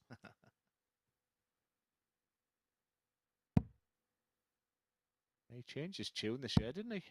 Yeah, it didn't really have the desired effect, did it? Was it Raw or something? One Yeah, on an Katy M40. Perry Raw for 2 Premier League nights, I think it lasted. I didn't expect the way this game's going right now. No, Jacques average is 99.23 55. at the moment. Jacques, you require That I- 142. I think he'll stay with the 20s. And just set it up, Jacques. 44. Not the best setup. No. Andreas is a lot. This is the worst I've seen Andreas for a while. Yeah, he's 85. staring at Jacques, 2-0 you right require now. 98. It's not just that, to see him average in the 70s. This time yesterday, it was about now. Honestly, we had all the record books out. 123.61 after 3 legs. 58. That's the setup. Nice and safe. No histrionics, just straight darts. 3 darts at tops. If you're an aspiring dart player, you'd expect to hit that. 140. That's much Jacques, you better. require I'll 40. touch on the records more in a minute, but Jacques Labre looking at tops for 2-0. Yeah, And that's that game is a short in the second wonderful leg. dart. Jacques Labre. 2 from 2, both on tops, both clean as you like. Jacques Labre Third leg, it's leads Andreas to throw 2-0. first. But going back to your point, Game Glenn, on. on the records, it's still hard to believe that Jason Askew's record average still stands from week number 1 No back in way. the day. Was it really? 118. I knew the One on record an there, but I didn't know it was M40. week 1. Yeah, That's unbelievable. Yeah, I think I've been spoilt with this venue, this commentary box and production where they are. I think the Southampton one was 91. not a patch on this.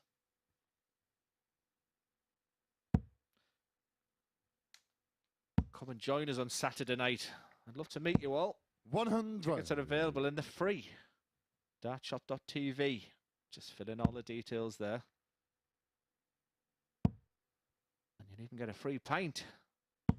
100. And if you have you can have one of my, I'll even sign an autograph for you. And if you don't want one, you can have 2. you haven't got the old Neil Warnock bum bag ready just to hand out the signed pictures? Honestly, One on when an I won the Premier League, I had M40. 250 signed pictures. I've still got 249. Say no more.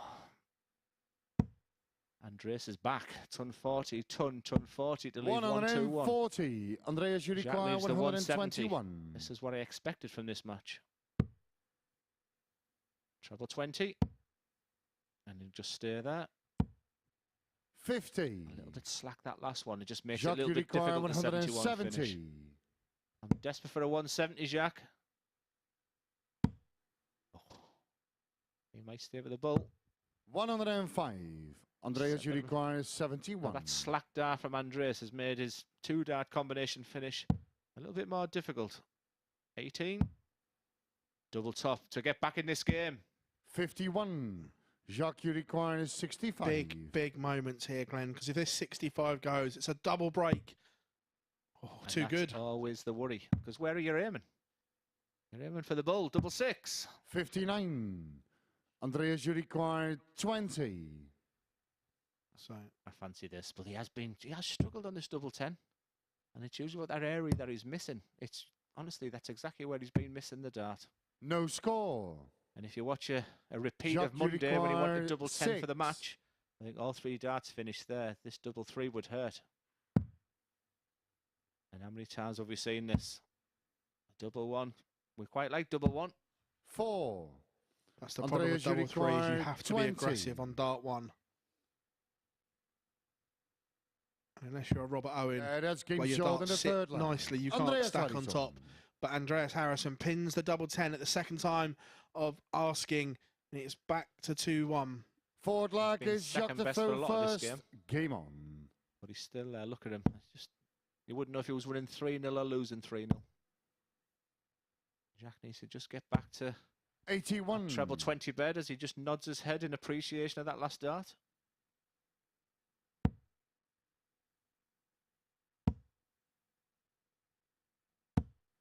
$45.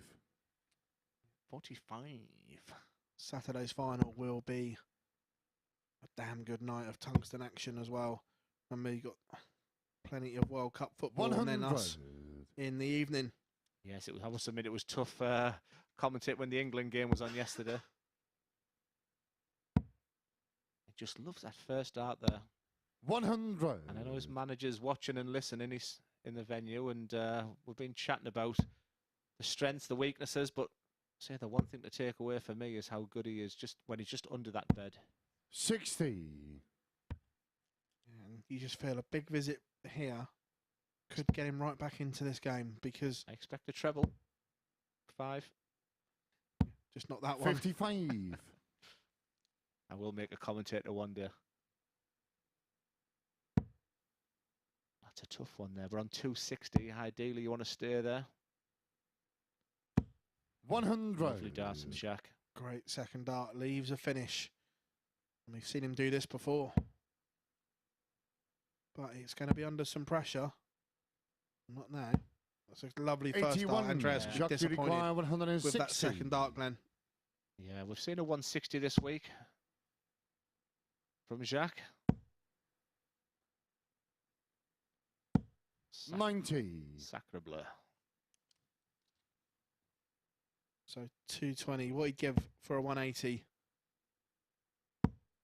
Especially the fact that Jacques is not looking. 140. Second best. Jacques requires Down 70. to 80. All of a sudden you feel a 70 is a must. That's a great dart. Composure. Yeah, What that's game a short dart in the that forward was. lag. Jacques Lovely Labre. reaction. Lovely darts, Jack. Huge fan of that composure. Fifth lag, it's well. Andreas I'm a through huge fan of first. him Game on. compared to what I've seen on Monday. Everything was wrong, in my opinion. I think just maybe the day got to him. I'm very impressed what I'm seeing now. 140. Yeah, that was good. And apart from the third leg where the finishing went astray, in the other 3 legs, it's been very, very good from him. But he hasn't let him bother him now. 140. Whereas on the Monday, it was affecting him. And I think he's got a friend with him. And I think that friend is also a dart player as well, because they're talking about they're all going to Q school together and Tebow. 95. So maybe he spotted the same. Yeah, they Love- both what been an angle. favourites. What an angle of camera work that is. Just a shame. Shame they're going in the ones, though. Yeah, and both Jacques and Thibaut 22. have got a huge chance of coming for a European Q school. Absolutely. And we'll see the 19s come into play if he doesn't hit the treble 20. I love that angle. You ever wondered? That's exactly what they're seeing. 96. What Love a it. last start. What a last start that is. To leave the big fish. And just when you talk about how darts are sitting, I mean, that's ideal. You know, sometimes they can not go into the angle that 100. you would expect. That's exactly what he's seeing, though, as the dart goes through the air. Great work. Love that. This your moment, Glenn. Ball! Yeah, that's game short in the fifth lag. Andreas Harrysson. The big fish from Andreas Harrysson. For a second there, I thought it wasn't him when I was Sixth giving lag it the big is yes Jacques there. through first. Game on. I can tick that off my bucket list now. The 170 done 170. and dusted. Beautiful as well, because he didn't have to go for it. 100.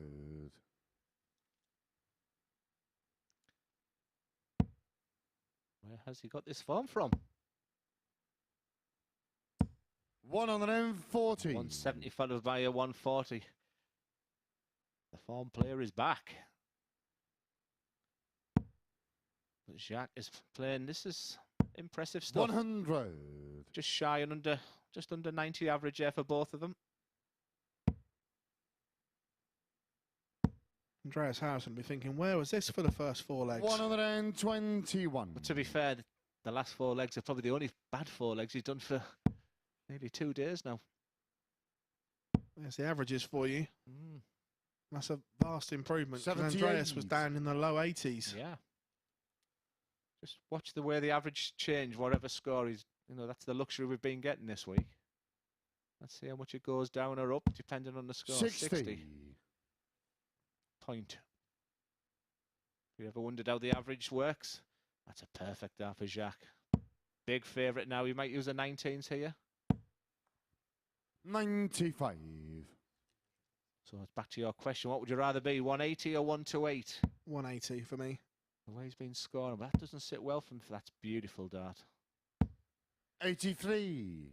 On the Jacques, 128 you require finish, I know you're aiming 128. for a treble as a pro, but sometimes you better hitting the single. Not better. He's done that. I mean, that's perfect. It might be another one of them. For double 10. For a huge win. 108. And that just would have took him Andreas, you momentum require into tomorrow 97. as well. After his last game against Mike. Is Andreas going to stay in this tournament? That's game short in the 6th leg. He's still got Andreas aspirations of Harrysson. winning this, as you can see.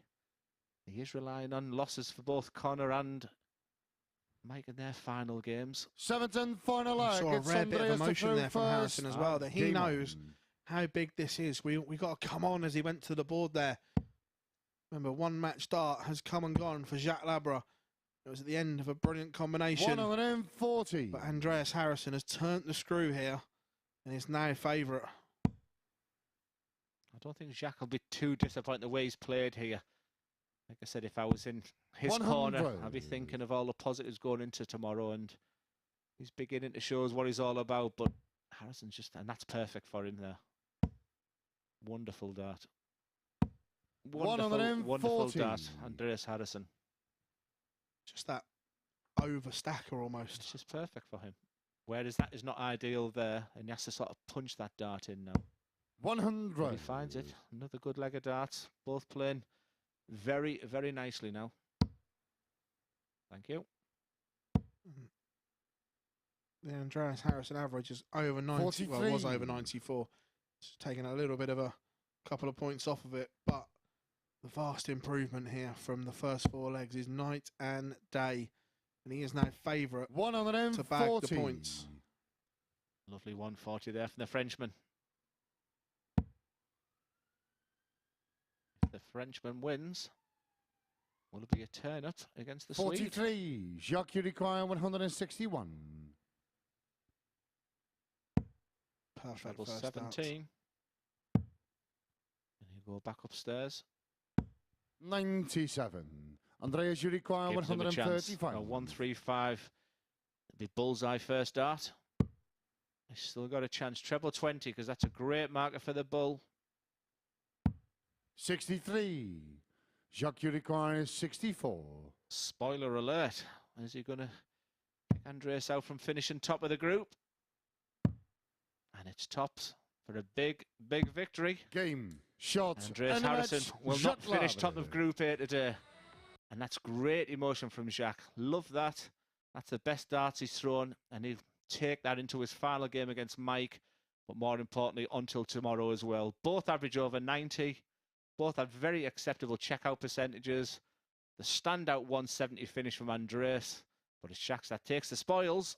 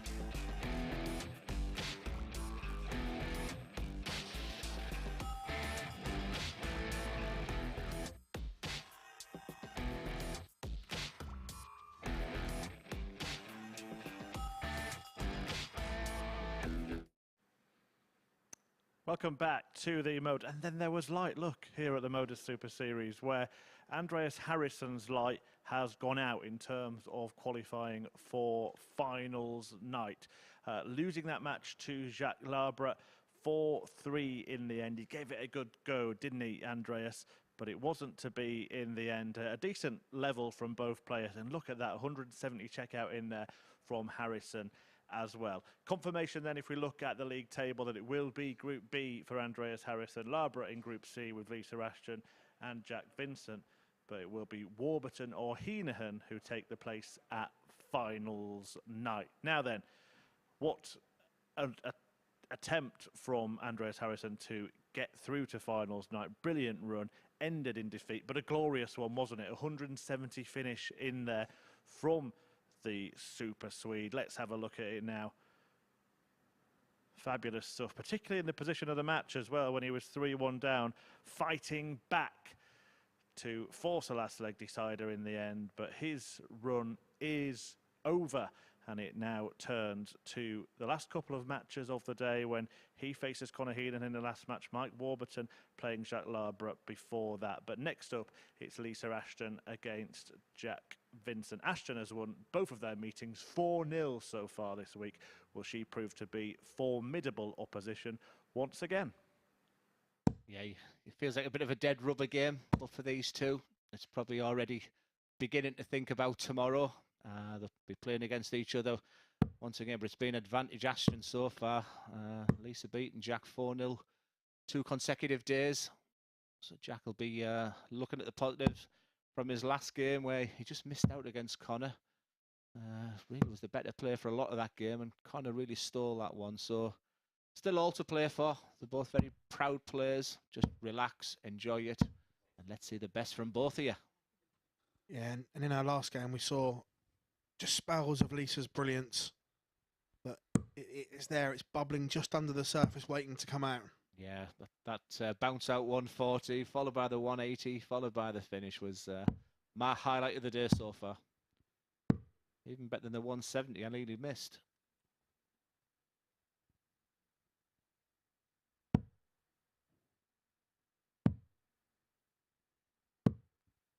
Like we say, Lisa prepping for Ali Pali, and over the next few weeks we have got some real treats coming your way here at the MODUS Super Series. Keep your eyes on our social media at MSS Darts for all the announcements. Yes, I asked the dozen massive to follow MSS Darts, and we've put an extra 24 people on, followers on. Power of social media. Have you seen the confidential lists for the next few weeks? Yes, Henry showed them yesterday. A little bit good, aren't they? 41. Absolutely awesome. I thought last week's was tough, you know, for Colin to come through last week, and then I seen the group of this week, and yeah, it just gets better 81. and better. So give it a follow, guys. Tune in. Enjoy the darts. 59. Yes, we've got the Thursday morning sessions and the Thursday night session. Tomorrow gets a little bit tougher in this commentary box the next 2 days, doesn't it? As Mace has dubbed it, the red eye. 40.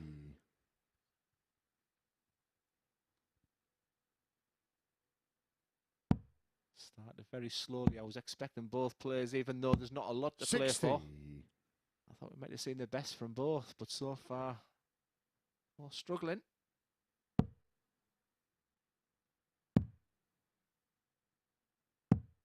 $56. Remember, if you haven't yet, get your ticket for this Saturday night's final. Dartshop.tv. Complimentary, 140. as always, and a complimentary drink as well. And with Paul Hinks in the building, it'll be, can I have a latte? 60. It's the heat. It's the heat in here. Lisa just looking over at the scoreboard. Yeah, this game hasn't been set alight just yet. 65. The score of 140 from Lisa is the major difference so far in this game. Jack's dropping really low here. That's a lovely dart for him. 96. One of the 20s Lisa, you is just a require late release, isn't it, the way it 136. drags low. And it's just like I say, it's been a long day for him. 136. Big 16 will set it up lovely. 96. But Jack, you require as a dart player, 108. these are the areas that we really practice on. And 108 tonight's finish. There's lots of ways to go for it. They might go treble 16 here. For tops. 88. Lisa, you require 40. Graze the bottom wire. But Lisa Ashton comes back. Tops for a break of throw on 1-0. Yeah, that's game short Goes in the inside, first but leg. pins the Lisa double 10. Ashton. The Lancashire Rose leads 1-0, and it is a break of throw. Second leg is flexing that Lisa to elbow throw again, first. so Game on. I think she's the 3 days are beginning to catch up, but another still 2 to come. But this is better, Lisa Ashton. 180. As Marco lets rip. An incredible from 75 average to 88, just with that 180 there. 41. As Marco bellows the 180 out here. I haven't at got the close to a Modus 9 Super darter yet, Phil. Oh, Lise. 81. It's one of the best feelings ever. I can't believe your first day in commentary was your 9 darter. That's insane. Yeah, lucky I've done 2. It's much better darts there from Jack. 140.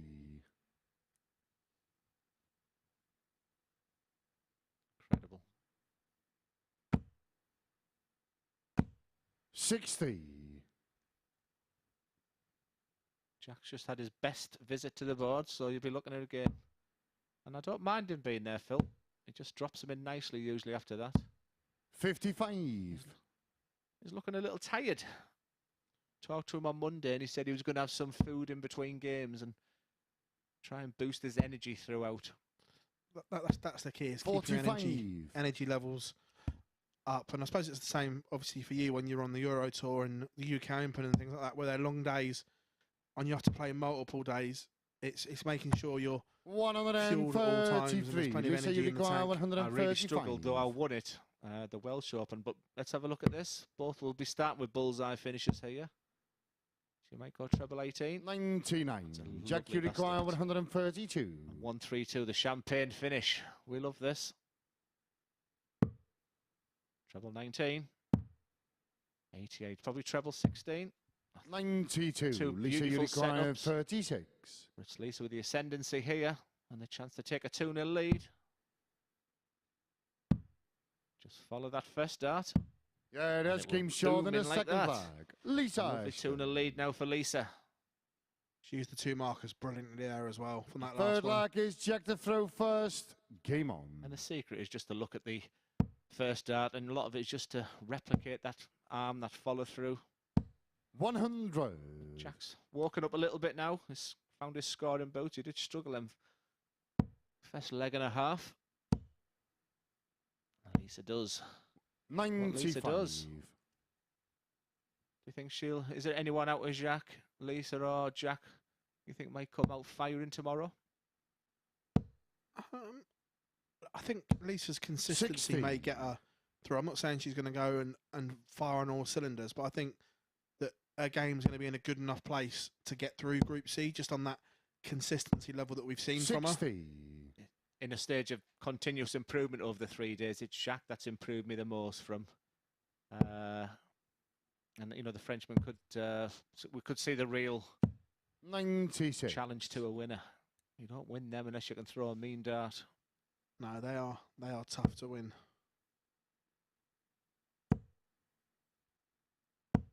41. I wonder what Lisa's favourite is. Is it a stage or on the floor? I mean, she's won massively on both.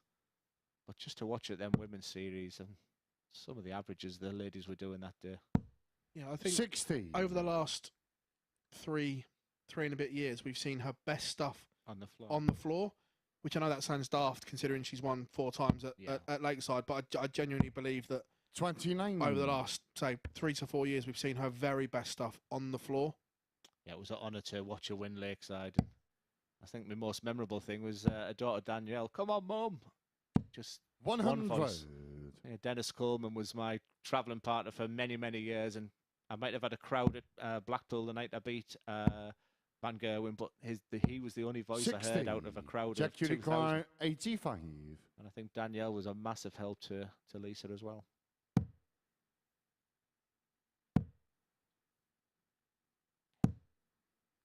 49. A nice last start there, but something he can definitely work on those setting up. But that last start there was beautiful to leave double 18. Lisa a long way back. Here's something that 82. you'll be able to answer Jack probably better require than 36. most. Well, I'll ask you in a minute. Let's see if Jack hits this first. Come on, Jack. One out the board. And that's the only danger with double 18. That's a lovely dart. 18. And I'm telling you, honestly, Lisa, you require 134. if he was top of the league, if he was a Mike Warburton's, that dart of double 9 there, the first one goes in. Yeah. That That fine line, those margins between top 54. and bottom. We see it Jack in a lot of require sports. 18. I used to, you know, when I was pinging the darts left, right, and centre, the ones that leave your finger not correctly were going in a treble. Surely. No score. Lisa, you Again, require two well thrown 18. darts. There's nothing wrong with them at all. And that's what I would say to him. But you know what's going to happen now, don't you? Oh, this tops goes. It has to. 60. Make good commentary Jack, you tables, don't we? require 18. If I'm being critical there, she maybe should Move move over and just open up the angle. Absolutely. But who am I to tell a 4-time world champion? I was going to say, it's hard to criticise Lisa Ashton, but the Lisa, angle you just require wasn't there 20. to go through them, I don't think.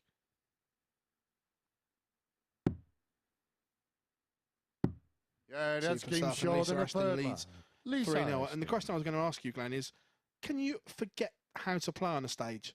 Because Forward before line Lisa gives won a Lisa tour the card, she was throw playing first. obviously Game the BDO on stuff regularly on a stage. But then when she won a tour card, we didn't see her on a stage as often because those opportunities weren't there. 45. And then since she's lost her card, we've seen her come back and play in the seniors and stuff like that. And the stage game doesn't seem to be quite the same as what it was pre-tour card. I don't think so. I get your question. 117. But sometimes you can forget your preparation. I used to feel like when I was at Lakesides, you know, I used to use the local club at Blackpool. I find a little place. So sometimes your 100. preparation can change, and a lot of it on a stage is just belief.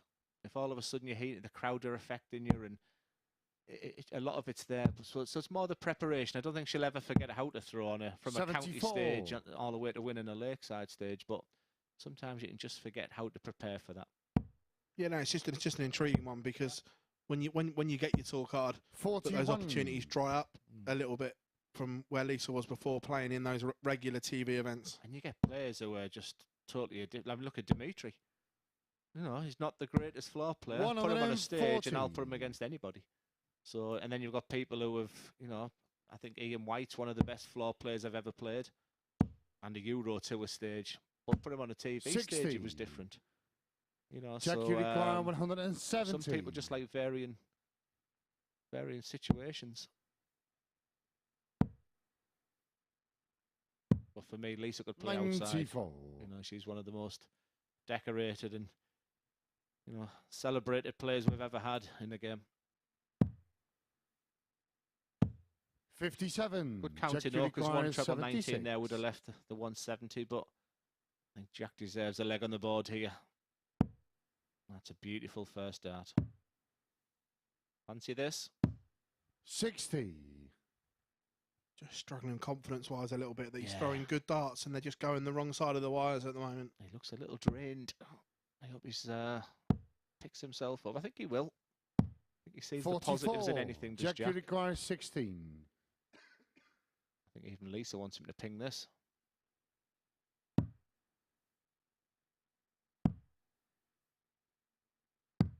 Yeah, that's game short in the fourth line. Jack There it Vincent. is, he says. And we both smiled, we both laughed. I think we both wanted that to go in, and yeah, it just ruins averages. So we can forget averages Fifth in this lag game. is Jack the 1 out of first. 15 on the Game checkouts. on. The poor Jack. Yeah, he's had chances. Absolutely. He's had 15 darts at a double compared to Lisa's 8. But the talent started, it's 3-1 to Lisa. 41. Let's have another magic minute, Lisa. 59. It's not often you see Lisa as frustrated or as animated as what we're seeing at the moment. I just think she wants to get off the stage and get ready for tomorrow now. I think she'll go and rest. And 83. I think she just wants to get this game. I think Jack does as well too.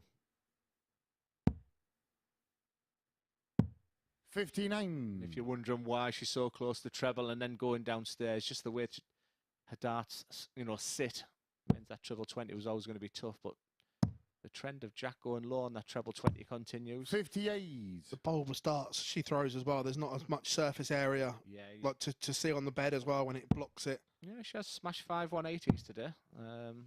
But that bulbous is very good for various 57. reasons. I used to throw a dart that did feel fatter in the dartboard. So I know what that's like. I remember when Kim Hybrex used to use the shorter points and they used to go right in. Yeah. And it used to just close up that surface area. 28. Yeah, the trend is now the sort of longer points. You've just shown me some darts there, and your points are like javelins.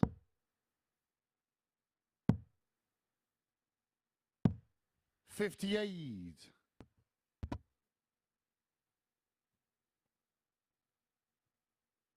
Who do you fancy for Minehead this week then, Phil? I think we might get a backlash from a certain Welshman. 96. I fancy the world number one. I thought you were talking about Jim Williams. Sorry. Sorry. 43. How would you assess your good pal's PDC career so far? You'll probably hate me for saying this, but I think the transition, he loved the social side of the BDO, WDF. 137. Lovely darts there from Jack, and I think he's found the professionalism is probably not the right word I'm trying to think here. The sterile atmosphere of a pro tour. 43. Jack, you require 58. Bed early. Probably doesn't suit him. I think he's thrown the best dart of his life. I just think he has to believe that. And that's frustrating, that big 18 miss. Oh dear. All over. 55. Yeah, Again, board management there. There's a case to bust. Yeah, get them shoulders up, Jack. He just looks a beaten man right now. I think Lisa lit a 180 here. 100. Jack, you require 3. For me, he should be coming back for 58 here. Yeah. He's just not thinking. Like I said, even that's a... Yeah, that's game short in the 5th flag. Jack Vincent.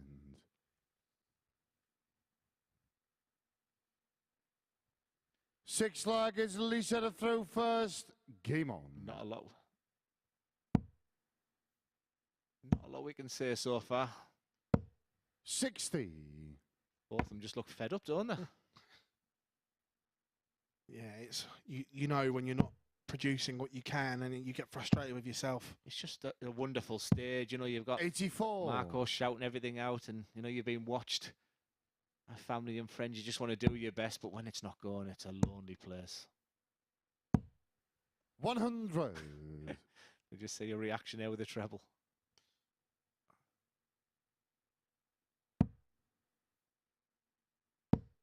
Of course, not just the Players' Championship in Minehead this weekend. We have the World Youth Championship. Josh Rock taking on Nathan Gervin. Nathan, who we've seen here many times. 80. Yeah, we've got the JDC on in Gibraltar as well. A few players I've been working with there, so I've been casting an eye over a few of the results so far. 100. Better Jack.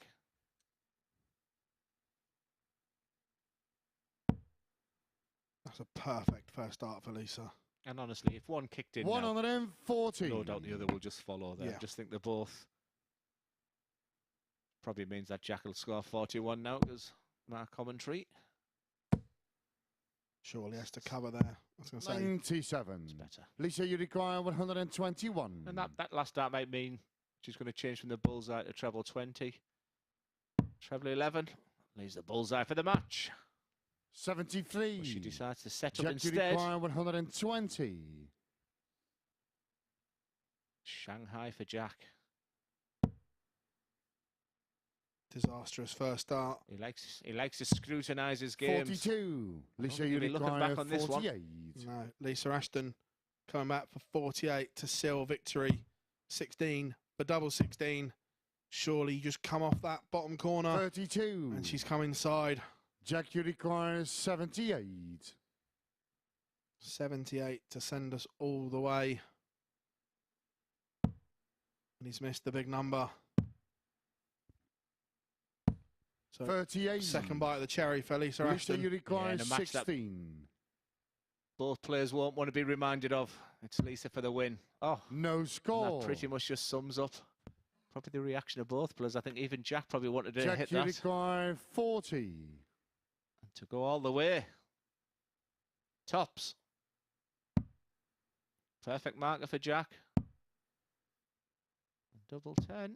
Yeah, that's game short in the 6th leg. Jack Vincent. Right then, guys. One last decider. 12 data. You can do it. 7th and final I've leg never is seen Lisa Jack look the that third angry. first. Game on. I think there's angry, and I think it's angry or fed upness, if that's a word. But last leg decider. Let's have a bit of excitement now. Nothing 16. at all wrong with them darts.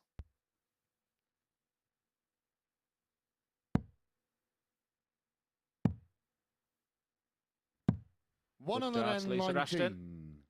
Yeah, the disappointment of the match starts in the last leg, but the cover shooting there was exemplary.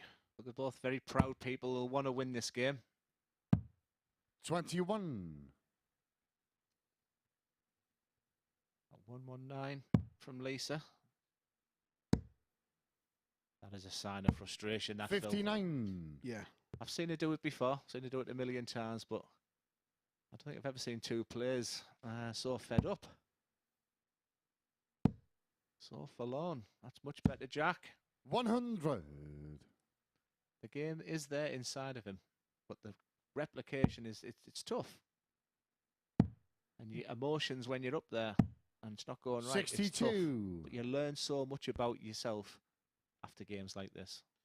Yeah, and the way darts is now as well, when you were a youngster coming through before, that you almost learnt your trade behind closed doors. 58. Where now you learn your trade in full view with the MODUS Super Series, the way that darts is streamed now with the JDC, the ADC, Dart Connect, everything is there at the touch of a finger for everyone to see, where beforehand you could go and do it behind closed doors. Wonderful point. I'm back playing much better here from Jack. 140. Lisa, you require And a 121. 1-2-2 finish was the highlight for him yesterday. Is he going to get a chance? It's Lisa 61 for the match ball. 96. I tell you what, when she threw Jack, that, you I bet she require thought that was in. 122. Yesterday's highlight for Jack was a 1-2-2 finish. I think he's just realised that for treble 18. He'll stay there. Not this time. So Lisa Ashton 37. has missed multiple match starts, Lisa, you but this require time 25. 25. 9 for double 8. There's the 9. She's come inside across the double 4. 17. And it's more match starts have come and gone for the Lancashire Rose. Jack, you require 85. Just focus on the board, treble 15. He's gone to treble 8 for double 14. For the match. 71. Lisa, you require So Lisa 8. coming back. Double 4 to complete a 4-3 victory. That's a good marker. She's over adjusted. Double 2. Game, shot, And a match. Lisa gets there Ashton. in the end, finds the double 2 to seal a 4-3 victory over Jack Vincent. Lots of missed match starts there from both. And we'll move on to match 14 coming next, where we will see Jacques Labre against Mike Warburton.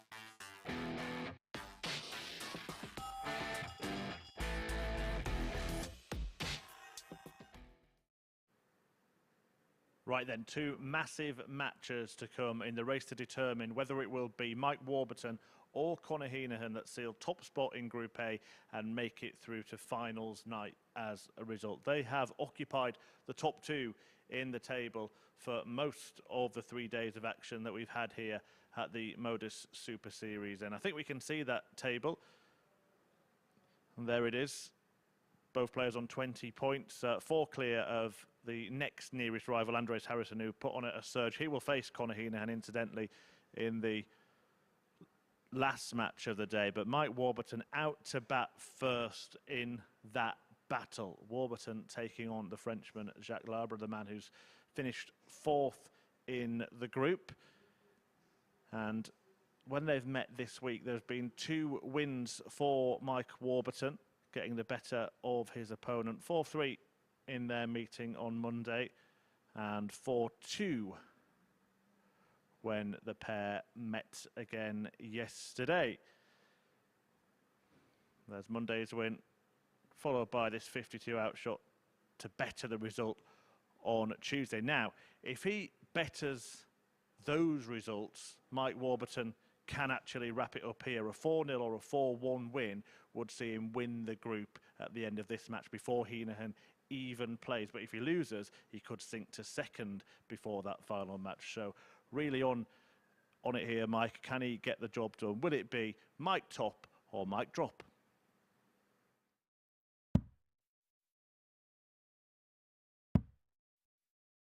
Yes, an intriguing game now. I'll come down to the total conclusion.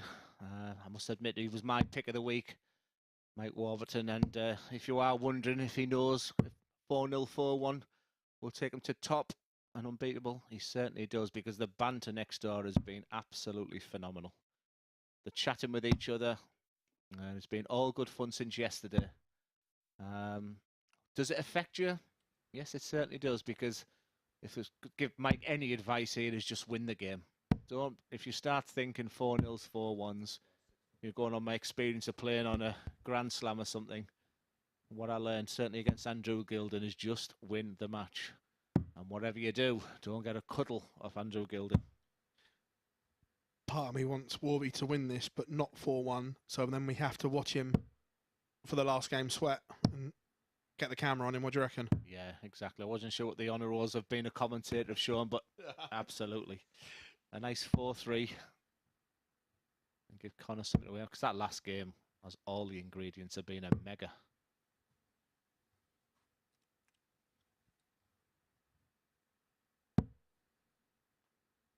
Yeah, and Warby looks focused here.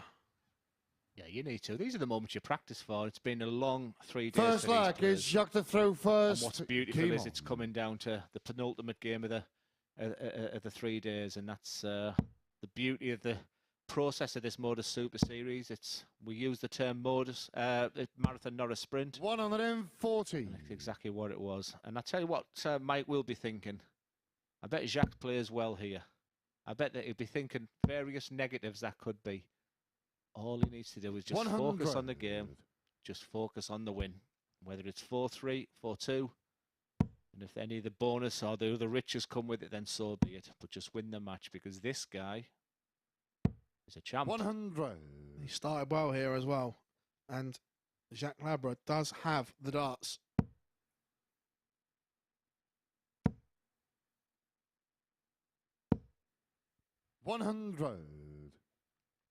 Big ton there from Mike Warburton. Again, a fabulous last start. Just sails it over the top, and that's becoming his signature. It's beautiful. Very similar to 60. Andreas, but in a different way, but just below the dart. And like I said, what I've had is the luxury of getting to know these guys this week. But he knows exactly. But just look at that. Look at the eyes. 60. If dart players are wondering, just look at the eyes.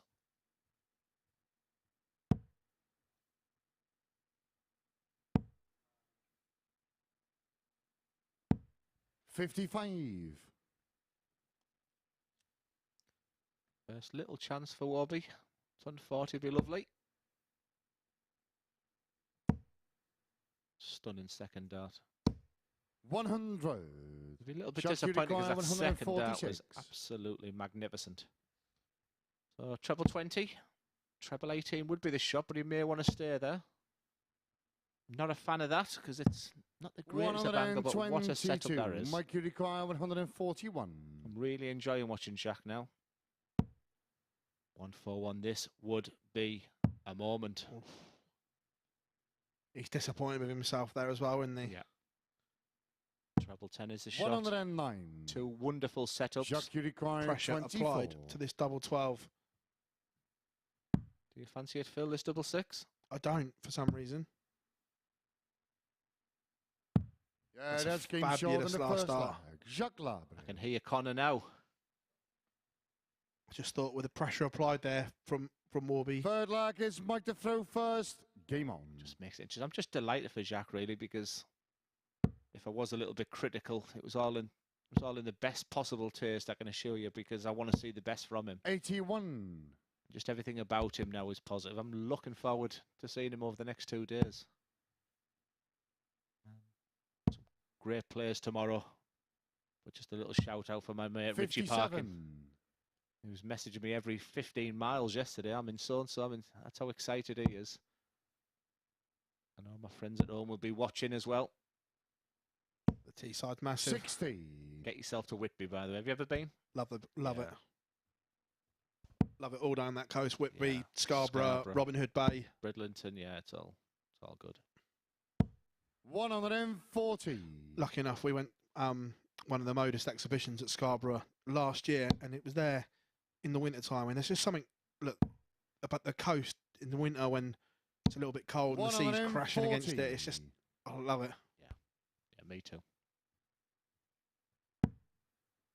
That's an ideal dart for Jacques. Expecting to follow that. Can he get another one? 100. But so much better. Mike hasn't sort of looked like he's panicking or anything yet. Especially with a dart like that. I mean, it's stunning. Stunning, stunning. 140. Just the more I watch his body position throwing as well, that head just doesn't move. It's like almost like a radar system locked on target and doesn't move. Sometimes your eye can't actually see it, but when you really do a 85. slow-mo of someone's Mike, you throw. require 80. But 80, big moment in this match. Keep it simple, don't miss the 20. Fat 20. That's actually a good target, still plenty of bed to see.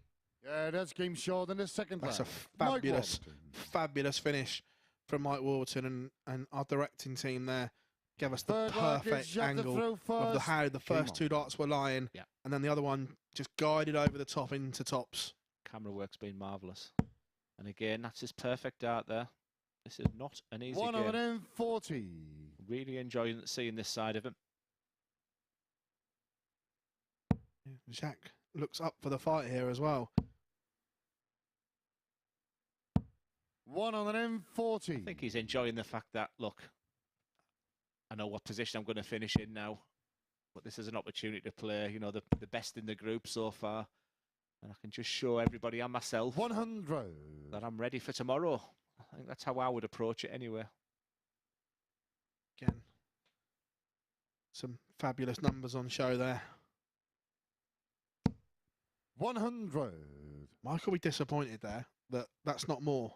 It's strange because when you get a ton with a last dart compared to a ton with a first dart, it's a totally different feeling. These comebacks from Jacques weren't happening. 140. And this is heavy scoring. 140 ton, 140 from Jacques, 140, 100 from Mike. Can he sit above that? 60. And that hurts. Jacques, you require 121. Sometimes when you can't see the point of the dart, you're hoping that MC is going to shout 100.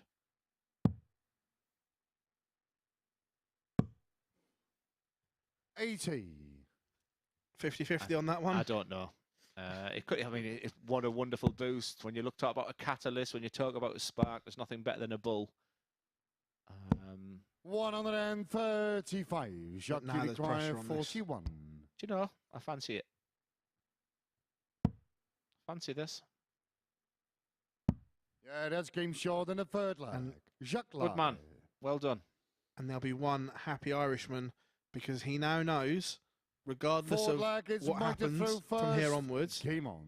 he has a chance. And that's what, as neutrals, quite selfishly we were looking for, really. 60. Yeah, 4-1 meant Mike Warburton would top the group. Now, game 15, there is something on it. I mean, we never really talked about Jacques winning the match. It's all been, is it going to be 4-0, 4-1? And at this moment, he's in a fight. And he's got to get back to basics and win the game. And just love that camera. Love it. Just such a good angle. 58.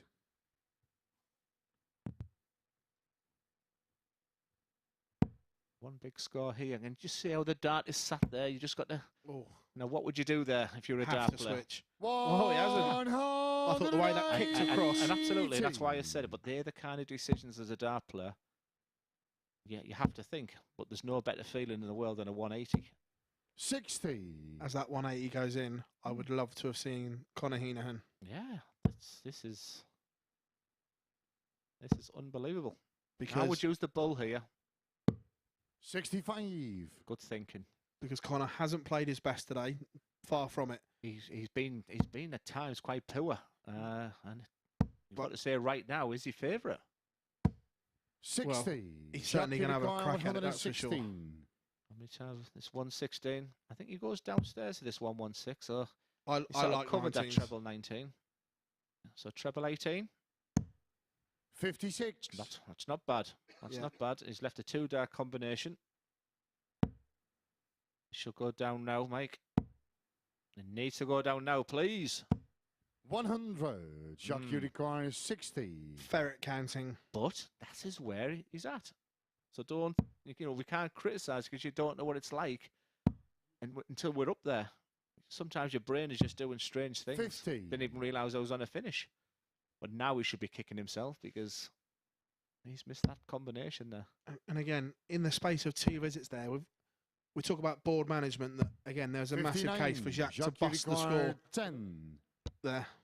But he probably heard us that nobody's missed double 5 this week. That's the perfect marker for it. Yeah, that's why he's done short in the forward leg. And on a different day, Phil, he could have gone 2 double 4. Honestly, it's incredible when you stood there. You go for double 5, and all of a sudden you throw for a 2. Jacques to throw first. But right now, Mike will be thinking, I've blown it. And that's where you find your measure of yourself. That's where you find out a little bit about you. That tenacity we talk about, how tenacious and how you fight back. 60. That bounce back ability you talked about. Easy when you're winning.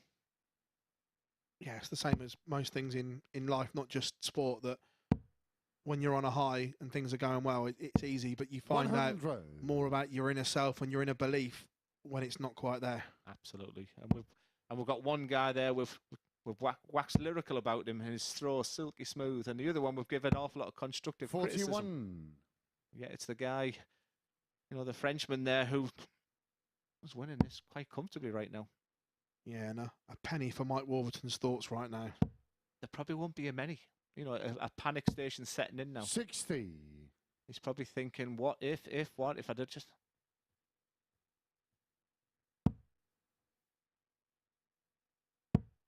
But I haven't seen his body demeanour change, so 60. maybe he's keeping it all under wraps right now. And he's only a 180 away from it, remember? Can I call his second? Great first start. And again, Mike Warburton in full flow. That is a 180. Gives him a chance.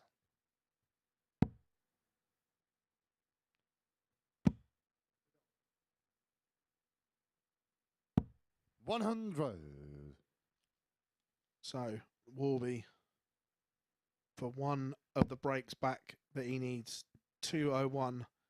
What he'd give for a 177 there. But again, board 100. management, bullseye for me.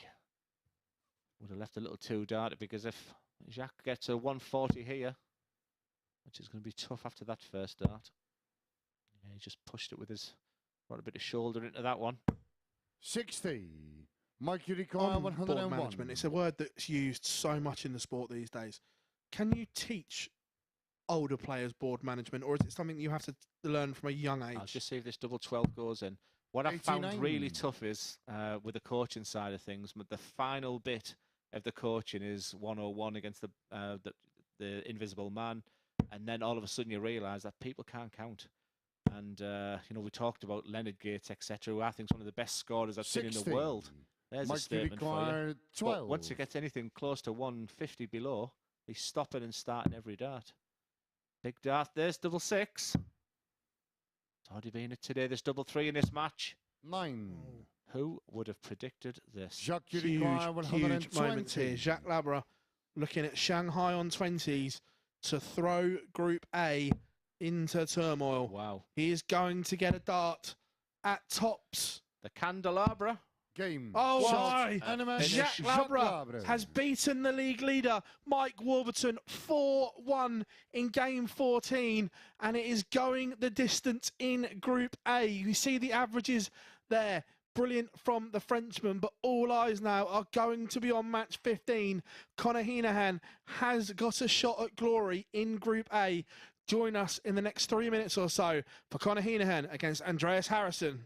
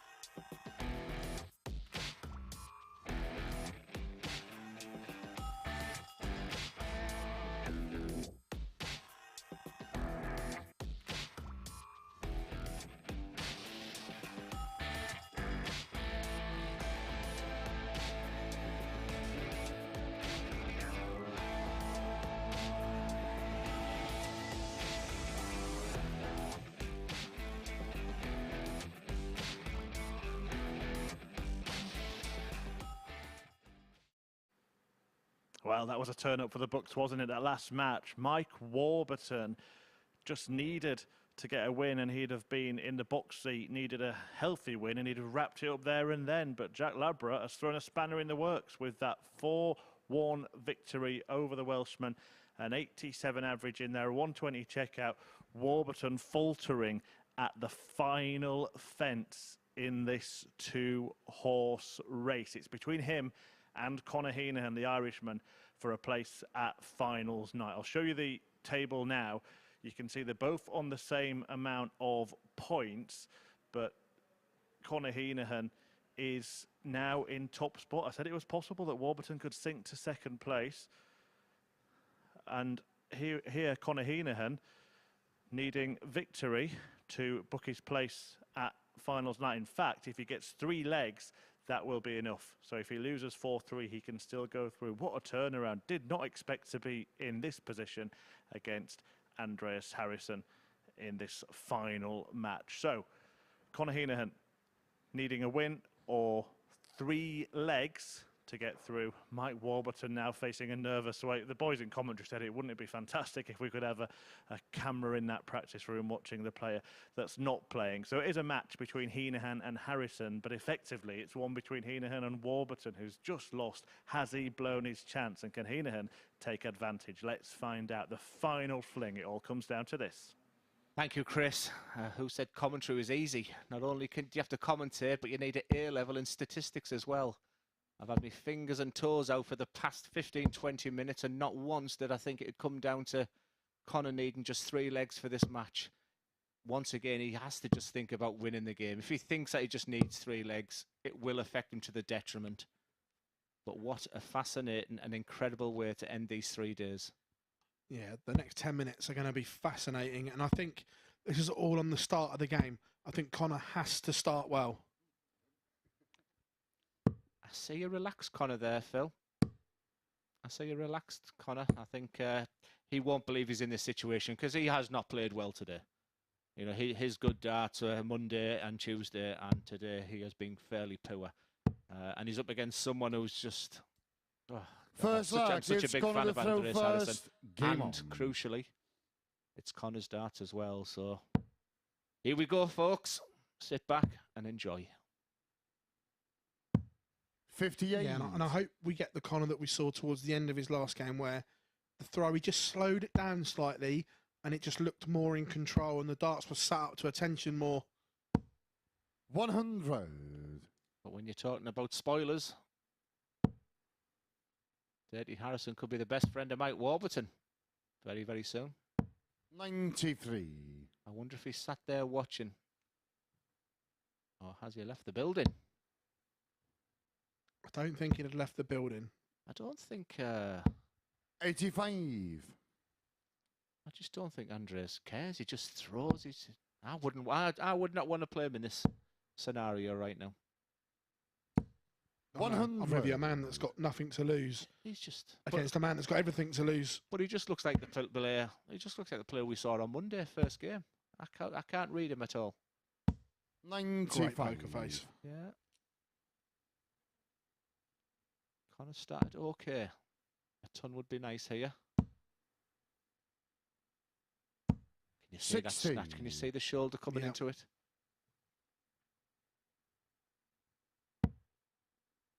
Frustrating for Andreas, but be happy with that second. 125. And that hurts. We talked about earlier when you first start as a poor, and then all you hear is 125. 41. Ooh, Andreas require 96. Interesting. Treble 19 just dart here, Andreas, and double 19 for the first leg. 58. Crucial Conor, break. you require 149. What's Conor got in the locker? Not a 149 on this occasion. So that leaves 72. So treble 16 has been the preferred route for players. 125. That puts a lot of pressure on this 38. He's got 2 options straight for it. Or is he going to go 6 double 16 straight for it? In the first leg. And a crucial break. This group A just turns and twists. Momentum with one player, then another. First game on. Who knows who's going to win? Yeah, and Conor switched off in the middle of that leg. Started okay, but then there was a couple of slack visits where didn't really trouble the trebles. 40. And then you do all the hard work and then you open up with 40. So Conor's got to see the positives from that. Because when he gets it right, 60. it's just not there with him today. If he's going to by hook or by crook, he's going to get to the 3 legs. Do you think he knows he needs 3 legs? 24. Absolutely. Honestly, I've heard the banter from them all day. They know exactly what's going on. He was querying it earlier. So he absolutely knows what's going on. But that can be to his detriment as well. 85. If he went up there thinking, if I win this game, I'll qualify. There's a big difference between that thinking, losing that winning mentality. I just need the 3 legs. We saw it at the Grand Slam, didn't we, with Josh Rock and Luke Humphries, that Josh Rock only needed 3 to qualify. And when he got that 3rd, the outpouring of emotion was up there. Unbelievable. And then apologised. But Andreas is having a... 180. Andreas is having a wobble. And Conor just took full advantage. Well, where's Andreas gone? 85. Interesting. Yeah, but from nowhere, Conor Heneghan has forged a break-back opportunity. 100. It was a poor first leg, but that 180 will have settled him. And to leave 76 after 12 on the Harrysson throw, he'll be happy with this. 180. Conor, you require 76. Every dart, every segment of that dartboard will be squeezing in for him now. But he's got dart at tops. 36. see the way. Andreas, you I require think he thought that was it. The 132. way up on his tiptoes, he wasn't Absolutely. sure. 1-3-2. But he will be back. Treble 10 to leave tops. 52. Conor, you require It's all in 40. Connor's hands. It's Connor's to lose here. Yeah, that's game short in the second leg. Yes. That Conor will settle Heneghan. him down massively Yes. after a disappointing first leg. Did you see him there? Yeah. Yes. He knows exactly what's Third going leg, on. it's Conor to throw first. Game on. I just love the mannerisms of them all. It's great to see. Nice to see other players under pressure for a change. That's a lovely second dart.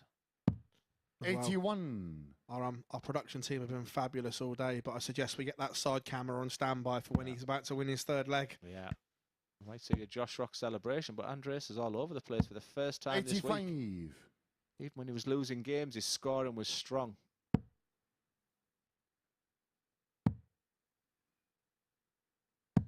$134. He's sprinting to the board now. That's a great sign. Yeah, from a below par opening leg.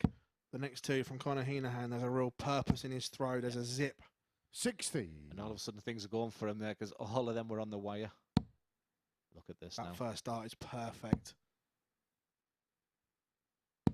100. Momentum swing from one way and it's hugely in the Heinehan's favour now. It's amazing what confidence does, isn't it? I think he'd be delighted that he knows 60. Andreas is not at his best here.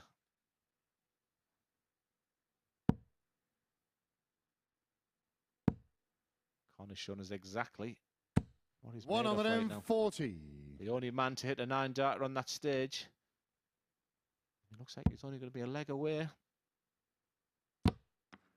46 for 2-1. 120. one leg away Conor, from you Saturday's require final. 46. Everything seems to be going in Connor's favour right now. 46. There's the 6 tops. He's just hit this. That was there last time. 26. And once again, I think he thought that was him, but he'll be back. Andreas all the way back on 176.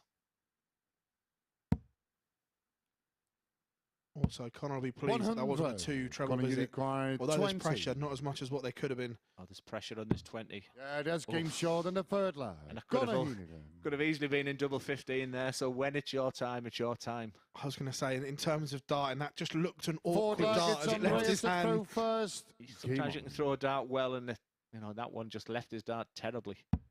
But it went in, and that's all that matters. He's a leg away. That was what I call a chizzy dart, where we've seen it so often. As it leaves 100. Dave's hands, he tries to correct it in midair. Conor Heneghan is one away from Saturday's final. 41. Speaking of that final, remember tickets are available. Dartshop.tv for all the drama on Saturday night. £5,000 for the winner and a place in Champions Week where they will compete for £20,000. Make sure you head over there. Dartshop.tv. Complimentary tickets are available. Yeah, come and join us. I can't wait. 40. Looks like Andreas is finally walking up in this match. He'll sit just ahead of that. 100. Right on cue, that dart over the top. It is. It's like watching Mike Warburton, exactly the same. But that's a beautiful dart. But he's a long, long way back. He needs all three. significant as 180. he's Andreas, you hoped for. require 161. Just don't know what you're going to get with Andreas in this match. Sometimes, though, just that 180 creates pressure, as in Marco belting it out and the other player starts thinking. 82. And that's a stinker of a last dart. I think he was looking for treble 15 there, but hit the 2, and what a difference. 79 is to 36. 140. Andreas, you require 79. Everyone, thank you for joining us today so far. Can Harrysson send us to 2 all? No, he can't. 44. Conor, you require For all 100. those that are watching on Sporty Stuff TV, their coverage is coming to an end, unfortunately. So if you are watching on Sporty Stuff TV, make sure you head over to the MODUS Super Series 84. YouTube channel, Andreas, you where coverage require will continue. 35. Big moment to this group here. Yeah, that's game short in the fourth leg. Andreas Harrysson. Andreas Harrysson levels up at 2 apiece. It's a hold of Fifth throw. leg, it's Conor the This throw one's first. going the distance, Glenn. Game on. Sometime just getting that last leg, but you know, fair play to Andreas there. He's given his best here. 134. But that's a wonderful start. Great cover shooting from Conor Heneghan. This could be the moment. He's that overstacker now. 60. Advantage, Heinehan. And any dart player, all you want is the chance to win it and have the darts in your hands. 139. And this is what Conor Heneghan has. It's not about winning it, it's about 3 legs. He is feeling fantastic right now. He won't like the look of that. 134, 139, two treble visits at the start of this 83. must-win leg for Conor Heneghan. These are the moments you practice for. You know, it's been 3 long days. It's all come down to the final couple of legs, which is absolutely incredible. 140. To go. Sensational. 134, 139, 140. He's just bouncing along there. 88. Even a maximum here won't help Andreas.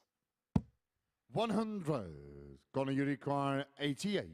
88. Get ready for celebrations if this goes. Yeah, he's got time to play here. So 72, I think he'll just stay there.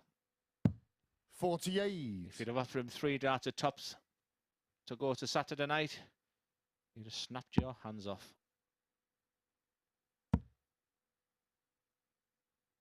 Is this the moment? 140. Some Gonna element of pressure 40. there. But right now, he probably didn't even look at what he scored there, because that is a wonderful marker.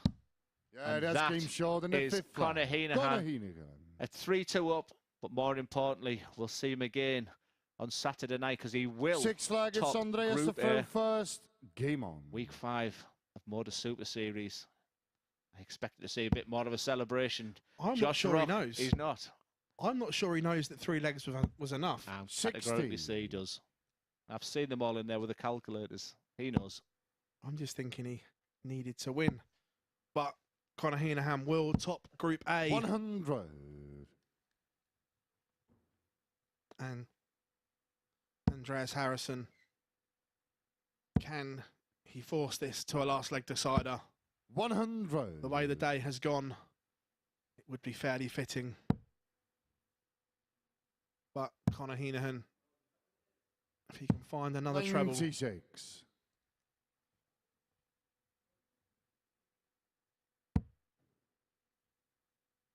Conor slightly in front, 140. but not a chance because of the 2 treble visit from Andreas Harrysson. 44. Conor comes up dry and looks as if we are going to go all the way. Andreas has a minimum of 6 to get rid of 201. 140. Finds the 140. Ends up being good darts, but may have gone the ball route there on that last one. 91. However, Andreas, you require 61 to send us all the way. Going to get a dart at double 18 for 3 apiece. 25. It's outside. Gonna you require Conor Heneghan 170. has left the fish. What a way to win it this would be. There's one. Dragged the second one. 125. Andreas, you require 36. Harrysson breathes again. Double 18. Yeah, that's game Pins it short at in the the first sixth time leg. of Andreas asking. Harrysson. We go all the way. 3 apiece. 1 leg of 501. 7th and final leg. It's Conor Conor the Heneghan throw first. has the darts. Game on.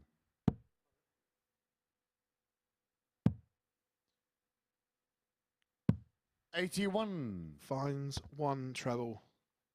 In these last legs, every treble is like a nugget of gold.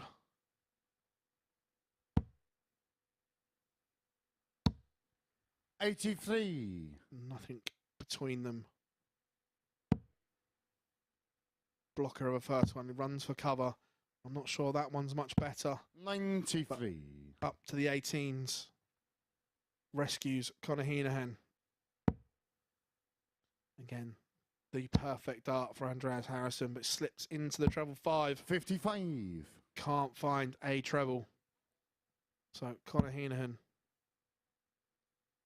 be looking for another one. 85. Can't find it. 85 is in front, but Andreas Harrysson will be looking to apply pressure here. And 59.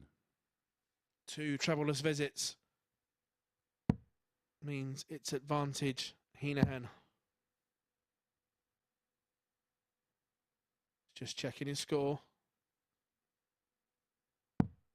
78. I like that. Showed composure. Where we've seen today some iffy counting, shall we say. But 164. 100. Got to require 164. Looking at 2 treble 19s. Not going to go this time. 49. Not the best setup. And is he inviting pressure from Andreas Harrysson?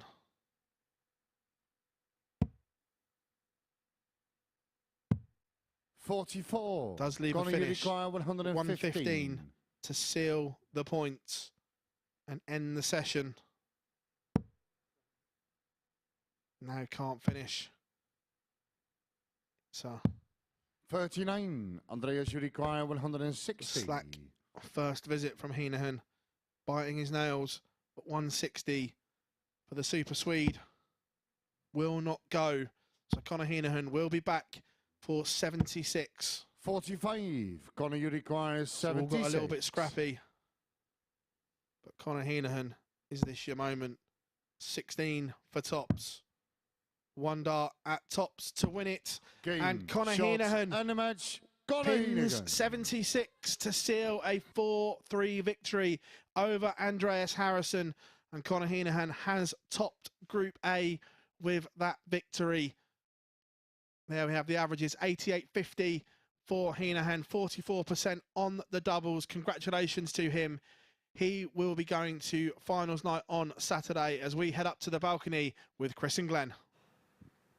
Yeah, thanks, Phil. Well, Glenn, what a day and what an ending to the day. Conor Heneghan, the man who goes through, but was he gifted it by Mike Warburton? Yeah, it was a war of attrition in the end for, the players. It's been a long day there, and the trials and tribulations, the ups and downs. And I've just seen Warby downstairs, and he looks pretty down. And how he's going to recover from that for tomorrow night will be a test of his character, but an amazing 3 days. Yeah, it has been. Let's have a look at the final group table then in Group A. It is Conor Heneghan who gets that place at finals night. He'll get a couple of days off to rest and maybe reflect on what he could do better, what went right as well for him, but it went wrong for Warburton in the end. And let's just have a little word on Andreas Harrysson as well, because at one point today it looked like he was going to join the party. Yeah, he had a bit of a wobble, at the end there, but he can look at it very, very positive, the way he responded from Monday. He's going to be dangerous tomorrow night. I'm a big fan. And has Jacques Labre been the kind of dark horse in the group? Because despite all of the attention we've given Harrysson today, he's finished on the same point. I did think I maybe even called that yesterday, that he's the guy who was at his lowest on Monday, but I know he's a debutant and etc., but I have seen real improvement. Mainly in his demeanour, as well as the performance of his dart as well. So I'm quite excited for him for tomorrow, and he'd be really tough to beat. Well, I'm sure you all know the sketch by now here at the Super Series. The other 5 players fall into the other groups, and in Group B, getting underway tomorrow evening will be Andreas Harrysson, Jamie Kelling, Lee Evans, Matt Denon and Mike Warburton, who just missed out on winning Group A. Heinehan through to finals night. Group C, though, tomorrow, Glenn, when we get back on air at 9:30 a.m, will feature Lisa Ashton, Jacques Labre and Jack Vincent. But coming in, Josh Richardson, Lee Shewan and Richie Parkin, who you know a lot about. Yeah, that's a great. I enjoy looking at it. It just makes it even more tougher than you anticipate. But I know for someone like Richie Parkin, he's eager, he's excited, and he's refreshed against someone who's just been playing for 3 days. What would you rather be in? I'm not really sure. But Jacques the one that stands out for me there. Jacques Labre, I think he's the one who's just progressing and getting better. The one who's benefited an awful lot from the 3 days experience. It's a tough group with only 2 going through with that one. So. Yeah, very exciting. Yeah, and 3 go through from Group B, but that's very hard to pick as well, isn't it? Really tough group. Yeah, I mean, I watched, Andreas, I'm a fan. Jamie Kellen had a marvellous day the day I was commentating here last time. One of the local guys as well. Lee Evans has thrashed me on the Pro Tour this year, but who hasn't? Matty Dennant, whenever I'm here, Matty will be there somewhere, and Mike Warburton. It'll be really interesting to see how he responds after the disappointment of today. Well, thanks for your company in Group A. Glenn will be back tomorrow to talk us through the Group C action. 9:30 a.m. the time to watch it. The place is Sporty Stuff TV, and of course the MODUS Super Series YouTube channel where you're watching us right now. And hit subscribe to make sure that you get alerted every time we go on air. But in Group A, the man going through to finals tonight, well, it was Conor Heneghan who won it in extra time.